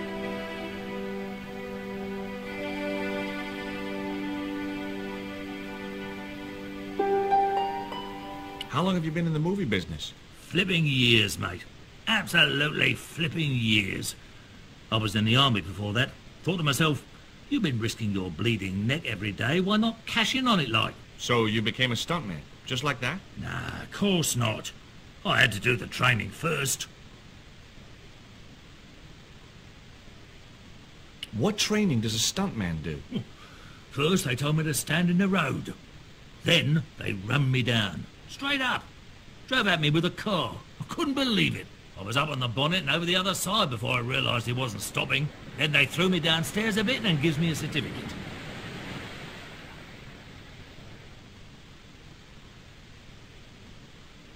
Did you ever work with Carol Climax? The Dirty Dachshund? I'll say. Flipping princess, mate. I heard she was very beautiful. Mind you, she acted like one too. Ordering this, demanding that. Did you ever meet Bertrand Oubier? Meet him? No. I saw him a few times, though. He didn't like his wife being in films. Do you think Oubier murdered his wife? I wouldn't be surprised if he did. Mind you, there were plenty of people who could have done her in. I thought the public loved her. Yeah, but people who knew her saw the other side. Have you ever seen anything like this before? What's that, mate? Stone axe? No, it's just a piece of polished stone. Very nice indeed. Shine it up a bit, you get a few bob for that.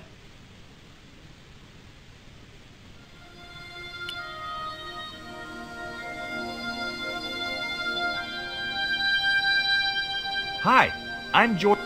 My name's Harris. Most people call me Flash. You're the cameraman, right? That's right. Why'd they call you Flash? You used to be a stills photographer? Nope. I decided not to pursue the subject. There was nothing else I wanted to ask the cameraman.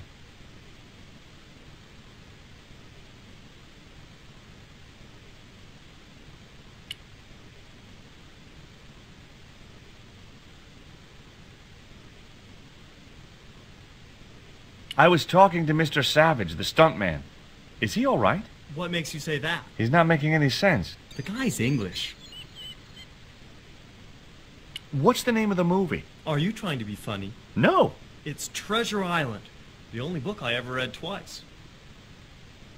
I don't recall any girls in Treasure Island. Gotta think box office. People like that kind of thing. What other changes have you made to the story? Just a few minor details. You haven't written out Long John Silver. Are you questioning my integrity as an artist? Of course Silver's still in it. We've even hung on to Captain Flint. His parrot. His trained attack falcon. Why do you think Blind Pew's blind?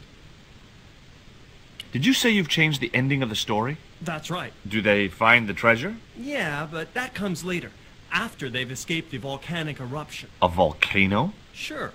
Krakatoa. All the millions spent on a movie, and nobody thinks to buy an atlas.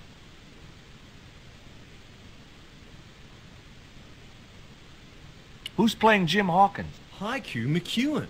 Oh, don't tell me you've never heard of him. I don't go to the movies too often. Jeez. Haiku is only the hottest teen star in Hollywood. That's why we're on such a tight schedule. Gotta film the close-ups before he hits puberty. Who's the leading lady? Don't you recognize her? That's Sharon Kowalski. Oh, right. I'd never heard of her.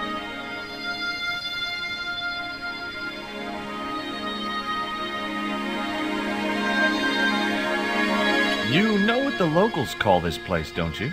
No, but I guess you're gonna tell me. Zombie Island. Zombies? A crazed gleam came into his eye. Get me the writers. Get me makeup. I want zombie pirates in this movie by the end of today.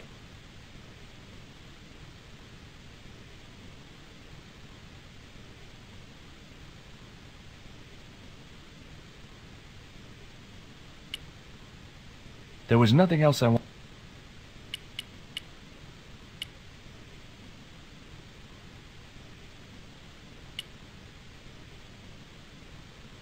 Hi there, George Stobart. Uh-huh. Yeah. Haiku McEwen. You're playing Jim Hawkins, right? Jimbo.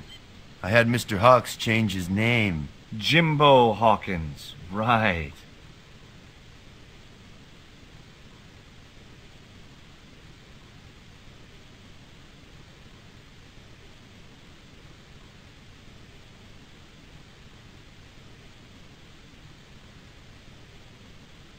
Is your name really Haiku? Yeah. It was my mom's idea, okay? When I was born, I was so small and perfectly formed I reminded her of a Japanese poem. Well, I guess it could have been worse. She could have called you Limerick. That's my middle name.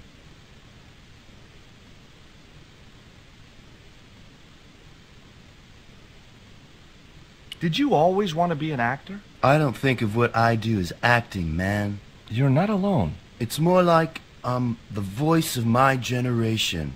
What I'm saying for the kids on the street. Which is what? I'm crap, I'm going nowhere? Huh? What are you saying, man? Stobart, get out of shot. Positions, everybody. I'll get a flip chart and explain it to you later, Haiku. Haiku, baby, are you ready? Okay, man. Which scene is this? You've been captured by Silver's accomplice, Pirate Babs, who's fallen in love with you. That whirring sound you can hear? It's Robert Louis Stevenson spinning in his grave. Okay, people, top of page 76, Sharon. What about my big speech? It's been cut. Everybody ready? Up to speed. Quiet on the set. Okay, let's make magic. Oh, please. And action! Why don't you forget that dumb old squire and his bunch of merry men? Can't you see we were made for each other? I know, but Squire Trelawney saved my life, Captain Babs. Why, if it hadn't have been for him, that giant octopus would have made mincemeat out of me. But right now he thinks you're a traitor. He's locked you out of the stockade, Jimbo. That 20-foot-high wall with spikes might have kept out Silver's men, but it ain't gonna stop me. Oh, Jimbo. And cut! Good heavy breathing, Sharon. Natch, I'm a pro. Did you get the heavy breathing, Flash? Did I ever, boss? You should have made this movie in 3D. Haiku, you were great. We're setting up for the stunt now, so get a bite to eat.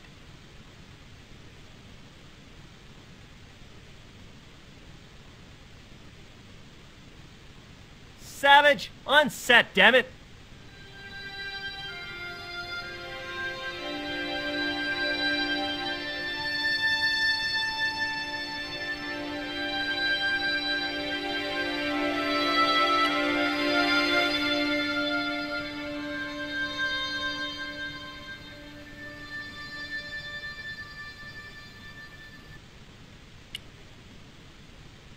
The bun was so stale it felt like a small rock.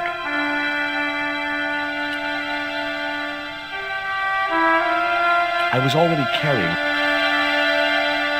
I didn't want another one of the paint.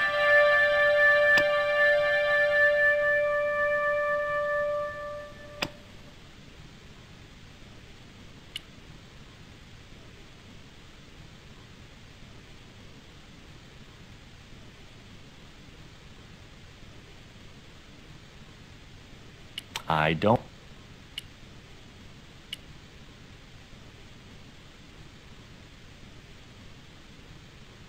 As I walked towards the bush, it started. There was a hornet.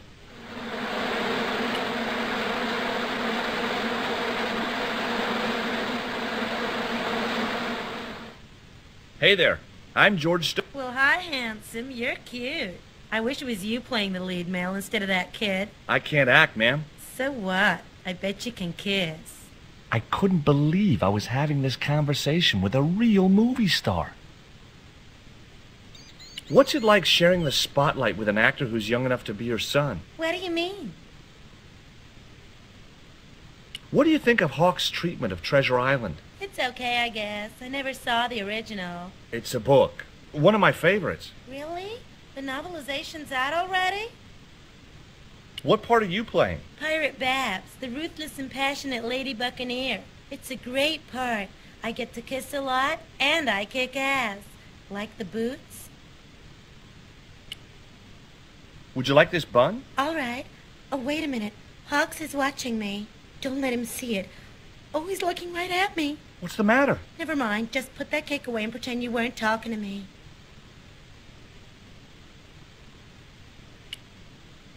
What do you think of these? Ooh, they're off. You have no idea how much you've...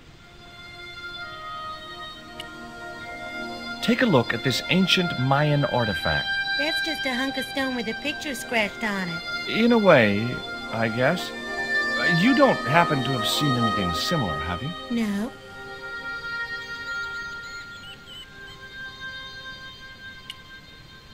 Would you like a bite of... Hell no. I only have to look at those things in my... And...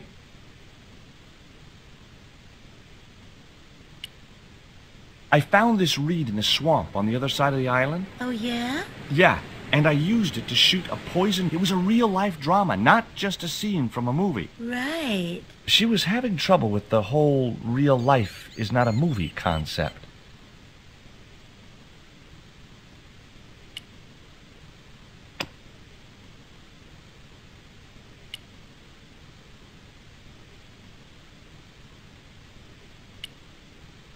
Would you like a pancake, Bert? Don't mind if I do.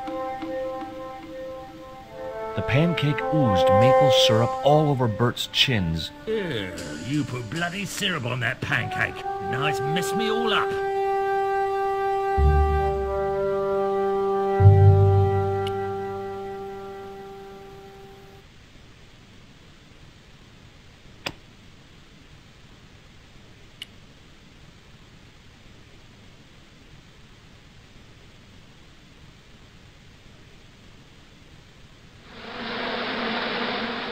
Those hornets were not pleased.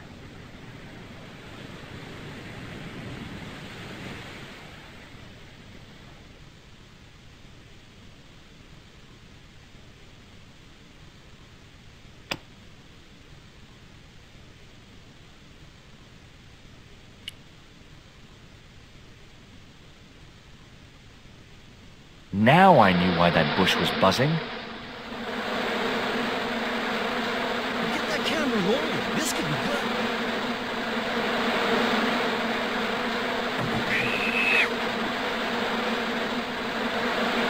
Cut and printed. That was brilliant, folks.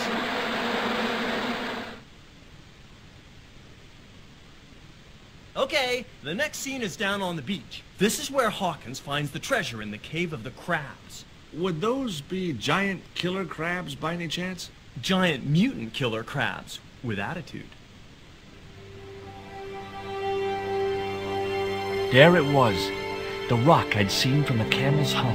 Now that I was close up, I could make out a small cave near the top of the pillar.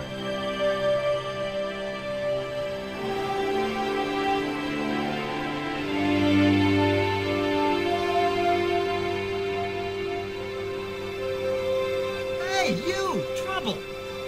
Oh, me?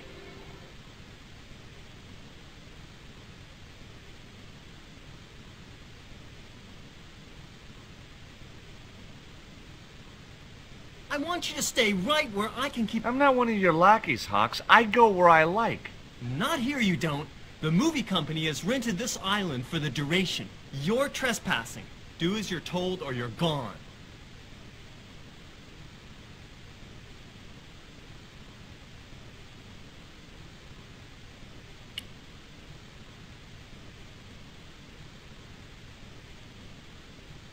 Why don't you use that cave up on the rock pillar at the end of the beach? We don't have a stuntman anymore. Hey, I'll do the stunt. I appreciate the offer, but if you fall, you'll sue us. No, I won't. Everybody hear that? I heard it. Good enough, we're covered. Got any experience? Death-defying leaps, desperate fistfights, getting caught in explosions, you name it. Okay, people, move out. We're shooting the scene at the end of the beach. No, we're not. The camera's still bogged down. Shoot, I forgot about that. No go, Stobart. We'll have to use this cave after all. You don't look happy. Why should I be happy? Look at that cave. It's supposed to be where the treasure is. So? Look at it. It's crap. Does that look like the... I should have had... What do you mean? One that looks like the mouth of a big stone skull would be cool, but I'd settle for drama and danger.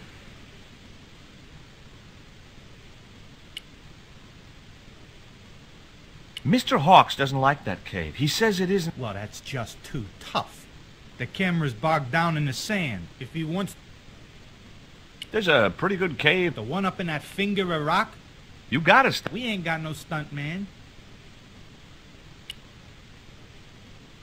It was a portable move. Flash?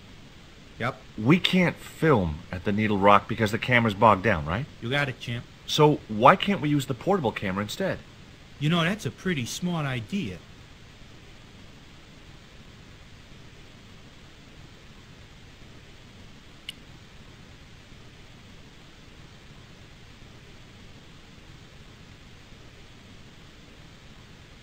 I've been talking to the cameraman. He's got a portable camera. So? So you can use the cave in that rock pillar at the end of the beach. That's a dramatic cave if ever I saw one. We ain't got a stabilized harness for it. The camera will wobble. Did D.W. Griffiths have a stabilized harness when he made Birth of a Nation? You're right, damn it. Hitchcock, Wells, none of them needed one. For crying out loud, Sam Raimi stabilized his camera on a plank. Props, get me a plank. We're gonna wing it. Hot dog. We're gonna do a cinema verite pirate movie. George, get to wardrobe. We're gonna make you a star. On my way.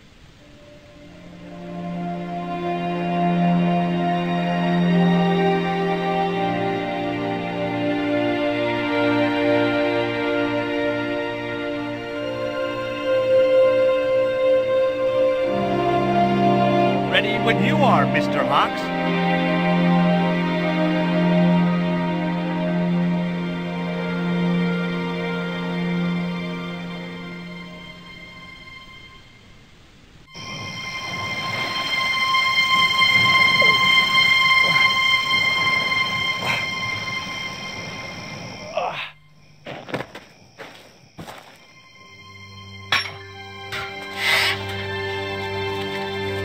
It was the stone which Ketch had captured from the Spanish. The Eagle Stone.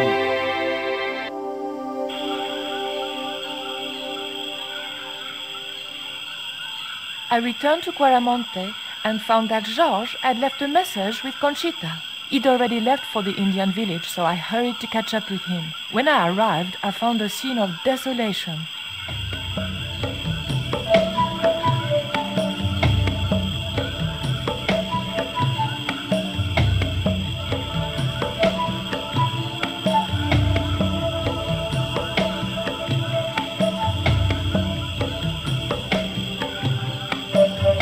These sunglasses are Georges. Georges, where are you?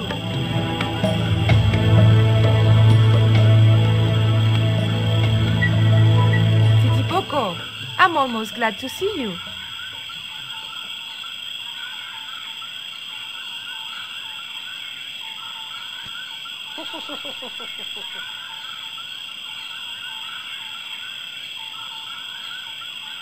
You little asshole, what happened here? Are you responsible for this? And where's Georges? Have you seen him? He was pointing to the remains of a burned-out hut.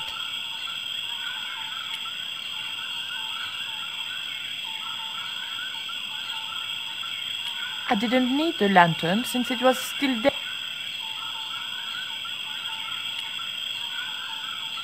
It was too hot to pick up.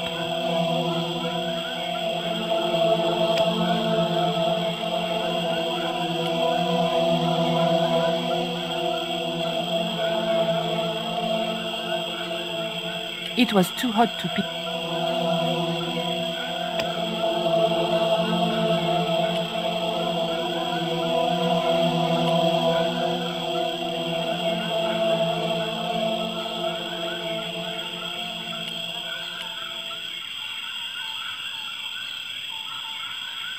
I didn't need the lantern since it was still daylight.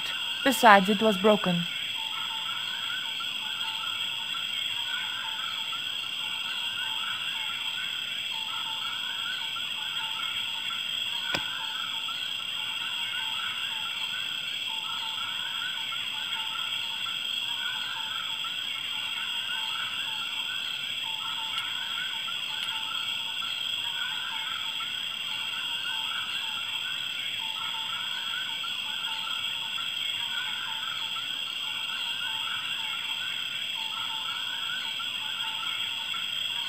I just didn't have the strength to tip that barrel.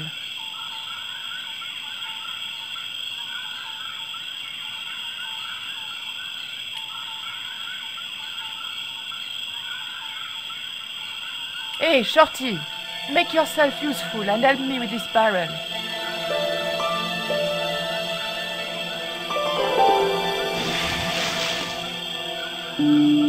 Thanks.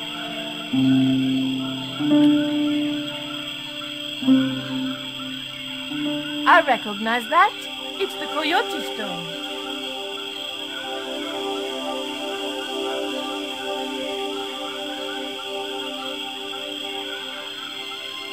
What is it? Where are you pointing?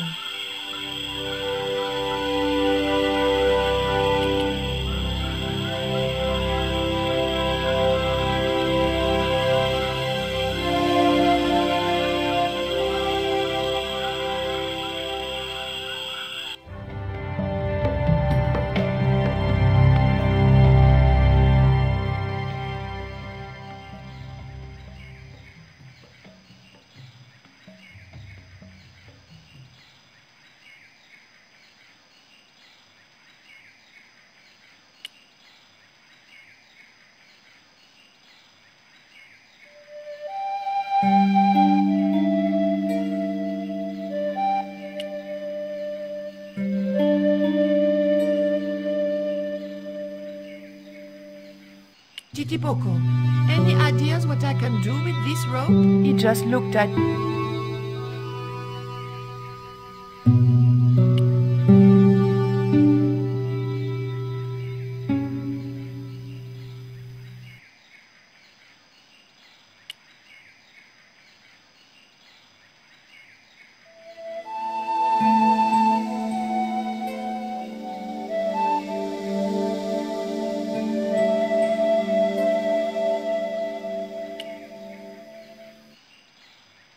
Titipoco, any ideas what I... He just looked...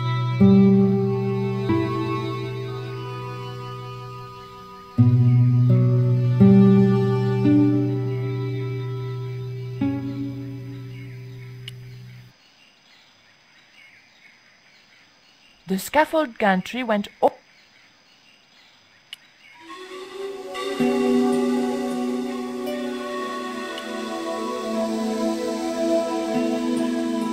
Titipoco, I have an important job for you.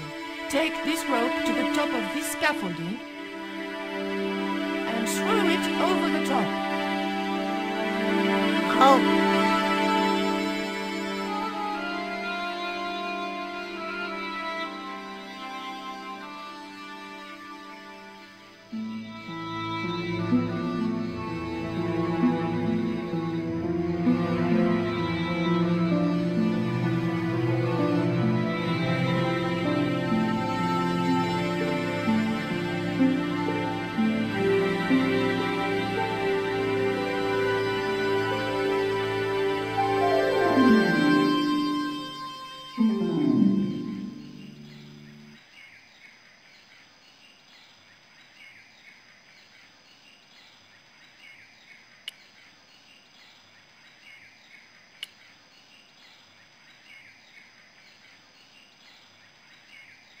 The button didn't seem to...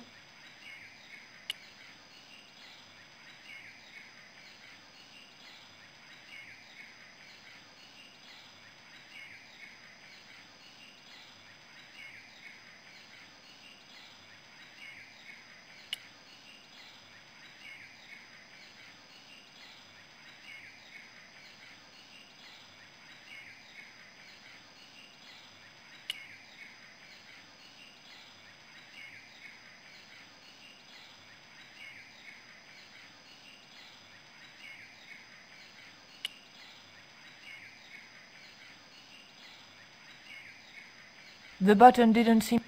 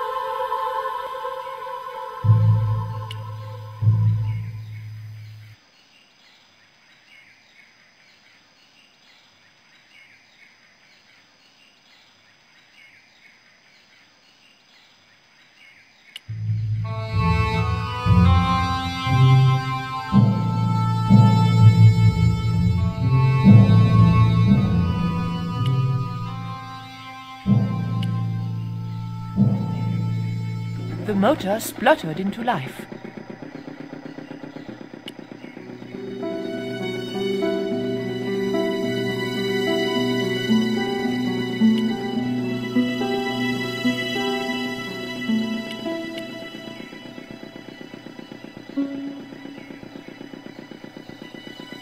Titipoco, when I tell you, I want you to copy what I am doing. Copy.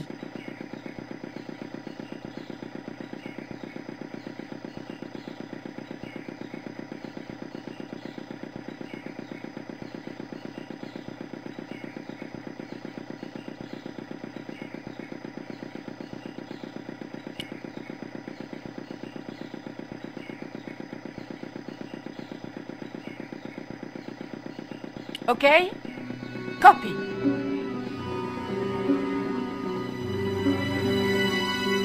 Georges! I realized those bastards were going to sacrifice Georges to Tezcatlipoca over my dead body.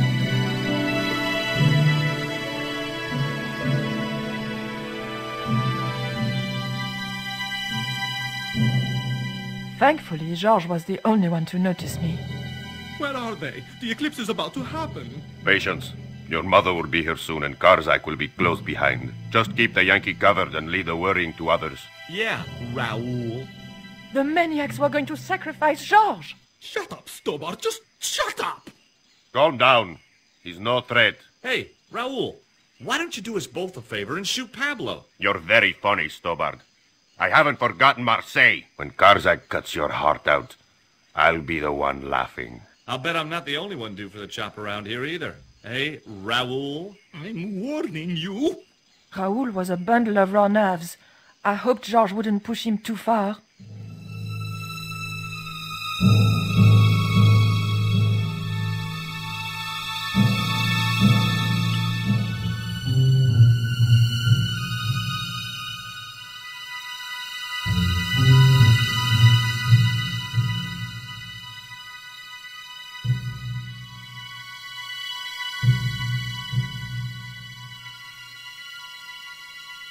If Pablo had seen me, I might have been able to talk the general around if... I couldn't get near. The crates and drums were...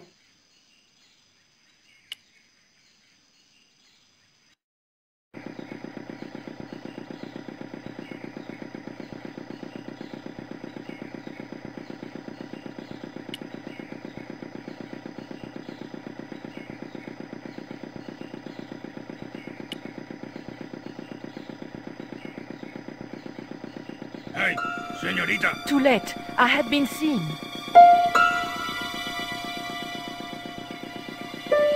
Bonjour, Capitaine. Only Sergeant, pretty one. What are you doing here?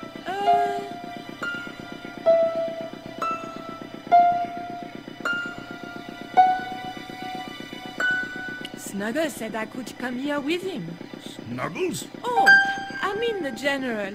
We're, friends. May I go up the pyramid? We have strict instructions not to let anybody pass. Oh, but I've told you who I am. Surely nobody would mind. Well... Oh, please. I'd be ever so grateful. I tell you what. I'll ask Pablo if it's okay for you to go up. If Pablo saw me, I'd be dead. No. It's not worth the bother. I'm not really that interested in their stupid pyramid anyway. Well, okay. It's men's work up there anyway. I'll just run along and play around here, okay? Okay, you do that.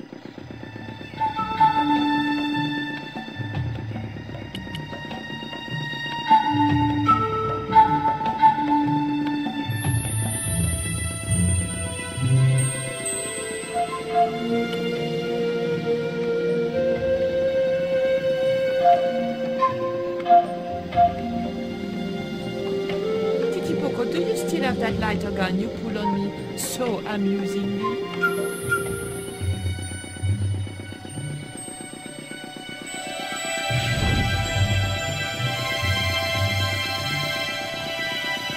What's going on over there?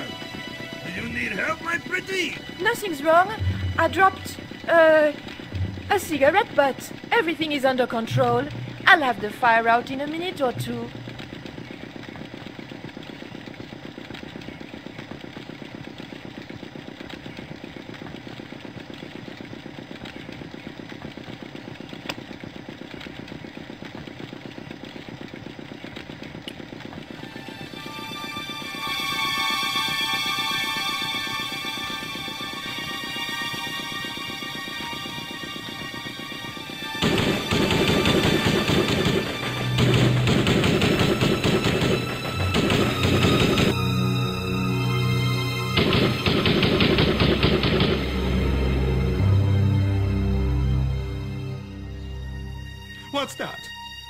What's happening? Trouble. Give it up. The pyramid's surrounded. I'll find out what the trouble is.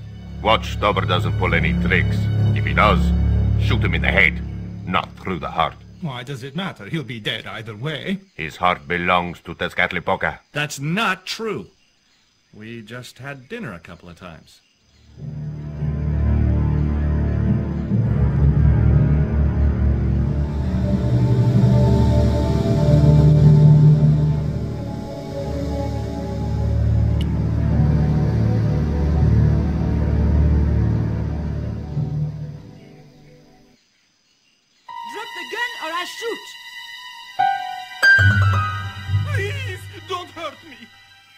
Don't worry yourself, my finger isn't loaded. Nico, what are you doing here? Firstly, I'm going to set Georges free, and then screw up Karzak's scheme. No, I can't let you do that. Karzak has promised me power. Raoul, wake up.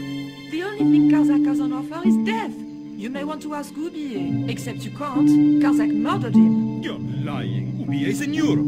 Sure, he's in Europe. In London, on a mortuary slab with 2 bullet holes in him. But Karzak promised. When he frees Tezcatlipoca, we'll all be granted great power. Listen to her, Raoul. Karzak's insane. I don't know. I need to think. You've let your mother do your thinking for you up to now.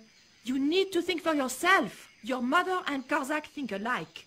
There's only one expendable member of the plan left, and that's you. Mother would never betray me. Oh, I'm tired of trying to reason with you, Raoul.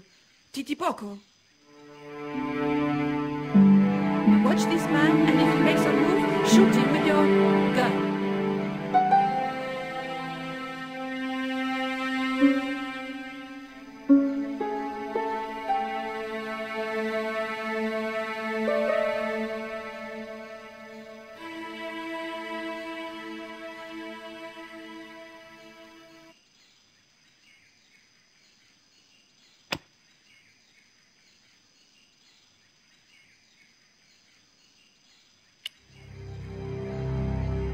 Hold still, Georges.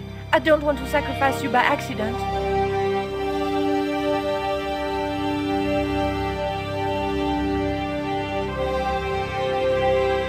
have no idea how glad I am to see you. They were going to cut your heart out. I think I can guess. We can save the happy reunions for later. We've got to move. Come on!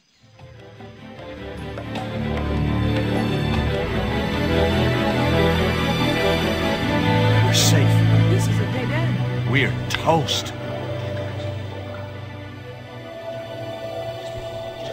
I know, Titipoco. I'm not too happy here either. He knows this is Tezcatlipoca's pyramid, the house of the enemy. Well, we can't stay here like rats in a trap. And we can't go out the way we came in. It would be suicide. I'll have a look round. Maybe there's another way out. In the meantime, take this. It's the Coyote Stone. It might bring you luck, I hope.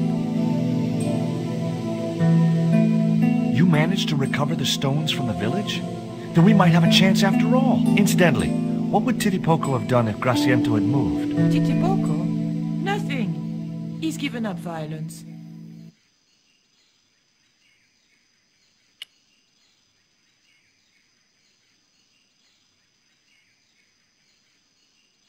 Oof. The lever was very difficult to move and appeared to do nothing anyway.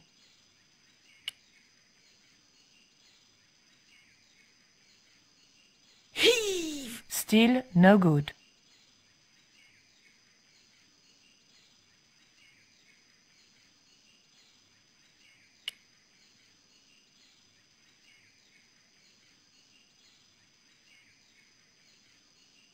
Georges? Yeah?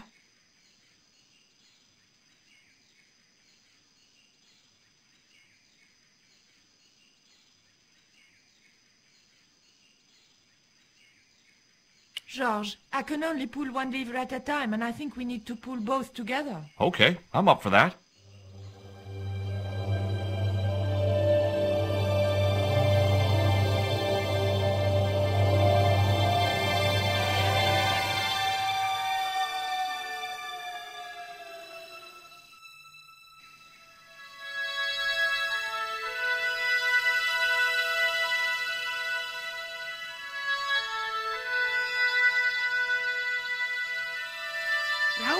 There's something suspicious This sacrifice!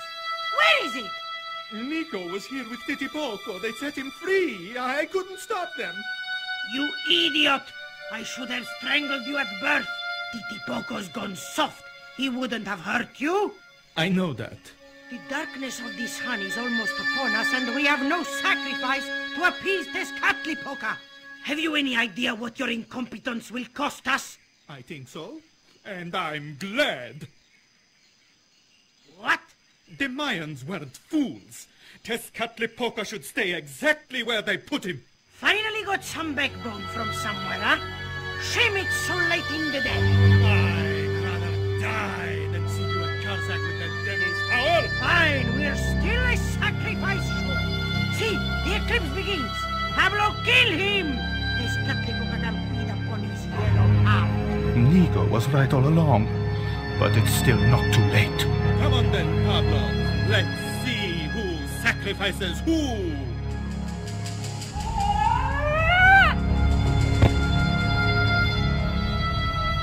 What place is this? I was in some sort of strange room. Tiles and dials.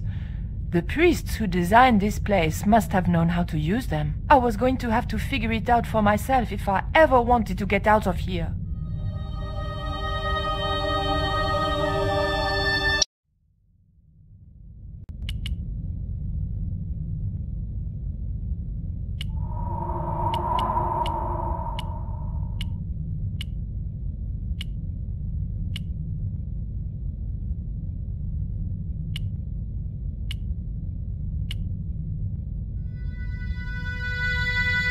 The tile moved slightly.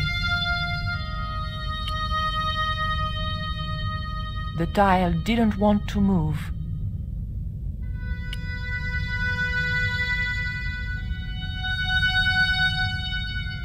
The room was dominated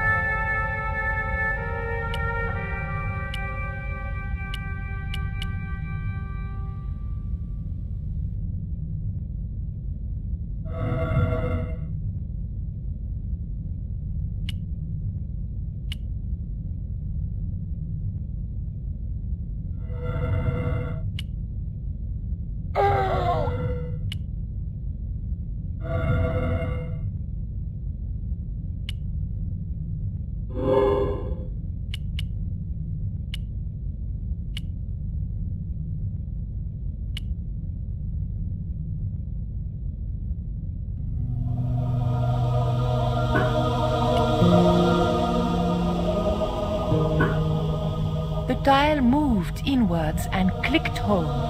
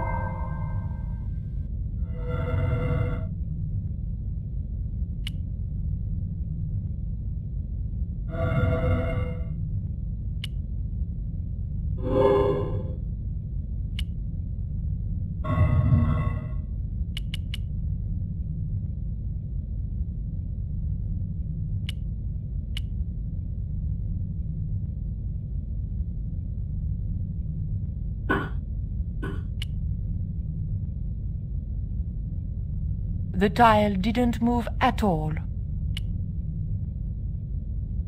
The tile didn't want to move.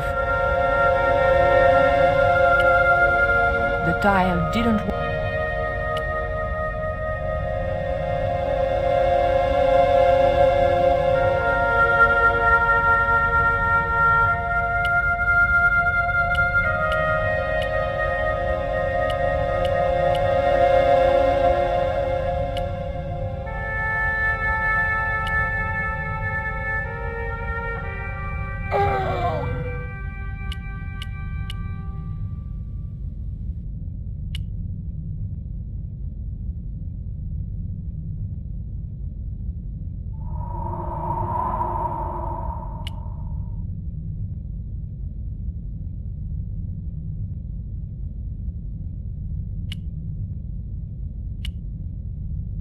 The tile didn't want to move.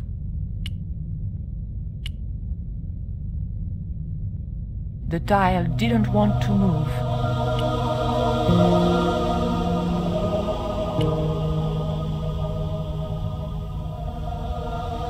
The tile didn't move at all.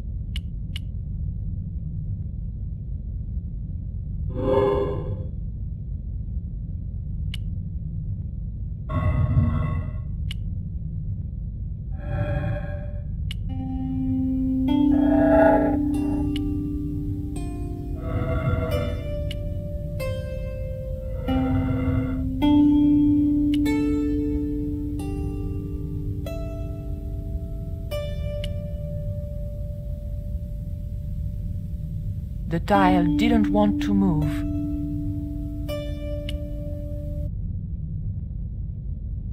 The tile didn't move at all.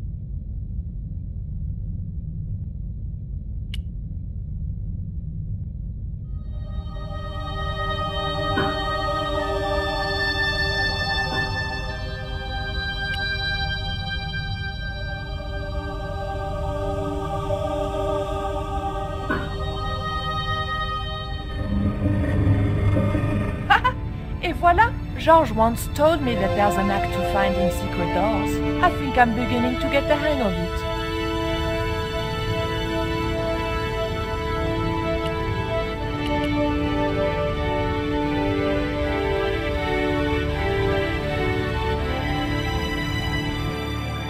So I thought, this is it, you know?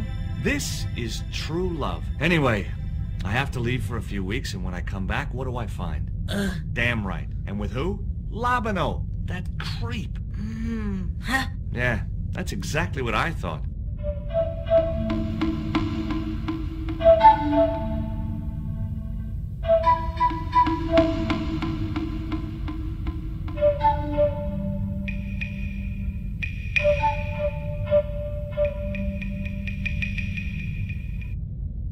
Oh, heck.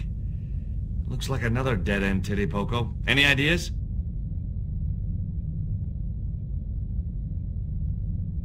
I was hoping for something a little more constructive. Never mind, I'll have a look around.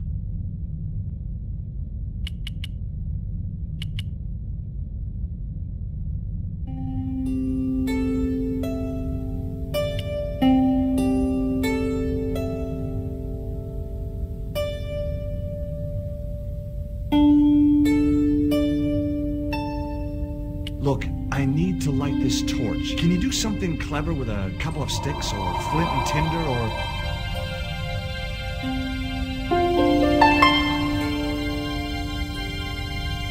Or a cheesy novelty cigarette lighter, as it turned out.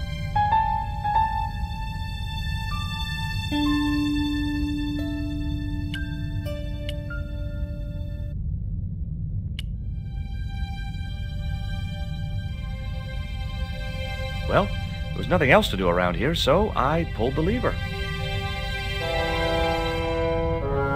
Nothing's happened. Oh, I hate that. Don't you hate that? Did it, Poco? Oh my...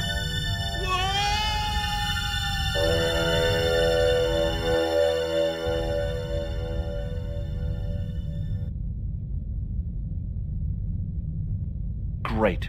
I had no idea where I was, no idea where the others had got to, and time was running out to stop Karzak. Still, I wasn't dead yet, so it wasn't all bad news.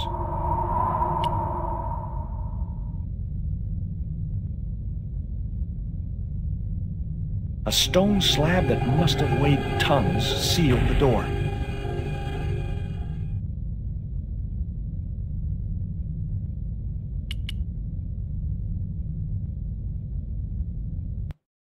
Charming.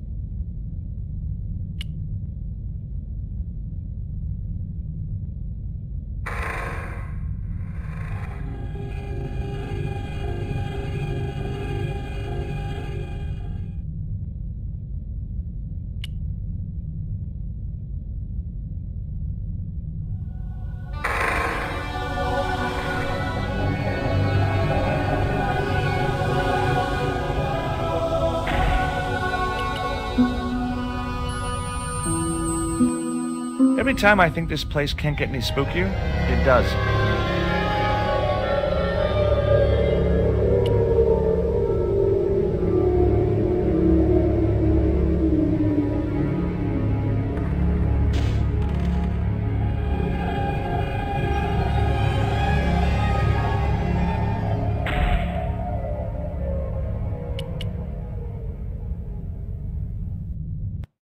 Yes! Finally! I'm out of here. My old torch was dying, and I had no desire to be plunged into darkness.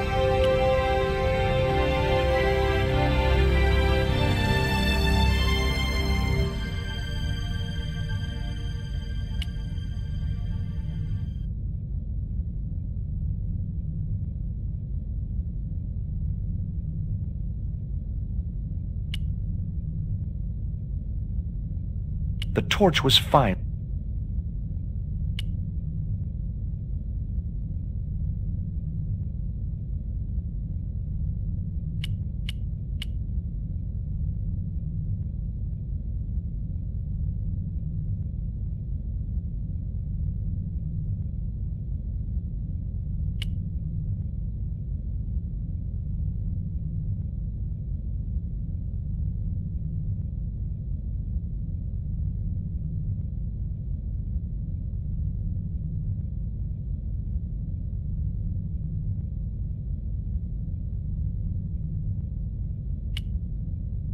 Once more into the unknown.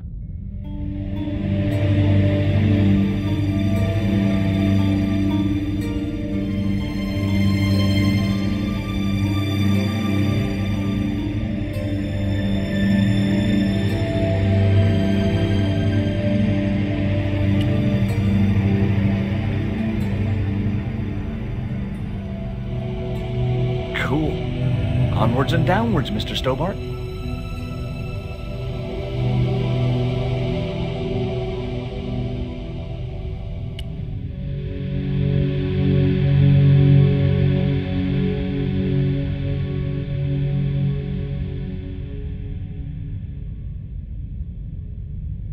This was it. The pyramid's central chamber.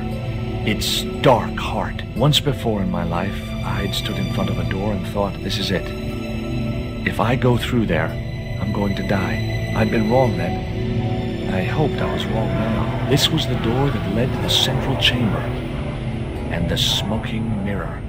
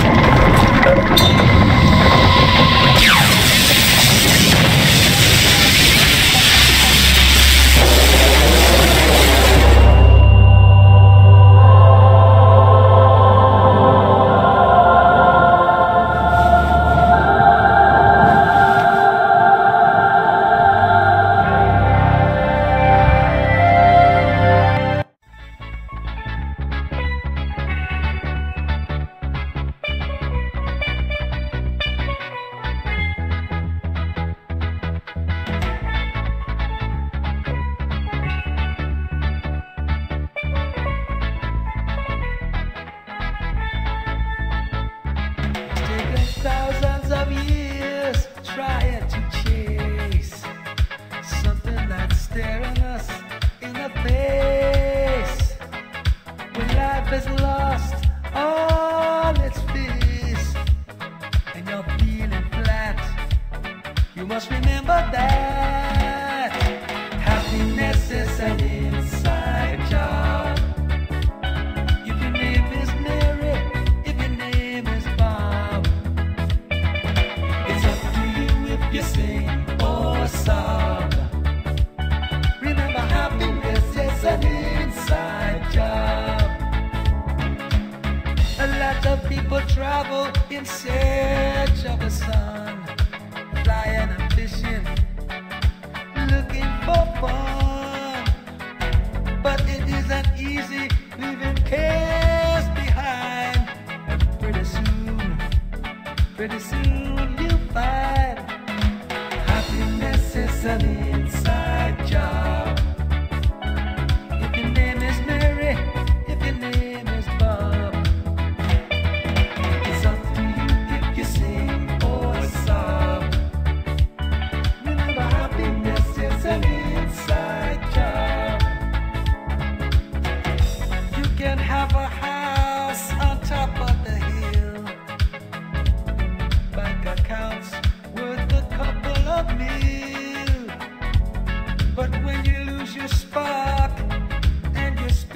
tape. Hang on to this little tip.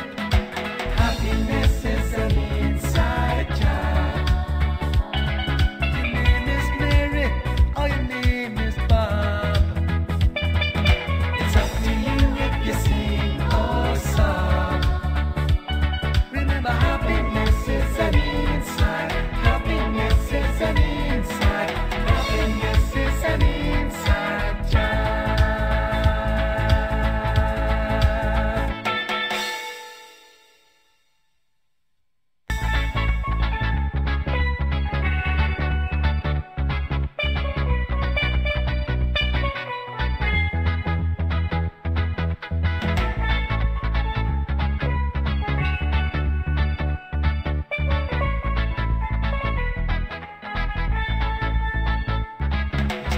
Thousands of years trying to chase something that's staring us in the face. When life has lost all its fizz and you're feeling flat, you must remember that happiness is an inside job. If your name is Mary, if your name is Bob, you sing or sob. Remember, happiness is an inside job. A lot of people travel in search of the sun, flying and fishing, looking for fun. But it isn't easy leaving cares behind. And pretty soon you'll find happiness is an inside job. If your name is Mary, if your name is Bob, it's up to you if you sing or sob. Remember, happiness is an inside job. You can have a house on top of the hill, bank accounts worth a couple of mil. But when you lose your spark and your spirit's deep, hang on to this little tip. Happiness is an inside job. Your name is Mary or your name is Bob. It's up to you if you sing or sob. Remember, happiness is an inside. Happiness is an inside. Happiness is an inside job.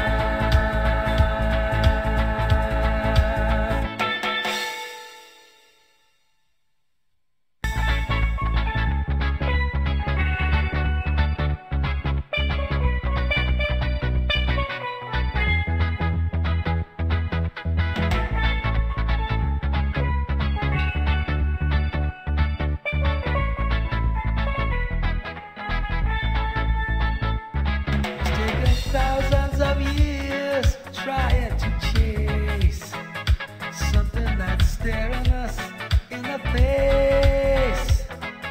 When life has lost all its fizz and you're feeling flat, you must remember that happiness is an inside job. If your name is Mary, if your name is Bob,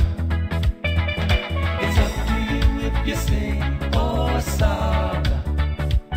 Remember, happiness is an inside job.